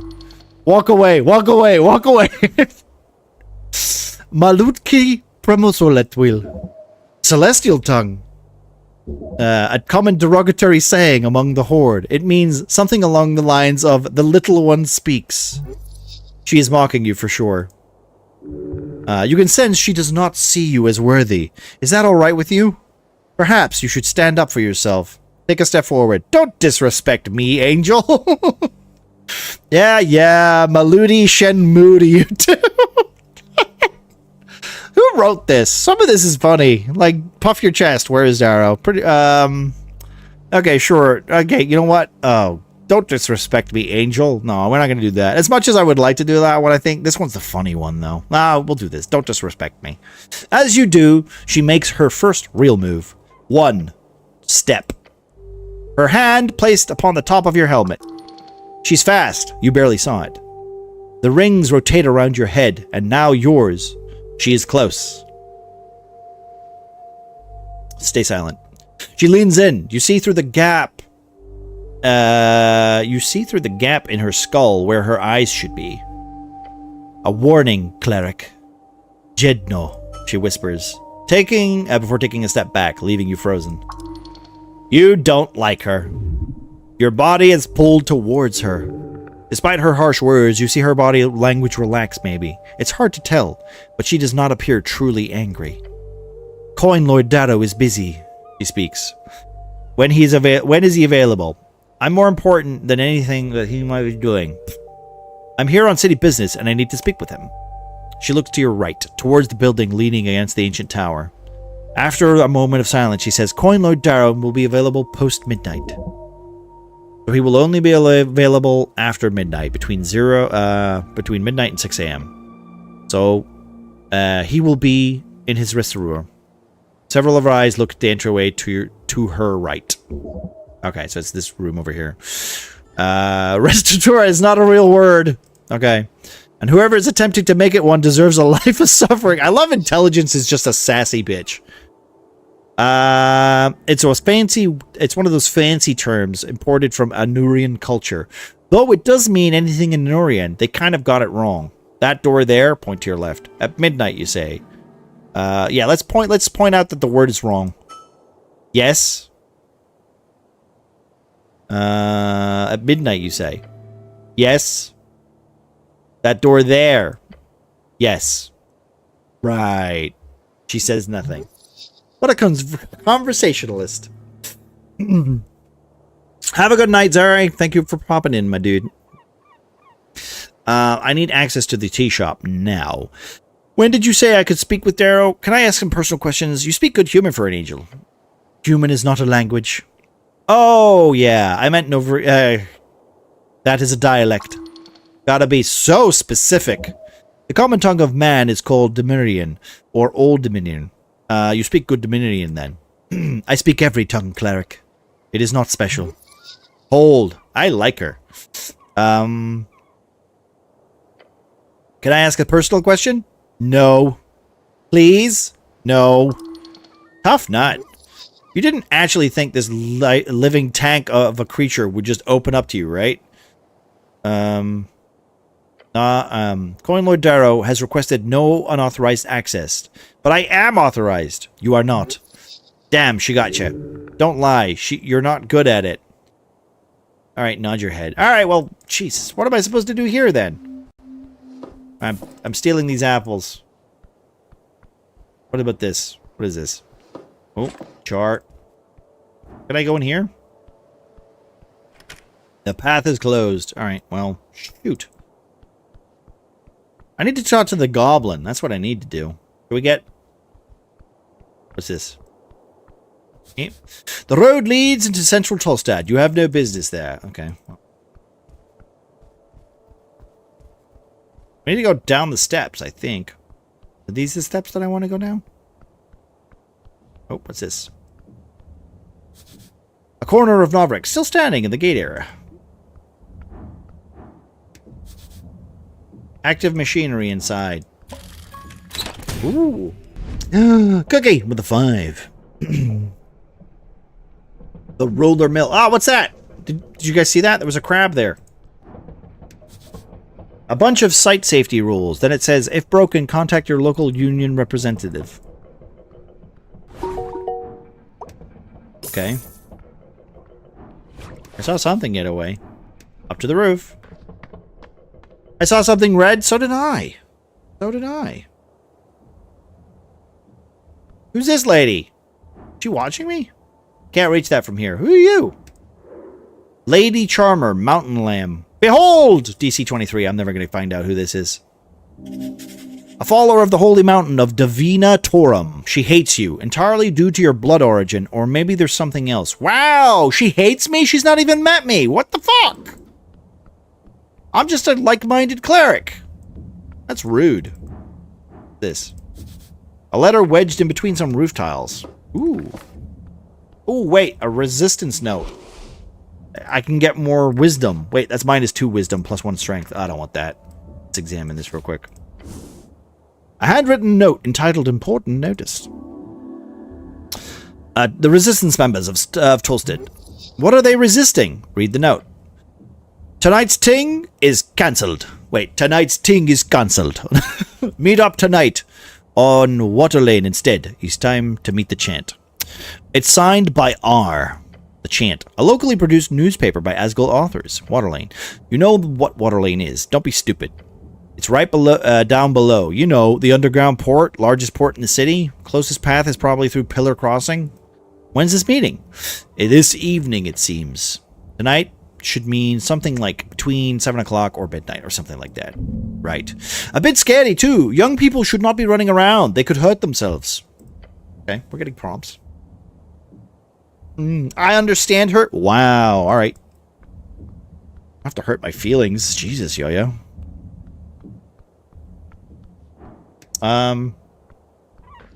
People can't remove 4 security risks for their life. Same. You know what I mean? Stress cube. Wait, why am I pickpocketing this? Is this on somebody? Does that belong to somebody? Something's stuck in the gear. The cog is spinning. Oh, am I gonna wreck my hand doing this? But you notice something. A shiny red thing stuck in the inner part of the top wheel. The denodum. It is called the denodum. You approach the cog and the sticky red thing stuck into it. And the denodum. Dexterity. Grab it quickly. Fuck you! Oh, no. You swipe in the hand, and you pull it back. Pull it back now. Huh? Pull it back now. What? It's stuck. What? Yeah, this is it. Scream, howl, your fingers. Gods be damned, my fingers get pulled down. The pain blinds you and you feel it. The fall. Oh, hit the ground. Oh.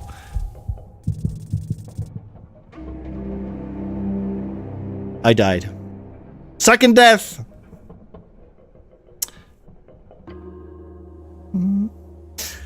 Hey, listen, you gotta take chances. Okay? You gotta take chances. It's very important to do that.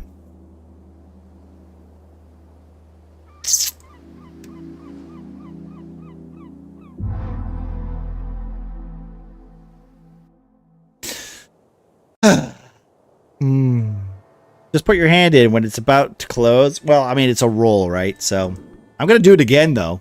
It can't stop me. I'm gonna do it again.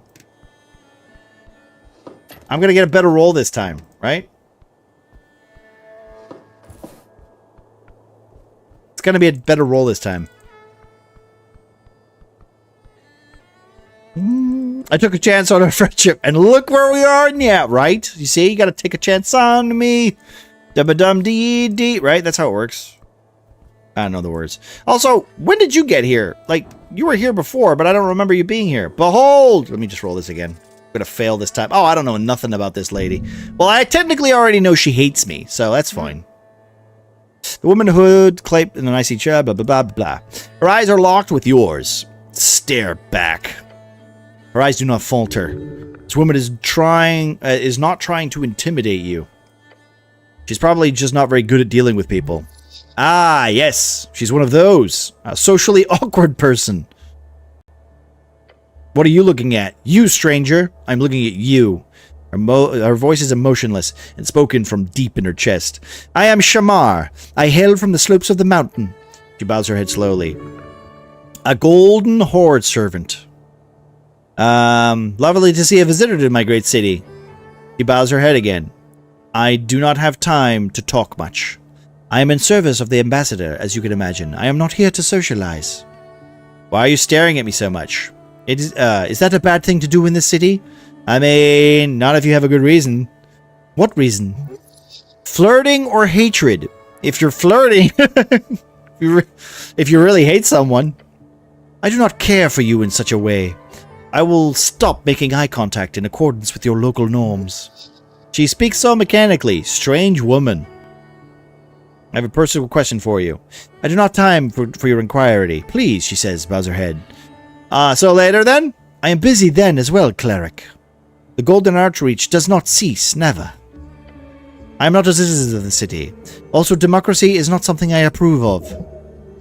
That's one hell of an opinion. Then you don't want a voice? Why? Agreed, democracy is foolish. It is naive. She looks up at the sky. Men are weak. We speak so much, breed and spread like an esoteric wave. Yet we do not have a view on the long term. Democracy depends on folk being informed. They are not. We require strong leaders. Yes. Men are not built to make such important decisions en masse. We are lambs. We follow those greater beings.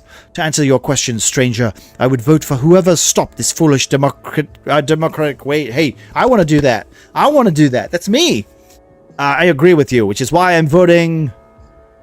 Once I am supreme ruler, god wizard of this city, I will do just that. Lofty ambitions for a mortal. Half of me is lofty, the rest is pure-blooded genius. You cannot be pure-blooded and a half-breed at the same time. But I wish you luck on your journey. I'm here on business today and will soon leave, but I am sorry for the destruction of your wrought on the city.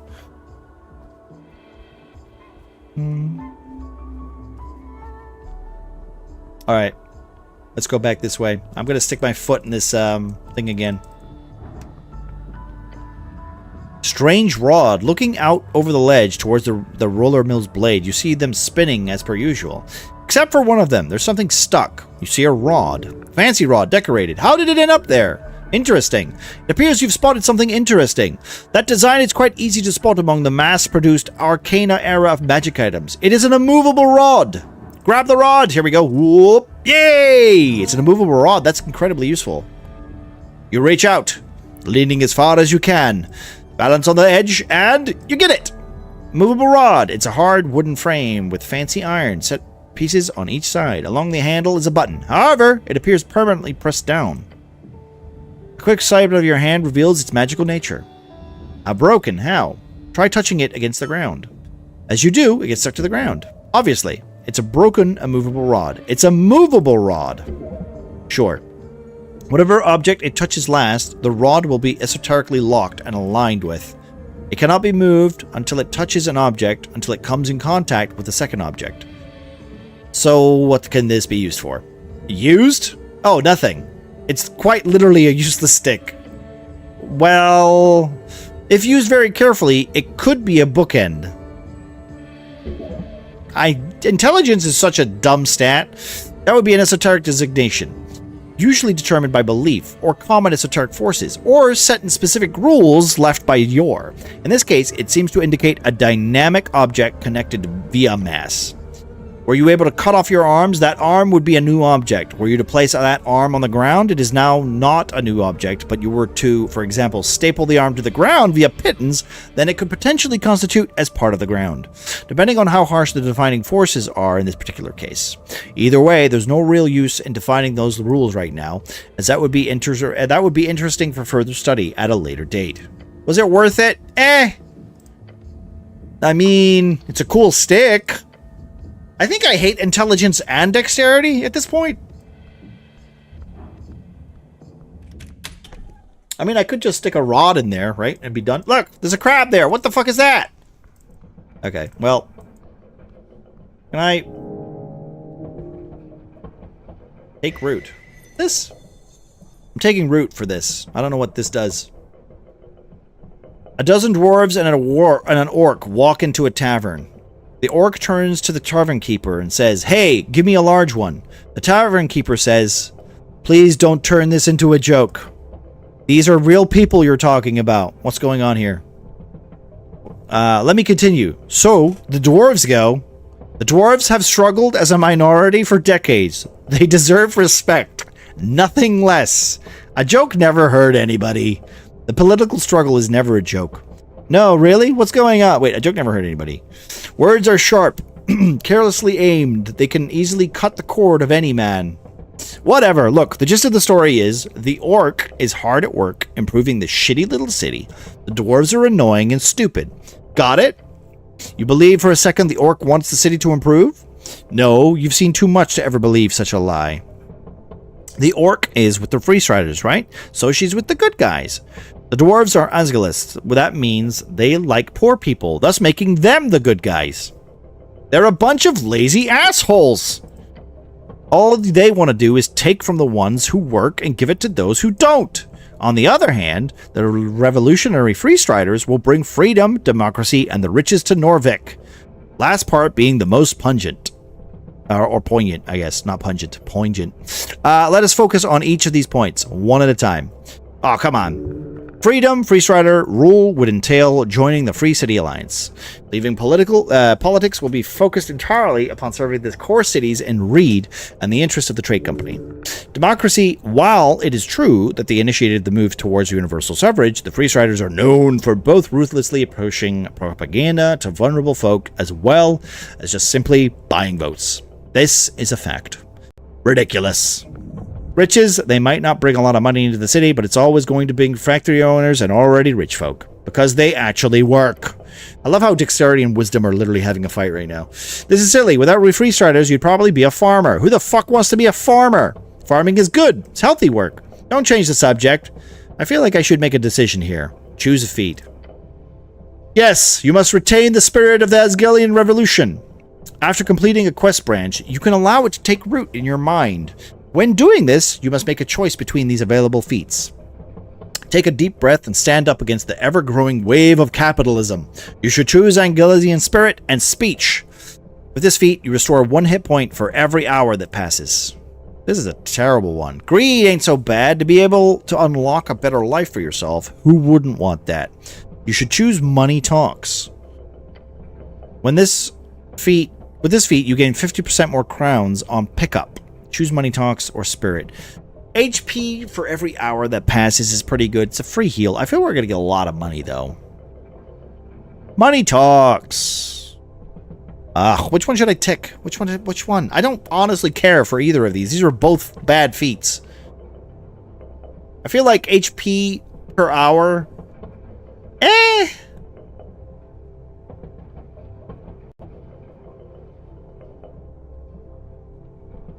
Money would be the go-to, I would say. Just because money could make things do things. I will go Money Talks. Fuck it. Smart choice. Now, keep an eye out for any opportunities. These crowns are to be made in every corner. Feel like you've resolved some conflict in the world. Yeah, alright, okay. Fair enough. What about this? Do I have anything else? Because I did solve another puzzle, right? Didn't I? Forgo feat. Okay, we got that one. I need to solve these quests in order to get more feats. So, is there anything else I can get? No. Okay. Well, let's see what we have here then, shall we? Do I want to try this again? Cog spinning. Continue. Stuck. Boom. Boom. Dexterity. 18. Da-da-dum! Yes! Ha ha ha! I risked it. For a biscuit, we got it. Quickly pull it back with the thing. Yes! Smooth as hell. Hey, cool, it's a stress cube. That brings you back. All the kids used to go crazy over these things. You know, the ones who called you Apple Boy? Apple Boy? Yeah, isn't this a great childhood memory for me? What a nostalgic feeling. It's great for an adult like me to indulge in these childish toys. A toy? How quaint. A slice of a real gelatinous cube. Wait, what? You could probably sell this for a quick buck next week. Until then, maybe give it a squeeze. Could help out the nerves. Maybe I will. Wait, I got a gelatinous cube? A translucent, somewhat firm gelatinous cube. There used to be sold as toys or pets. Today they're illegal, probably because they can technically still dissolve human flesh. It does give me +1 to strength, though. Okay. Can I examine it? No, I can't examine it. I already examined this, though, didn't I? Put it away. Okay. Alright, well, down we go, then. That's one hell of a climb. What kind of a man? No, what kind of a human cannot climb a simple ladder for 20 short feet?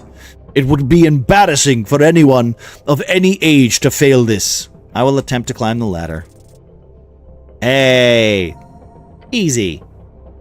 Taking a confident step onto the ladders, you begin your climb. You close your eyes as you do so, in order to fully immerse yourself in the experience of changing your evolution. It's scary! I'm frightened! But within a moment, you are at the bottom of the ladder. Hey, I did it. Don't worry, guys. I didn't piss myself this time. What do we got here?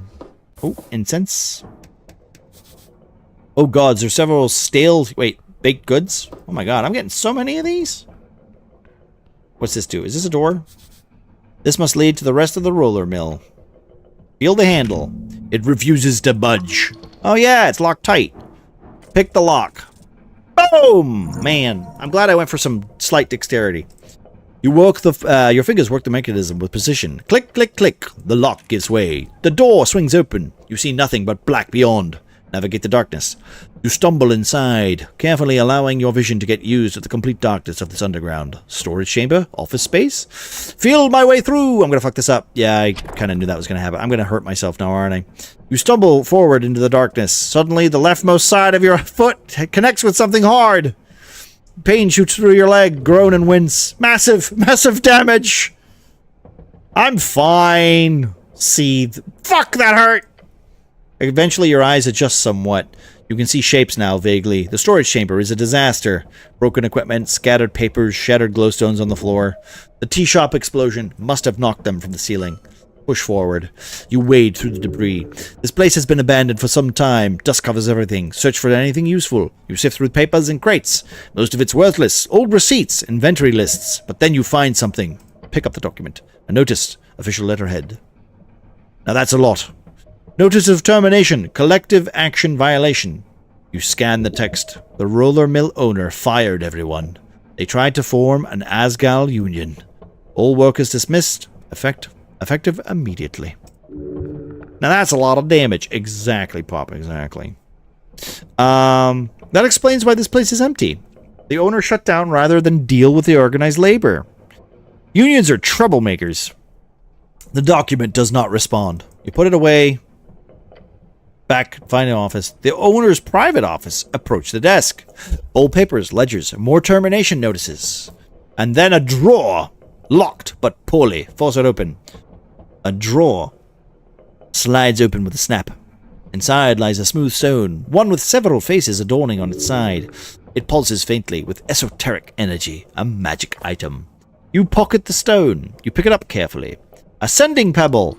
Ah, shit, these are expensive! I pocket the stone.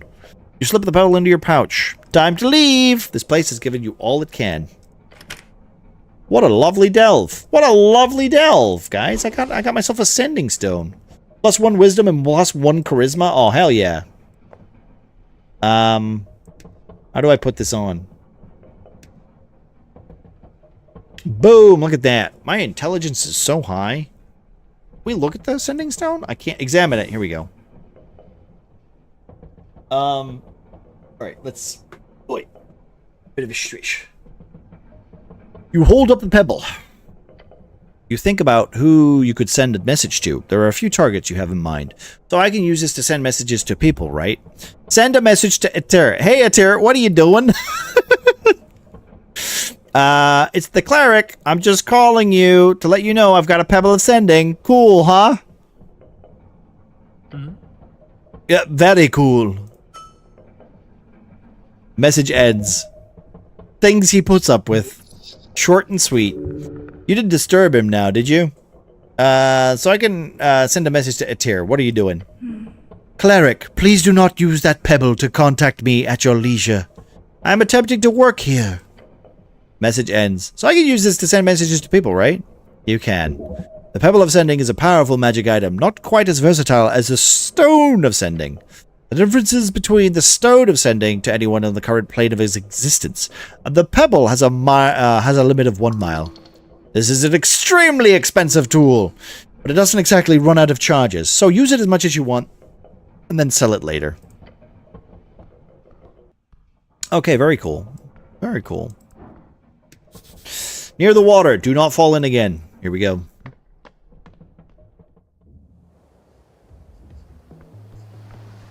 Oh my god. A regular non-giant crab. You spot a crab on the rock. Success. Official name, Taurinian Crawler. It does a little shimmy. Pet the crab. You reach forth, and the crab immediately snips at onto your index finger. Ah! Panic. The crab pincers grips your finger hard. Hard! Your index will come off soon. Help! Ow! Get out of the vice grip! Please let go, Mr. Crab! It says nothing. It does not let go. Being polite always helps. So speak with animal would get you out of this so much easier. Oh, fuck off. Am I dead? That's a critical one. You bend and you pry. But the crab will not let go. Can I eat a food? Wait, Shield of Faith. I've used Shield of Faith. They can't hurt me now. Slowly. The blood is not flowing. Slowly, you will die. Wait. Okay, there we go. Yeah. Oh, come on! It's killing me! Help! Oh, thank God. You free your finger, you pry the pincers off your finger. When your index is released, you immediately feel the blood begin to flow once more. Freedom! He was a good little fighter.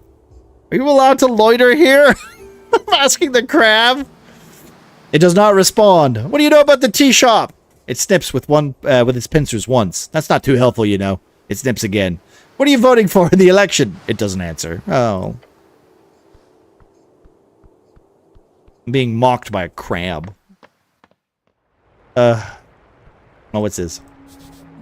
Conquest by river, by land, by heart. Honestly, this game is a treat. These pipes connect with the vast sewer system of Tolstad.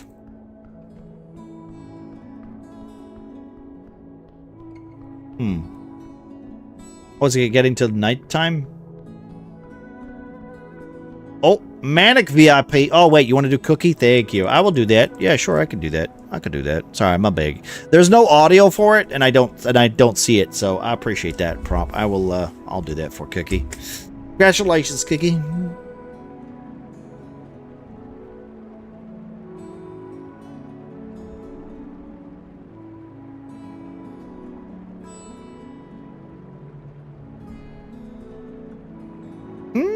We're getting lots of them, huh?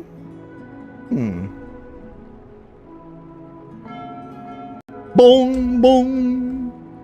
At the time, it's only 3 o'clock, and the lights are already on. It's odd. All right. Oh, look at this just giant eagle. Beware those fangs and the rest too. Should I try my? You know what? Let's not. Let's not. Yeah, no, I have to talk to the giant eagle.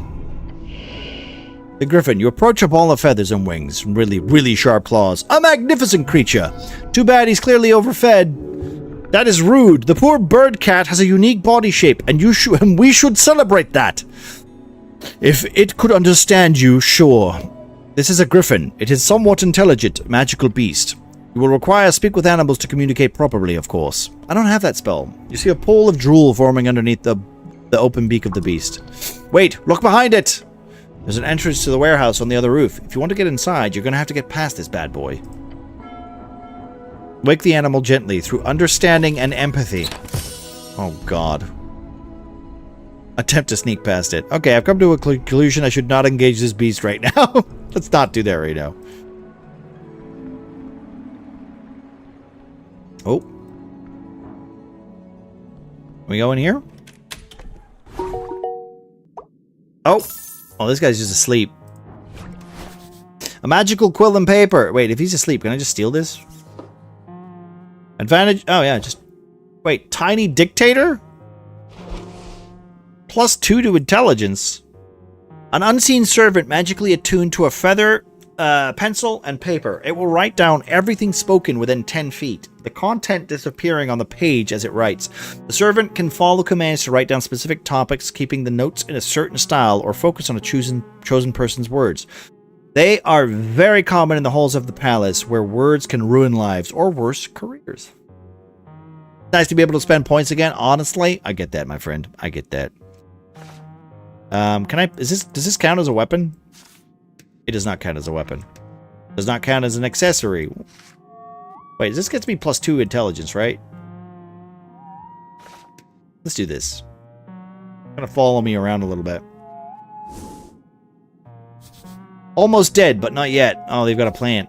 A scholarly commendation of the Fordnip Commonwealth. Collection of books. You see a collection of books from the philosophy canon, none of which you are really able to understand. Okay. No free rider work. Disappointing. I want this. Open book of Dark Book of Shadow by the Shadow Lord. You pick up the dark tomed cover. The black covered tome. A faint tingle goes through your gloved hand. Thickened graphene. That is how they create the darkness of the cover. A memory lingers in this tome. Open it, despite its evil nature. The text is not dangerous. The pages show but a holy scripture of the Shadow Lord's lost religion, one of eternal servitude and the search for life in death. However, is this game new? This game came out today. This game came out today. Or technically yesterday. You remember it well. This was the first book you were ordered to study as punishment for your idiotic behavior at the towers. You remember your first journey towards the esoteric. Recall it! Boom. How liberating it was to know beyond any doubt how much greatness hid within your mind. Blurred faces, hushed whispers, a crowd of thoughtful peers each snickering about your hand. A raised hand among a crowd of sheep. Patriarch, it's not just a religious text. They stare at you. It's a spell book. Those were the words. Oh, how they laughed. He asked you to prove yourself, so you did. I went up to the Patriarch. I took the Book of Shadow. Yes, then I memorized Detect Alignment. You memorized it on the spot. Then you cast that ancient spell, once used by the Death Knights of the Shadow Lord to subjugate and control the minds of his people. A spell that is, despite its first level, not learned by most clerics until they grasp the intricacies of higher tier casting. Everyone was left stunned by your excellence. To not only master such a spell, but to do it in seconds instead of days. That moment, it was yours. For that moment you marked your place at the towers as the greatest spellcaster, the greatest talent among them all. However, as always, the weak fear the strong. That moment almost began your ostracization. You would never be among them, never have peers. None would see you in any way as a brother or a comrade. I would be their end. You are their end.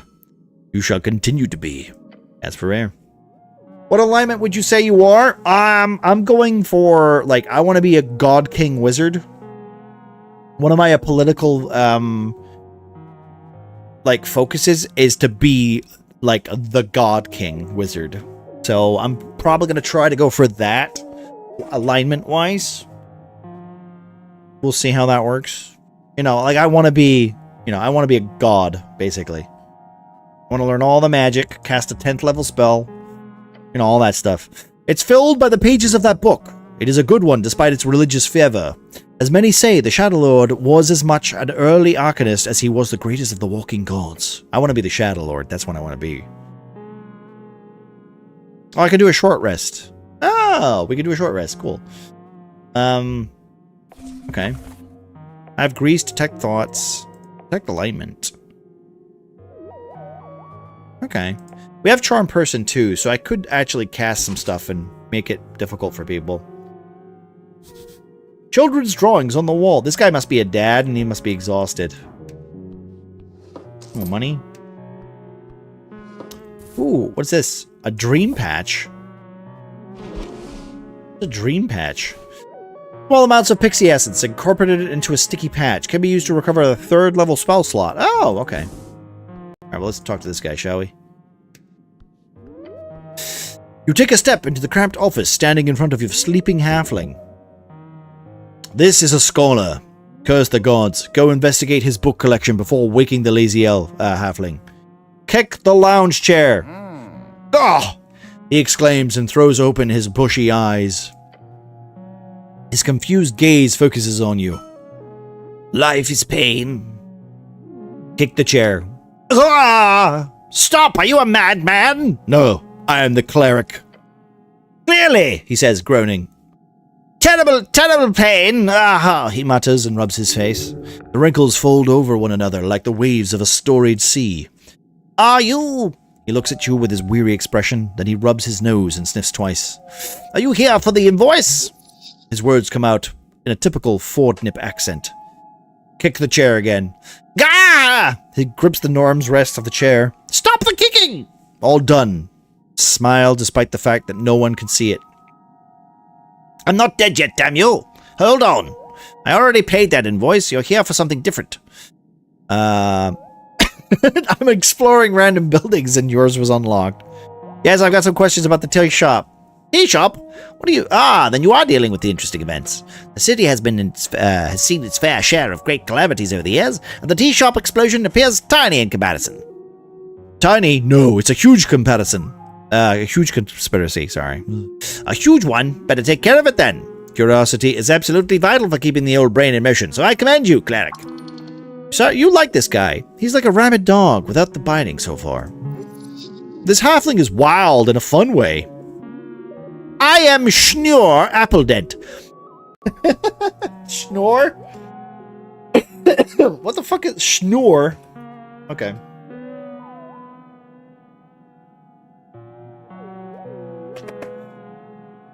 Sure, why not? He bows his head in the chair. Scholar of Fordnip, University in dedicated service to the progress of AIS. But what exactly do you do? Many things. Primarily, my expertise lands on the topic of alignment and its many historical and contemporary applications. Some bullshit, I will tell you.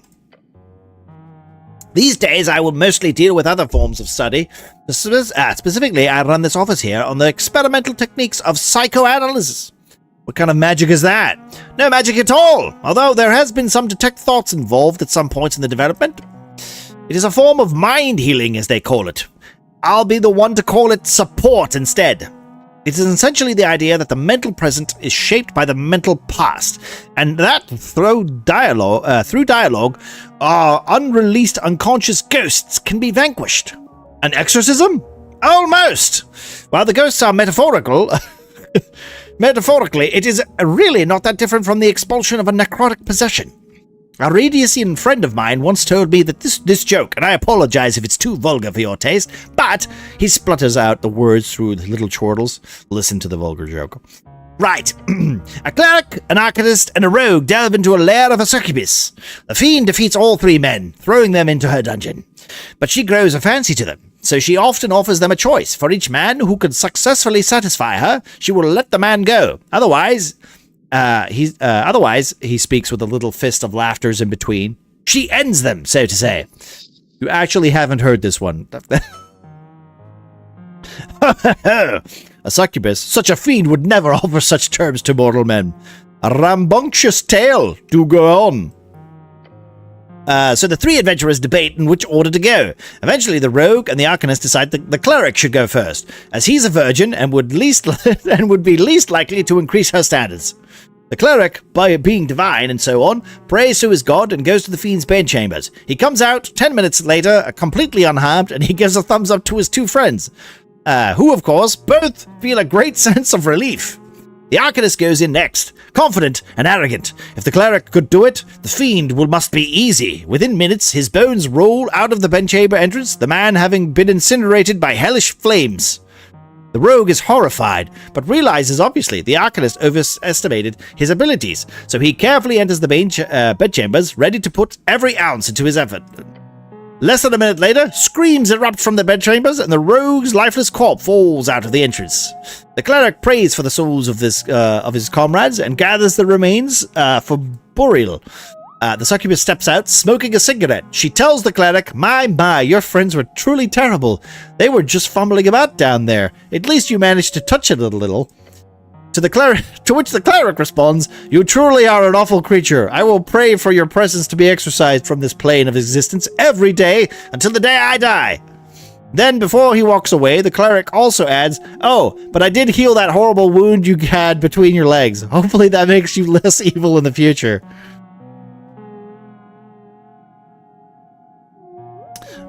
I don't get it.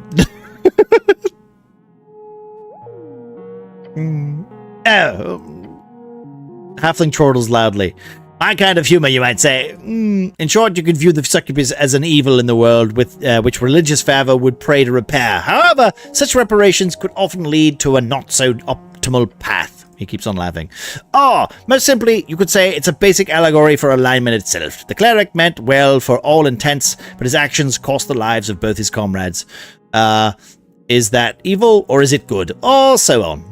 Either way, psychoanalysis, yes, that's what we were talking about. It's about your feelings, thoughts, memories, choices you've made, things that have happened to you. They can bog you down, so to say, and the goal is my clinical practice is to root that out of my patient's mind and to help make them aware of repressed negative baggage, if you will. So if you can move forward most speedily, I don't have any repressed negative feelings. A bold claim. But it's not the only thing I work on here. I am currently exploring the dream of animus. There's something to do with masculinity and femininity based on Semitic ideas. I dream a dream of man and women. What a pervert! You like this guy? You explore men and women? Poor phrasing, but yes. Beyond that, I also focus on a lot of unverified theories. He slaps his knees and grins. A folk spirit, have you heard of it? No, I have not. Is that some kind of unified moral or ethical code of people or culture? No, I have not. Understandable. It's not yet published. The folk spirit is a working title for my new thesis. Most of it is, if you excuse my inerrum, fucking bullshit. But in short, it is about how each folk share a number of core communal archetypes or myths. I've traveled across the coast to collect as many tales, writing down thousands of stories previously only passed down orally. All to see how well my theory holds up in their minds of so many folk. He clears his throat and leans back into his chair. Apologies, I'm ranting here. Let us help put a stop to it. What do you want, cleric? Do you mind giving me some mind healing? How does death and resurrection work for all this? Why don't you use your magic? Why don't you use magic in your mind healing? What is love? Oh, let's do what is love. What is love? Love? He lets out a frustrated groan. Pure calamity. Deadly and destructive. Its nature is just perverted and foul, because it is a complete surrender without idolization. To love is to accept, without proof or demands or conditions, this complete surrender to another. Ridiculously risky! This guy's more fucked up than I thought you are. So I shouldn't love? Yeah, fuck love. Give him a fist bump. But it's worth it, right? Worth it? He slaps his knee. He then takes a break, calming himself down for the punchline. Love is a completely unpredictable and dangerous encounter, and I have yet to meet a sentient folk which is not afflicted by it. Interestingly enough, I see no difference in a universal elf love, halfling love, or devil love. True love is always irrational. It is finding the perfect inside of the imperfect, falling entirely into it, swallowed by it. Some folk might act out in different ways, depending on their communal nature or biological urges, but if you are one of the few who do not need it, good, be happy. If you are not, then good luck, and may the gods bless your souls. You're a halfling, right? Give me some of your thoughts on the Clanland ordeal. Ordeal? He scratches his nose and looks up at the air. You're not interested. That bad, huh? He repeats. My homeland is a shell of broken people. The clans of my kin, especially those stuck under occupation across the Golden Ring, they are systematically destroyed step by step as the Horde marches into the Askian land. There isn't peace right now? I read about that. The Golden Horde claimed part of Askin. A big chunk, yes. Then they put up their Esoteric wall, he grunts. The Clanad deal, as this armistice, was seen by many as a practical solution, since only 2 clans were left to be enslaved and integrated by his Horde tributaries. He slams his hand into the side of his chair. It is a band-aid. Celestials view time in centuries, while we see in decades at best. Thus, they can take one piece at a time, with generational acceptance in between. It is the most clean method of genocide, one of radiant ghosts and insidious toxic love. Jesus, it's a little dark. Are the Celestials influential in Norvik? Yes! They have a lot of soft power in trade, mostly. The Horde Ambassador is known to fling their contracts around like a devil in disguise, mostly to stop halfling-owned corporations from operating without major hassle. Any halflings would tell you the same. They luckily don't care for tiny clinics like my own. But, he sniffs, they will not stop in the material realm. They must go into the psychic as well. What? The Golden Horde, their annexation of land, is just the final step. Before that comes many little crushings of thoughts and dreams and tyranny of pure ideology. They shape perceptions to maintain control. That is indeed what they're doing. Pure soft power expansionism. An incredible evil. Those poor halflings. Is there a resistance? Of course, there's it's a whole damn mess. Ignoring the actual guerrilla resistance west of Line, there has to be a massive rally around anti-celestial sentiment. In the east, they have attempted sanctions with Norvik, VK, and even Ilum backing. There's even been coastal spanning outreach all the way to Calgareth to build some sort of coast-spanning halfling coalition. Nothing works. The Horde is a finger in every trade port. They even own land and hold strong ties to every regime. Even Norfolk has not officially backed their neighbors without Earth and their Lady Fair. Not so existing. They are, as the kids say, steamed. The kids do not say that. Prisma knows. As you can imagine, the halfling population of the hills are not too happy about this, but they do what they can. But what can they do even, sorry? As Angol's victory fight might change things, the three Striders are in the celestial pockets, as are the Patriarchs. So yes, there is resistance, and as of yet, there is no practical way of this frog being boiled, I'm afraid. He is correct. The Golden Horde is performing impeccably in this geological play. A great tragedy for the small folk to be crushed by a radiant fascist boot. What will happen to them? Tomorrow, nothing. In a decade, not much. For Fordnep still might be will still stand by the time I die. In 30 or 40 years, by the end of this new era, my homeland will surely be eradicated. That is my oh my lord. That's rough. That's pretty bad. When the Golden Line was drawn, yes, it's not that interesting, but I was one of the western side when it happened. There wasn't enough food to go around, so I pulled some strings to smuggle myself east. It's a whole story. Can't say much more. My clan, the Appledents, all live in Tipberry, so it's not a very big personal. So it's not some big personal tragedy on my part.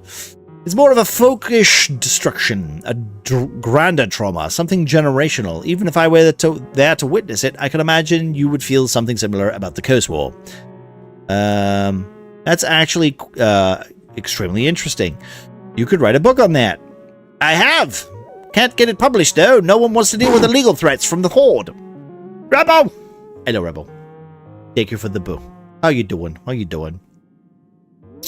Understandable. Fascinating. Even in Norfolk. Even in Norfolk. Why do you want the clanland so badly? He waves his hands. It is a basic resource at conflict. Oh. Amber, you know Electrum? Ah, the Celestials want their magical rocks. The Commonwealth is the only reliable source of amber for many, many esoteric use cases.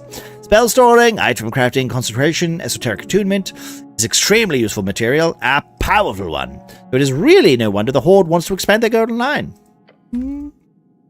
Ooh. How is your ice cream, Rebel? If Norvik wants more reliant on amber as a resource, I'm sure they too would covet up these hills. But trading with the halflings does not seem so different from trading with the Horde, at least not today. That's all I wanted to know. That was a lot of backstory for halflings. Can I give you some mind healing? Of course! I am, however, a bit swamped in the work right now, so I will have to get you booked into a slot. I have time after the election. You should come visit then. Ugh. Okay, I'll do that. Great! I have not had a chance to hold dialogue with a cleric before. It will be interesting. Truth be told, I am very overworked. I'm struggling with a certain topic. He makes a noise that might once have been a cough. The old man is frustrated. He's trying to avoid even thinking about it. What? I'm focusing on a specific idea, Civic. The idea of two opposite faces of your ego, masculine and feminine. Just stare at him. You see, there is a work called Book of the Mind. It is, in my opinion, Civic's masterpiece in the figurative sense. Ah, so it's like a secret book, hidden deep in some dungeon. Oh no, I own several copies. There is a rare edition of this book, which contains a rumored so-called final foreword from Civic himself. Was reading Project Hail Mary a bit. Just finished cleaning my work laptop. I'm supposed to exchange it tomorrow while at the office, but I'm not sure I will get the new laptop tomorrow because it will not be ready yet. Just hoping that I don't have to go back next week. What are the chances? What are the chances, Rebel? Work is never optimal, okay? let's cross our fingers and hope, okay? Like I was saying this to Snow because Snow has to go to work on Saturday and she doesn't work on Saturdays, right? Right? She's being asked to go to work on Saturday, and I'm like, what the hell? And it's because her manager's a butt. Her manager's a butt. That's right, I said it. Can't manage shit over there.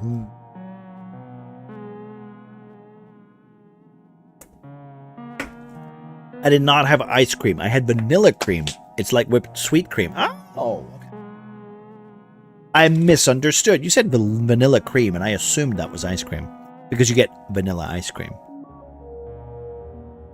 Thank you for the discount. Okay, here we go. In this foreword, he apparently reveals a revelation about categorization of the psyche, specifically of the topic of gender. Truly eldritch knowledge. Might be nothing, but it would be highly interesting to get my grubby hands on it. He leans in and whispers, and more importantly, it would bring me great pleasure to know how much Cividic would be spinning in whatever Thanesium mass grave he's buried in now, if he knew a halfling like myself was pioneering in his footsteps. I go into trance. Oh, okay, I see what you do. I requested a laptop exchange last Wednesday, and they told me it would be ready within a day. Sure. Yeah, exactly. You know what I mean? Yeah. Understandable. You guys are pretty weird. I might be, but most halflings are quite boringly normal. Schnurr leans back in his chair. This final 6th edition of the book, it was only printed in 10 copies. The publishers then hiked up the price in order to sell it to collectors. These collectors have then spent the last 3 decades using these copies as a form of investment, making sure to keep the contents of the foreword a tightly guarded secret. Reading's boring. My constitution can't take it. Hey, listen, I've been reading for about 5 hours now. What the hell? Come on, Constitution. Try better. How terrible. A scholar's word should be freely available. A smart way of making money. If it's about gender, then it's better to keep it a secret. Let's see. Smart way of making money? How terrible. A scholar's word should be freely available. Nothing is ever free, even if it is free. So what, you want me to find this rare book? You should save up money and buy one if you want it that bad. Sure, I'll just go grab that dragon horde I've got hiding behind my toilet. You have a license for that? I'm joking, and I don't know Dragon Horde license was a thing. Interesting. I drank a bit too much the other night, and in my desperation, I paid a diviner to cast Locate Object for me. I didn't expect anything, and it was very expensive. However, she actually found a copy of the 6th edition of the Book of the Mind in here, very close to Waterlane View. And she even told me the exact direction. He points to the floor, about 40 meters straight down. It's in the city below? Yes, exactly. Meters? Right. That is something like 100 feet. 150, maybe? Sorry, the Diviner was a free strider. You know how they are like in reads, silly decimal people. And you trust the Diviner? Well, trust might be a bit strong of a word. But she was connected to the free striders, and while they are ruthless capitalists, they do not keep a scam artist around. Or if they did, it would be very funny, of course. What was the name of the Diviner? Lisa, I believe. He sniffs. She used to have a hut on the top of the Freestrider building. It wandered away, I think. Wandered? He makes a little walking motions with his fingers. Skedoodled, as they say. That's very strange. An esoteric house? She seems kind. I hope she stops working for those fucking parasites. Sounds like a quest. Sure, why not?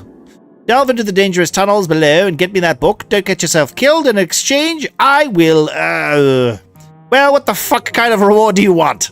You swear a lot. Yes, fuck you! I need to be paid to voice this character, okay? I want you to teach me how to be a man. I want you to heal my broken mind. Impossible! No one can fix another's mind. I can promise support, but no guarantee. Choose something else. I want you to teach me to be a man. No! It's impossible! I have no idea myself. Pick something different. I don't know. Do you have a magic item or something? He shrugged. I have books in droves. You know what? He says and snaps his fingers. The book itself. It's expensive and probably magical in some sense. Get me the book. Let me take a look at that foreword, and you keep the book afterwards. That's still a quest, right? But I don't have to return. I don't even have to return it to you in that case. I could just take the book and go. Yeah, true. He sighs. I suppose I can offer some guidance and understanding of the book as well. If you let me make a copy of that foreword real quick. Yay! He sniffs. I'm not an expert in that kind of weird shit. Yeah, wait. I'm not an expert in what kind of weird shit is down there, but the city below is dangerous, so don't wander blindly. Good luck, cleric. Okay. Well, that's all for now. Well, I got another quest. Hello, Miss Sloth. How we doing? This game is fantastic, by the way. I recommend it. It's a little bit of a reader, but it's very funny. It's very funny. I've died twice already. I touched a corpse I shouldn't have and died, and then I got my hand stuck in a cogwheel and then got crushed and then fell to my death. So, I'm in a spicy mood. This week's already been a lot. Some workflow changes happening, and now it's pissing me off. Well, hopefully it can calm down a little bit, but that's gonna be rough. Too much reading. I'll just watch you suffer. I mean, read. Hey, I'm enjoying it. Honestly, like, it's a lot of reading. I like the last time I did this was probably Final Fantasy 9, maybe Disco Elysium when I streamed those games, because those are like, these games are a lot of reading. Disco Elysium has some voice tracks though, so like literally they've got voice actors doing the stuff for it. But yes, I could see what you mean. This is a little heavy for the reading. I did also, yeah, I also almost died to a lobster pinching me as well.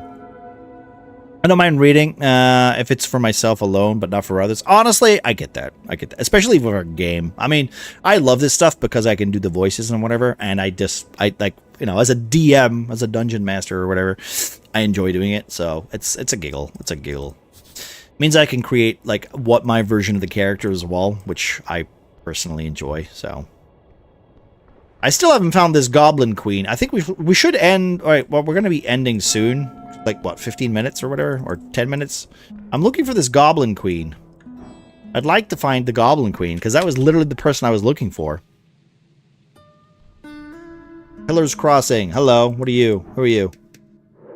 Freydis! Behold! Oh, I don't know who the fuck this is. I know nothing about this person. Alright, well, I'm not even going to talk to you right now.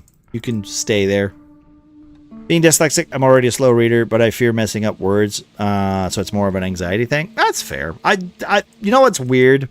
And I don't know, this isn't going to be helpful for you, but like I always basically treated myself like a fucking idiot anyway. So like, do you know what I mean? Like if I am an idiot and I say things as an idiot, I don't have that anxiety. You know what I mean? That's a corpse down there, right? The depths of Tolstad. When you read out loud this long, we all mess things up. I mean, that's true as well. Also, I don't know some words as well. Like, these are made up words. Some of them are fucking made up. You know, they even call it out. They say this is a made up word, you know? Is the Goblin Queen good looking or a typical goblin looking? I think it's a good looking one. She's supposed to be like really powerful and scary though, so I'm assuming it's going to be a bit of both. I can't get through here. Note to self, be an idiot. Wait, I already am. Aha! Then that's half the battle. Half the battle.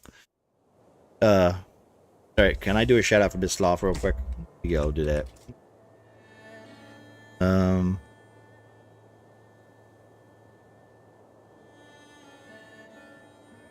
I mean, you know, you gotta, like, I know fully well how it doesn't really help much, but also at the same time, I think it helps to being able to just let yourself relax a little bit. Be a bit of an idiot.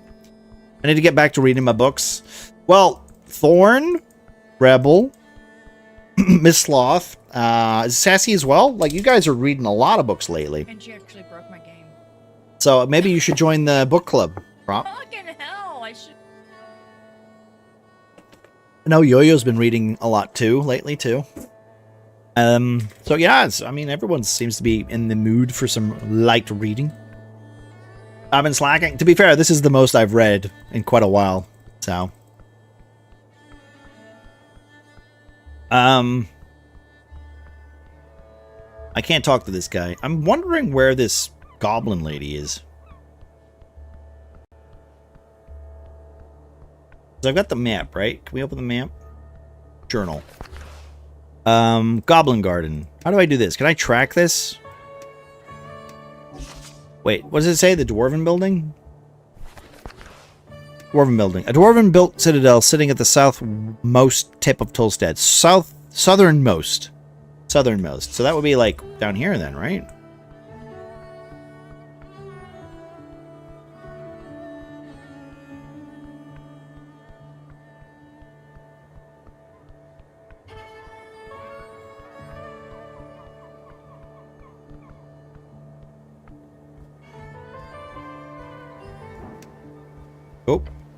Oh, I got a prayer shrine. Okay. Prepare spells. Let me just prepare my spells. I got 5 spells. Boom, boom, boom, boom, boom. My spell DC is now 15. Boom. There we go. Wait, who's this just sleeping here? They're just sleeping here? Yo, Rebel, I don't remember if I said hi. I've only completed 14 books this year. Need much more? I'm in a reading slump, but I am trying to read Project Hail Mary before we go see the movie. The movie does look like a lot of fun. Whatever god of symbolism this once denoted, time has grounded it down. It is a monument to nothing. Touch the surface. It is cold. Your hands run across the stone, finding it more coarse than you thought. The ridges in the spiral are even smoother. You find these are not at all coarse.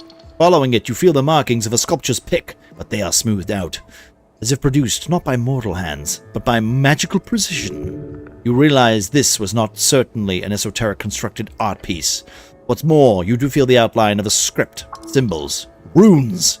Your fingers trace them faintly along the spiral shell of a snail. Symbols do not mean anything to you. If you had comprehend languages, you could understand the script just by touching it. I don't have the spell! Tell me your secrets. No response. Tell me your secrets, damn it! Punch the monument. Your fist makes contact with the hard surface. A crack follows, along with the shooting pain up your arm, spreading through your fingers. Ah! the crack of your bones as well. Nod. All right, Rock. You're all right, Rock. You're all right. This fucking I'm playing an idiot. The Rock stares at you menacingly, but a piece of it fell off from your violent act. Pick up the shard. You put it in your pocket. How did you actually damage this rock? What strange material is this? Ah, yes. This is the highly esoteric rock. You find it more around the city. Collect as much of it as you can. That was worth it. I'm going to just cast Cure Light Wounds real quick. Ah, much better. Oh, it's a goblin. Alright, let me see it in here. You find a goblin standing at the tip of Tolstad.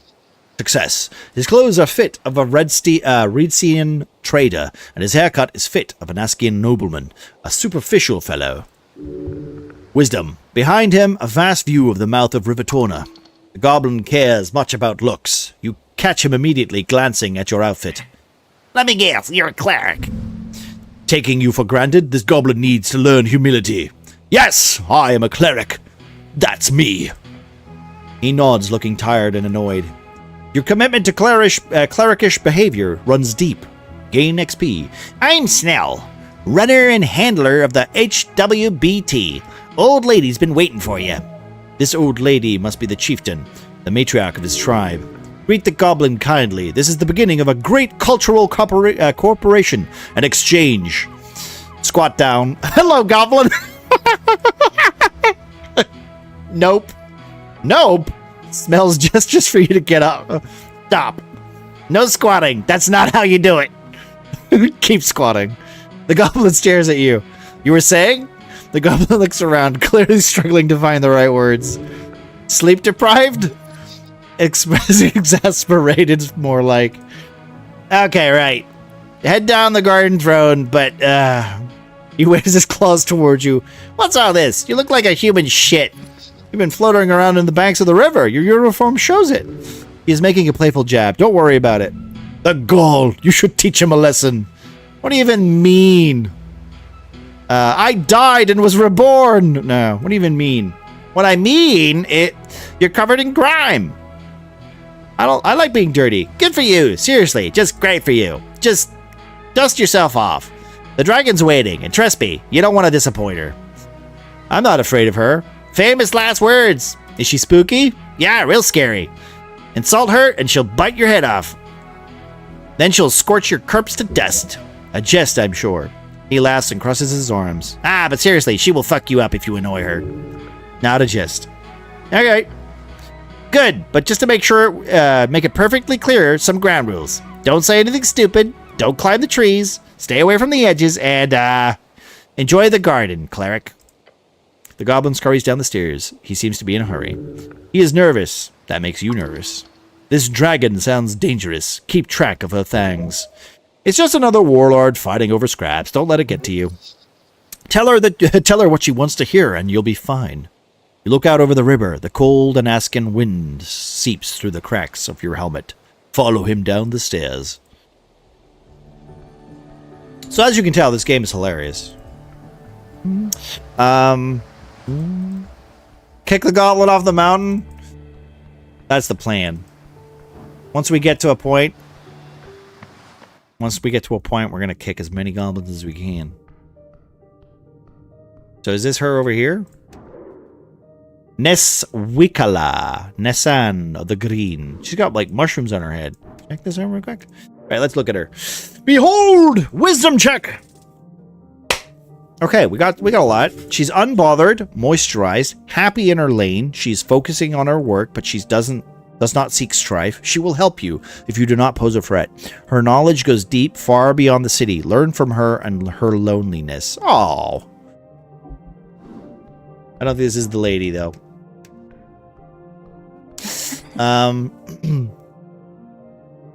At the top of the garden lookout, you see a strange creature hunched over. She's making potions. Underneath a large red hat, her drooping gaze slowly glides towards you. Not a hat, she's got an actual mushroom growing out of her skull. The elf drops a final piece of mushroom into the bowl on the table and gives you a creepy grin. Lean in and stare. Slowly, and in an appropriately dramatic fashion, she widens her eyes to reveal piercing red pupils. Her grin widens even more somehow. Abort! Run away! Leave! Oh God, she's trouble. She's real trouble. Just look at her. Look at the side of her head. Look at those ears, white hair, ashen hue, and those eyes. An elf. Are they rare? The city holds many folk, but elves are both few in number and seldom intermingle with lesser races. But look at her. This is no elf of Elim. This is an elf of Pimia. Hello, elf. Glare at her. Oh, hello, elf. You hear a guttural chuckle leave her lips. A man delves into the garden, his sights set on the mysterious below. Are you that man? The way her arts dart back and forth like that. Is she on something? No. Am I that man?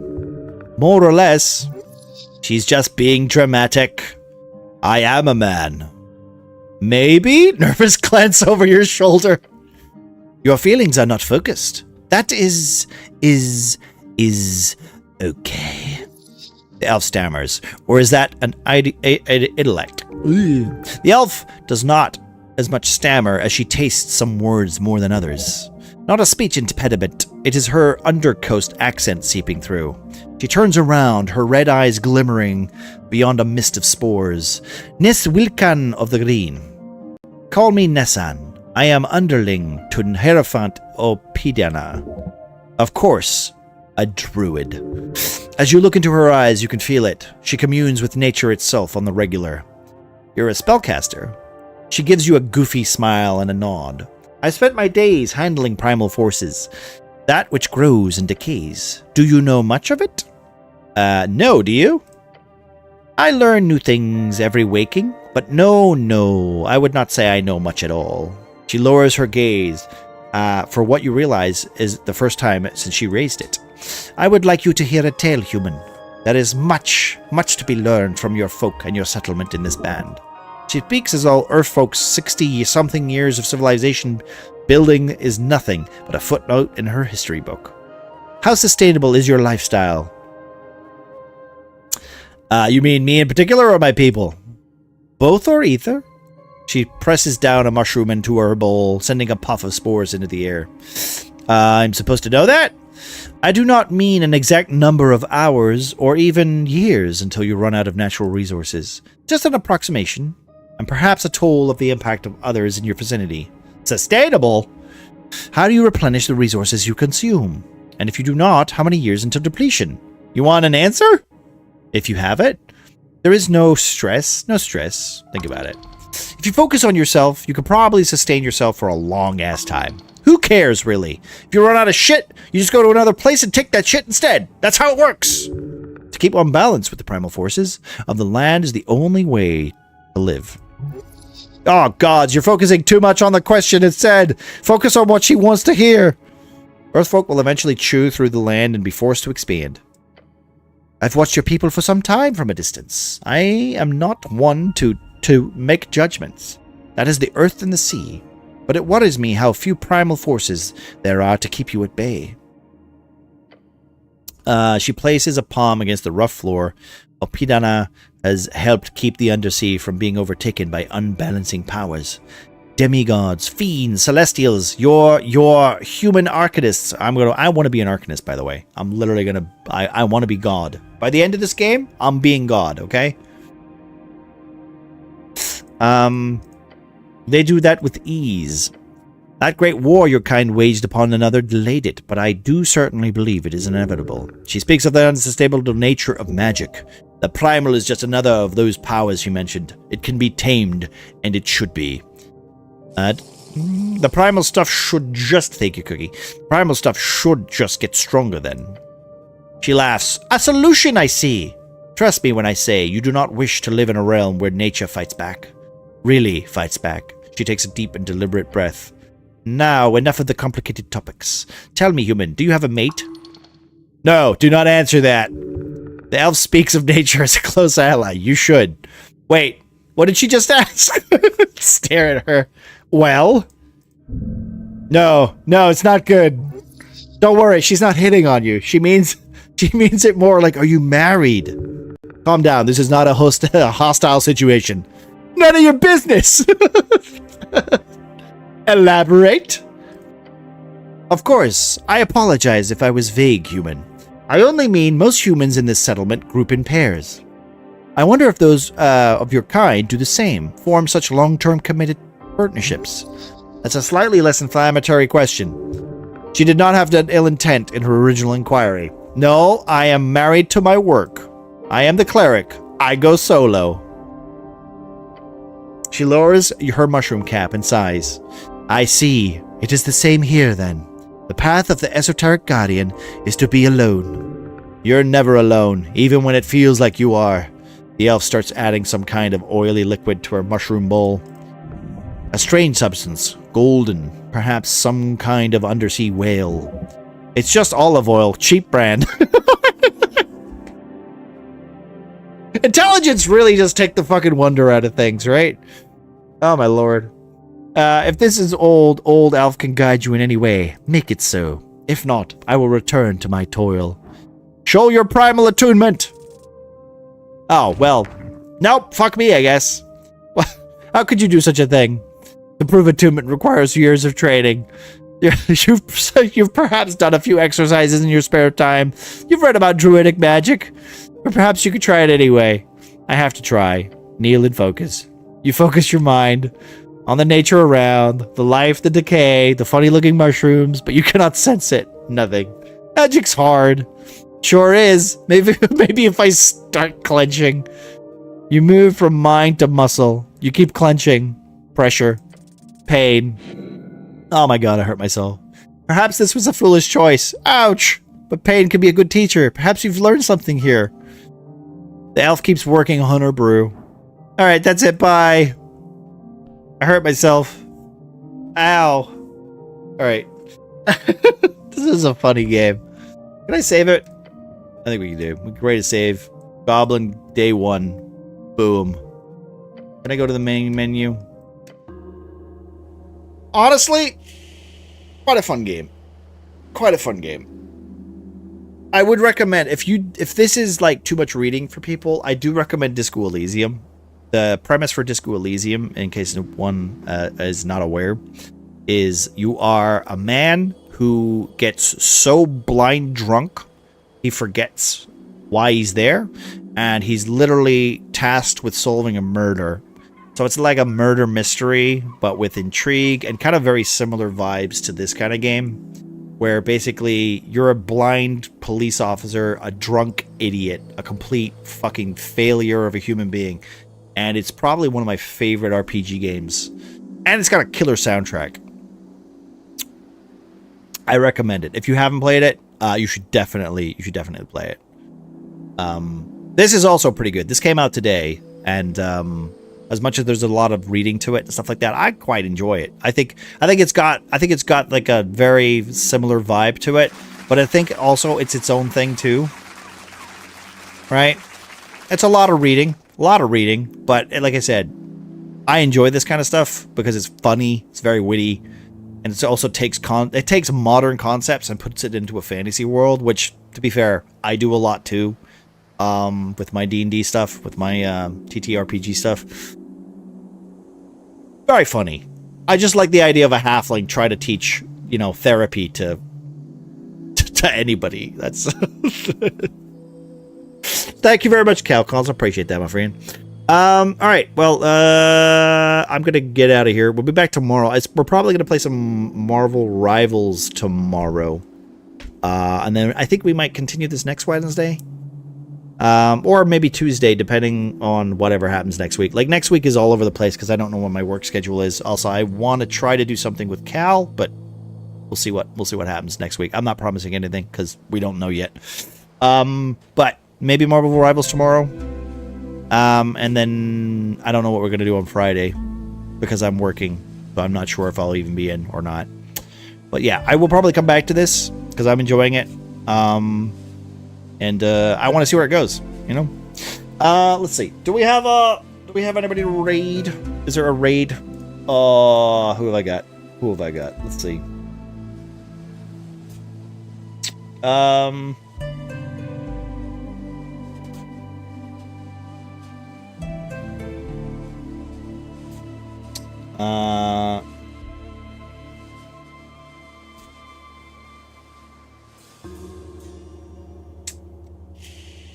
What's this? I'm just trying to see. I'm gonna admit, I don't think there's anybody that's actually playing this, right? Let me just look. Oh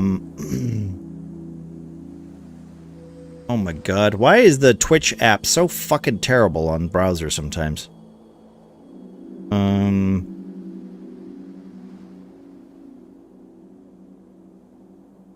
don't really have.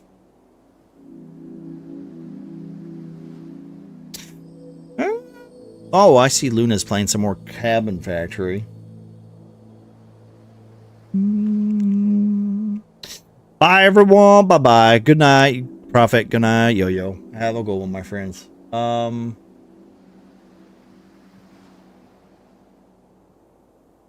come on. Thank you. I really dislike the Twitch app. You know what I need to do? I think I might need to fix my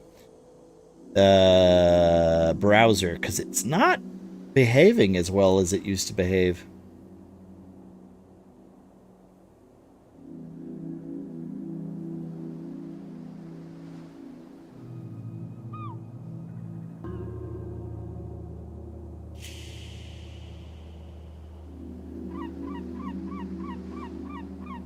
All right, well, we can go to let's go to Luna then because she's playing some scary games, but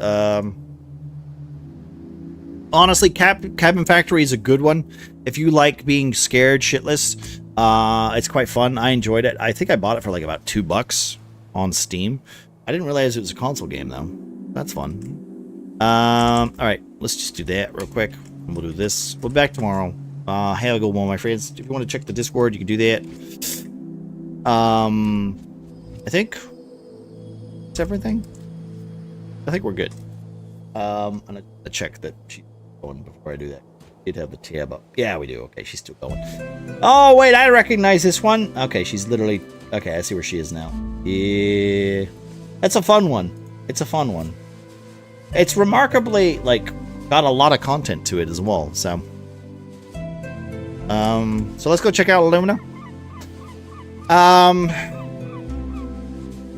Yeah, I think that's it. I'm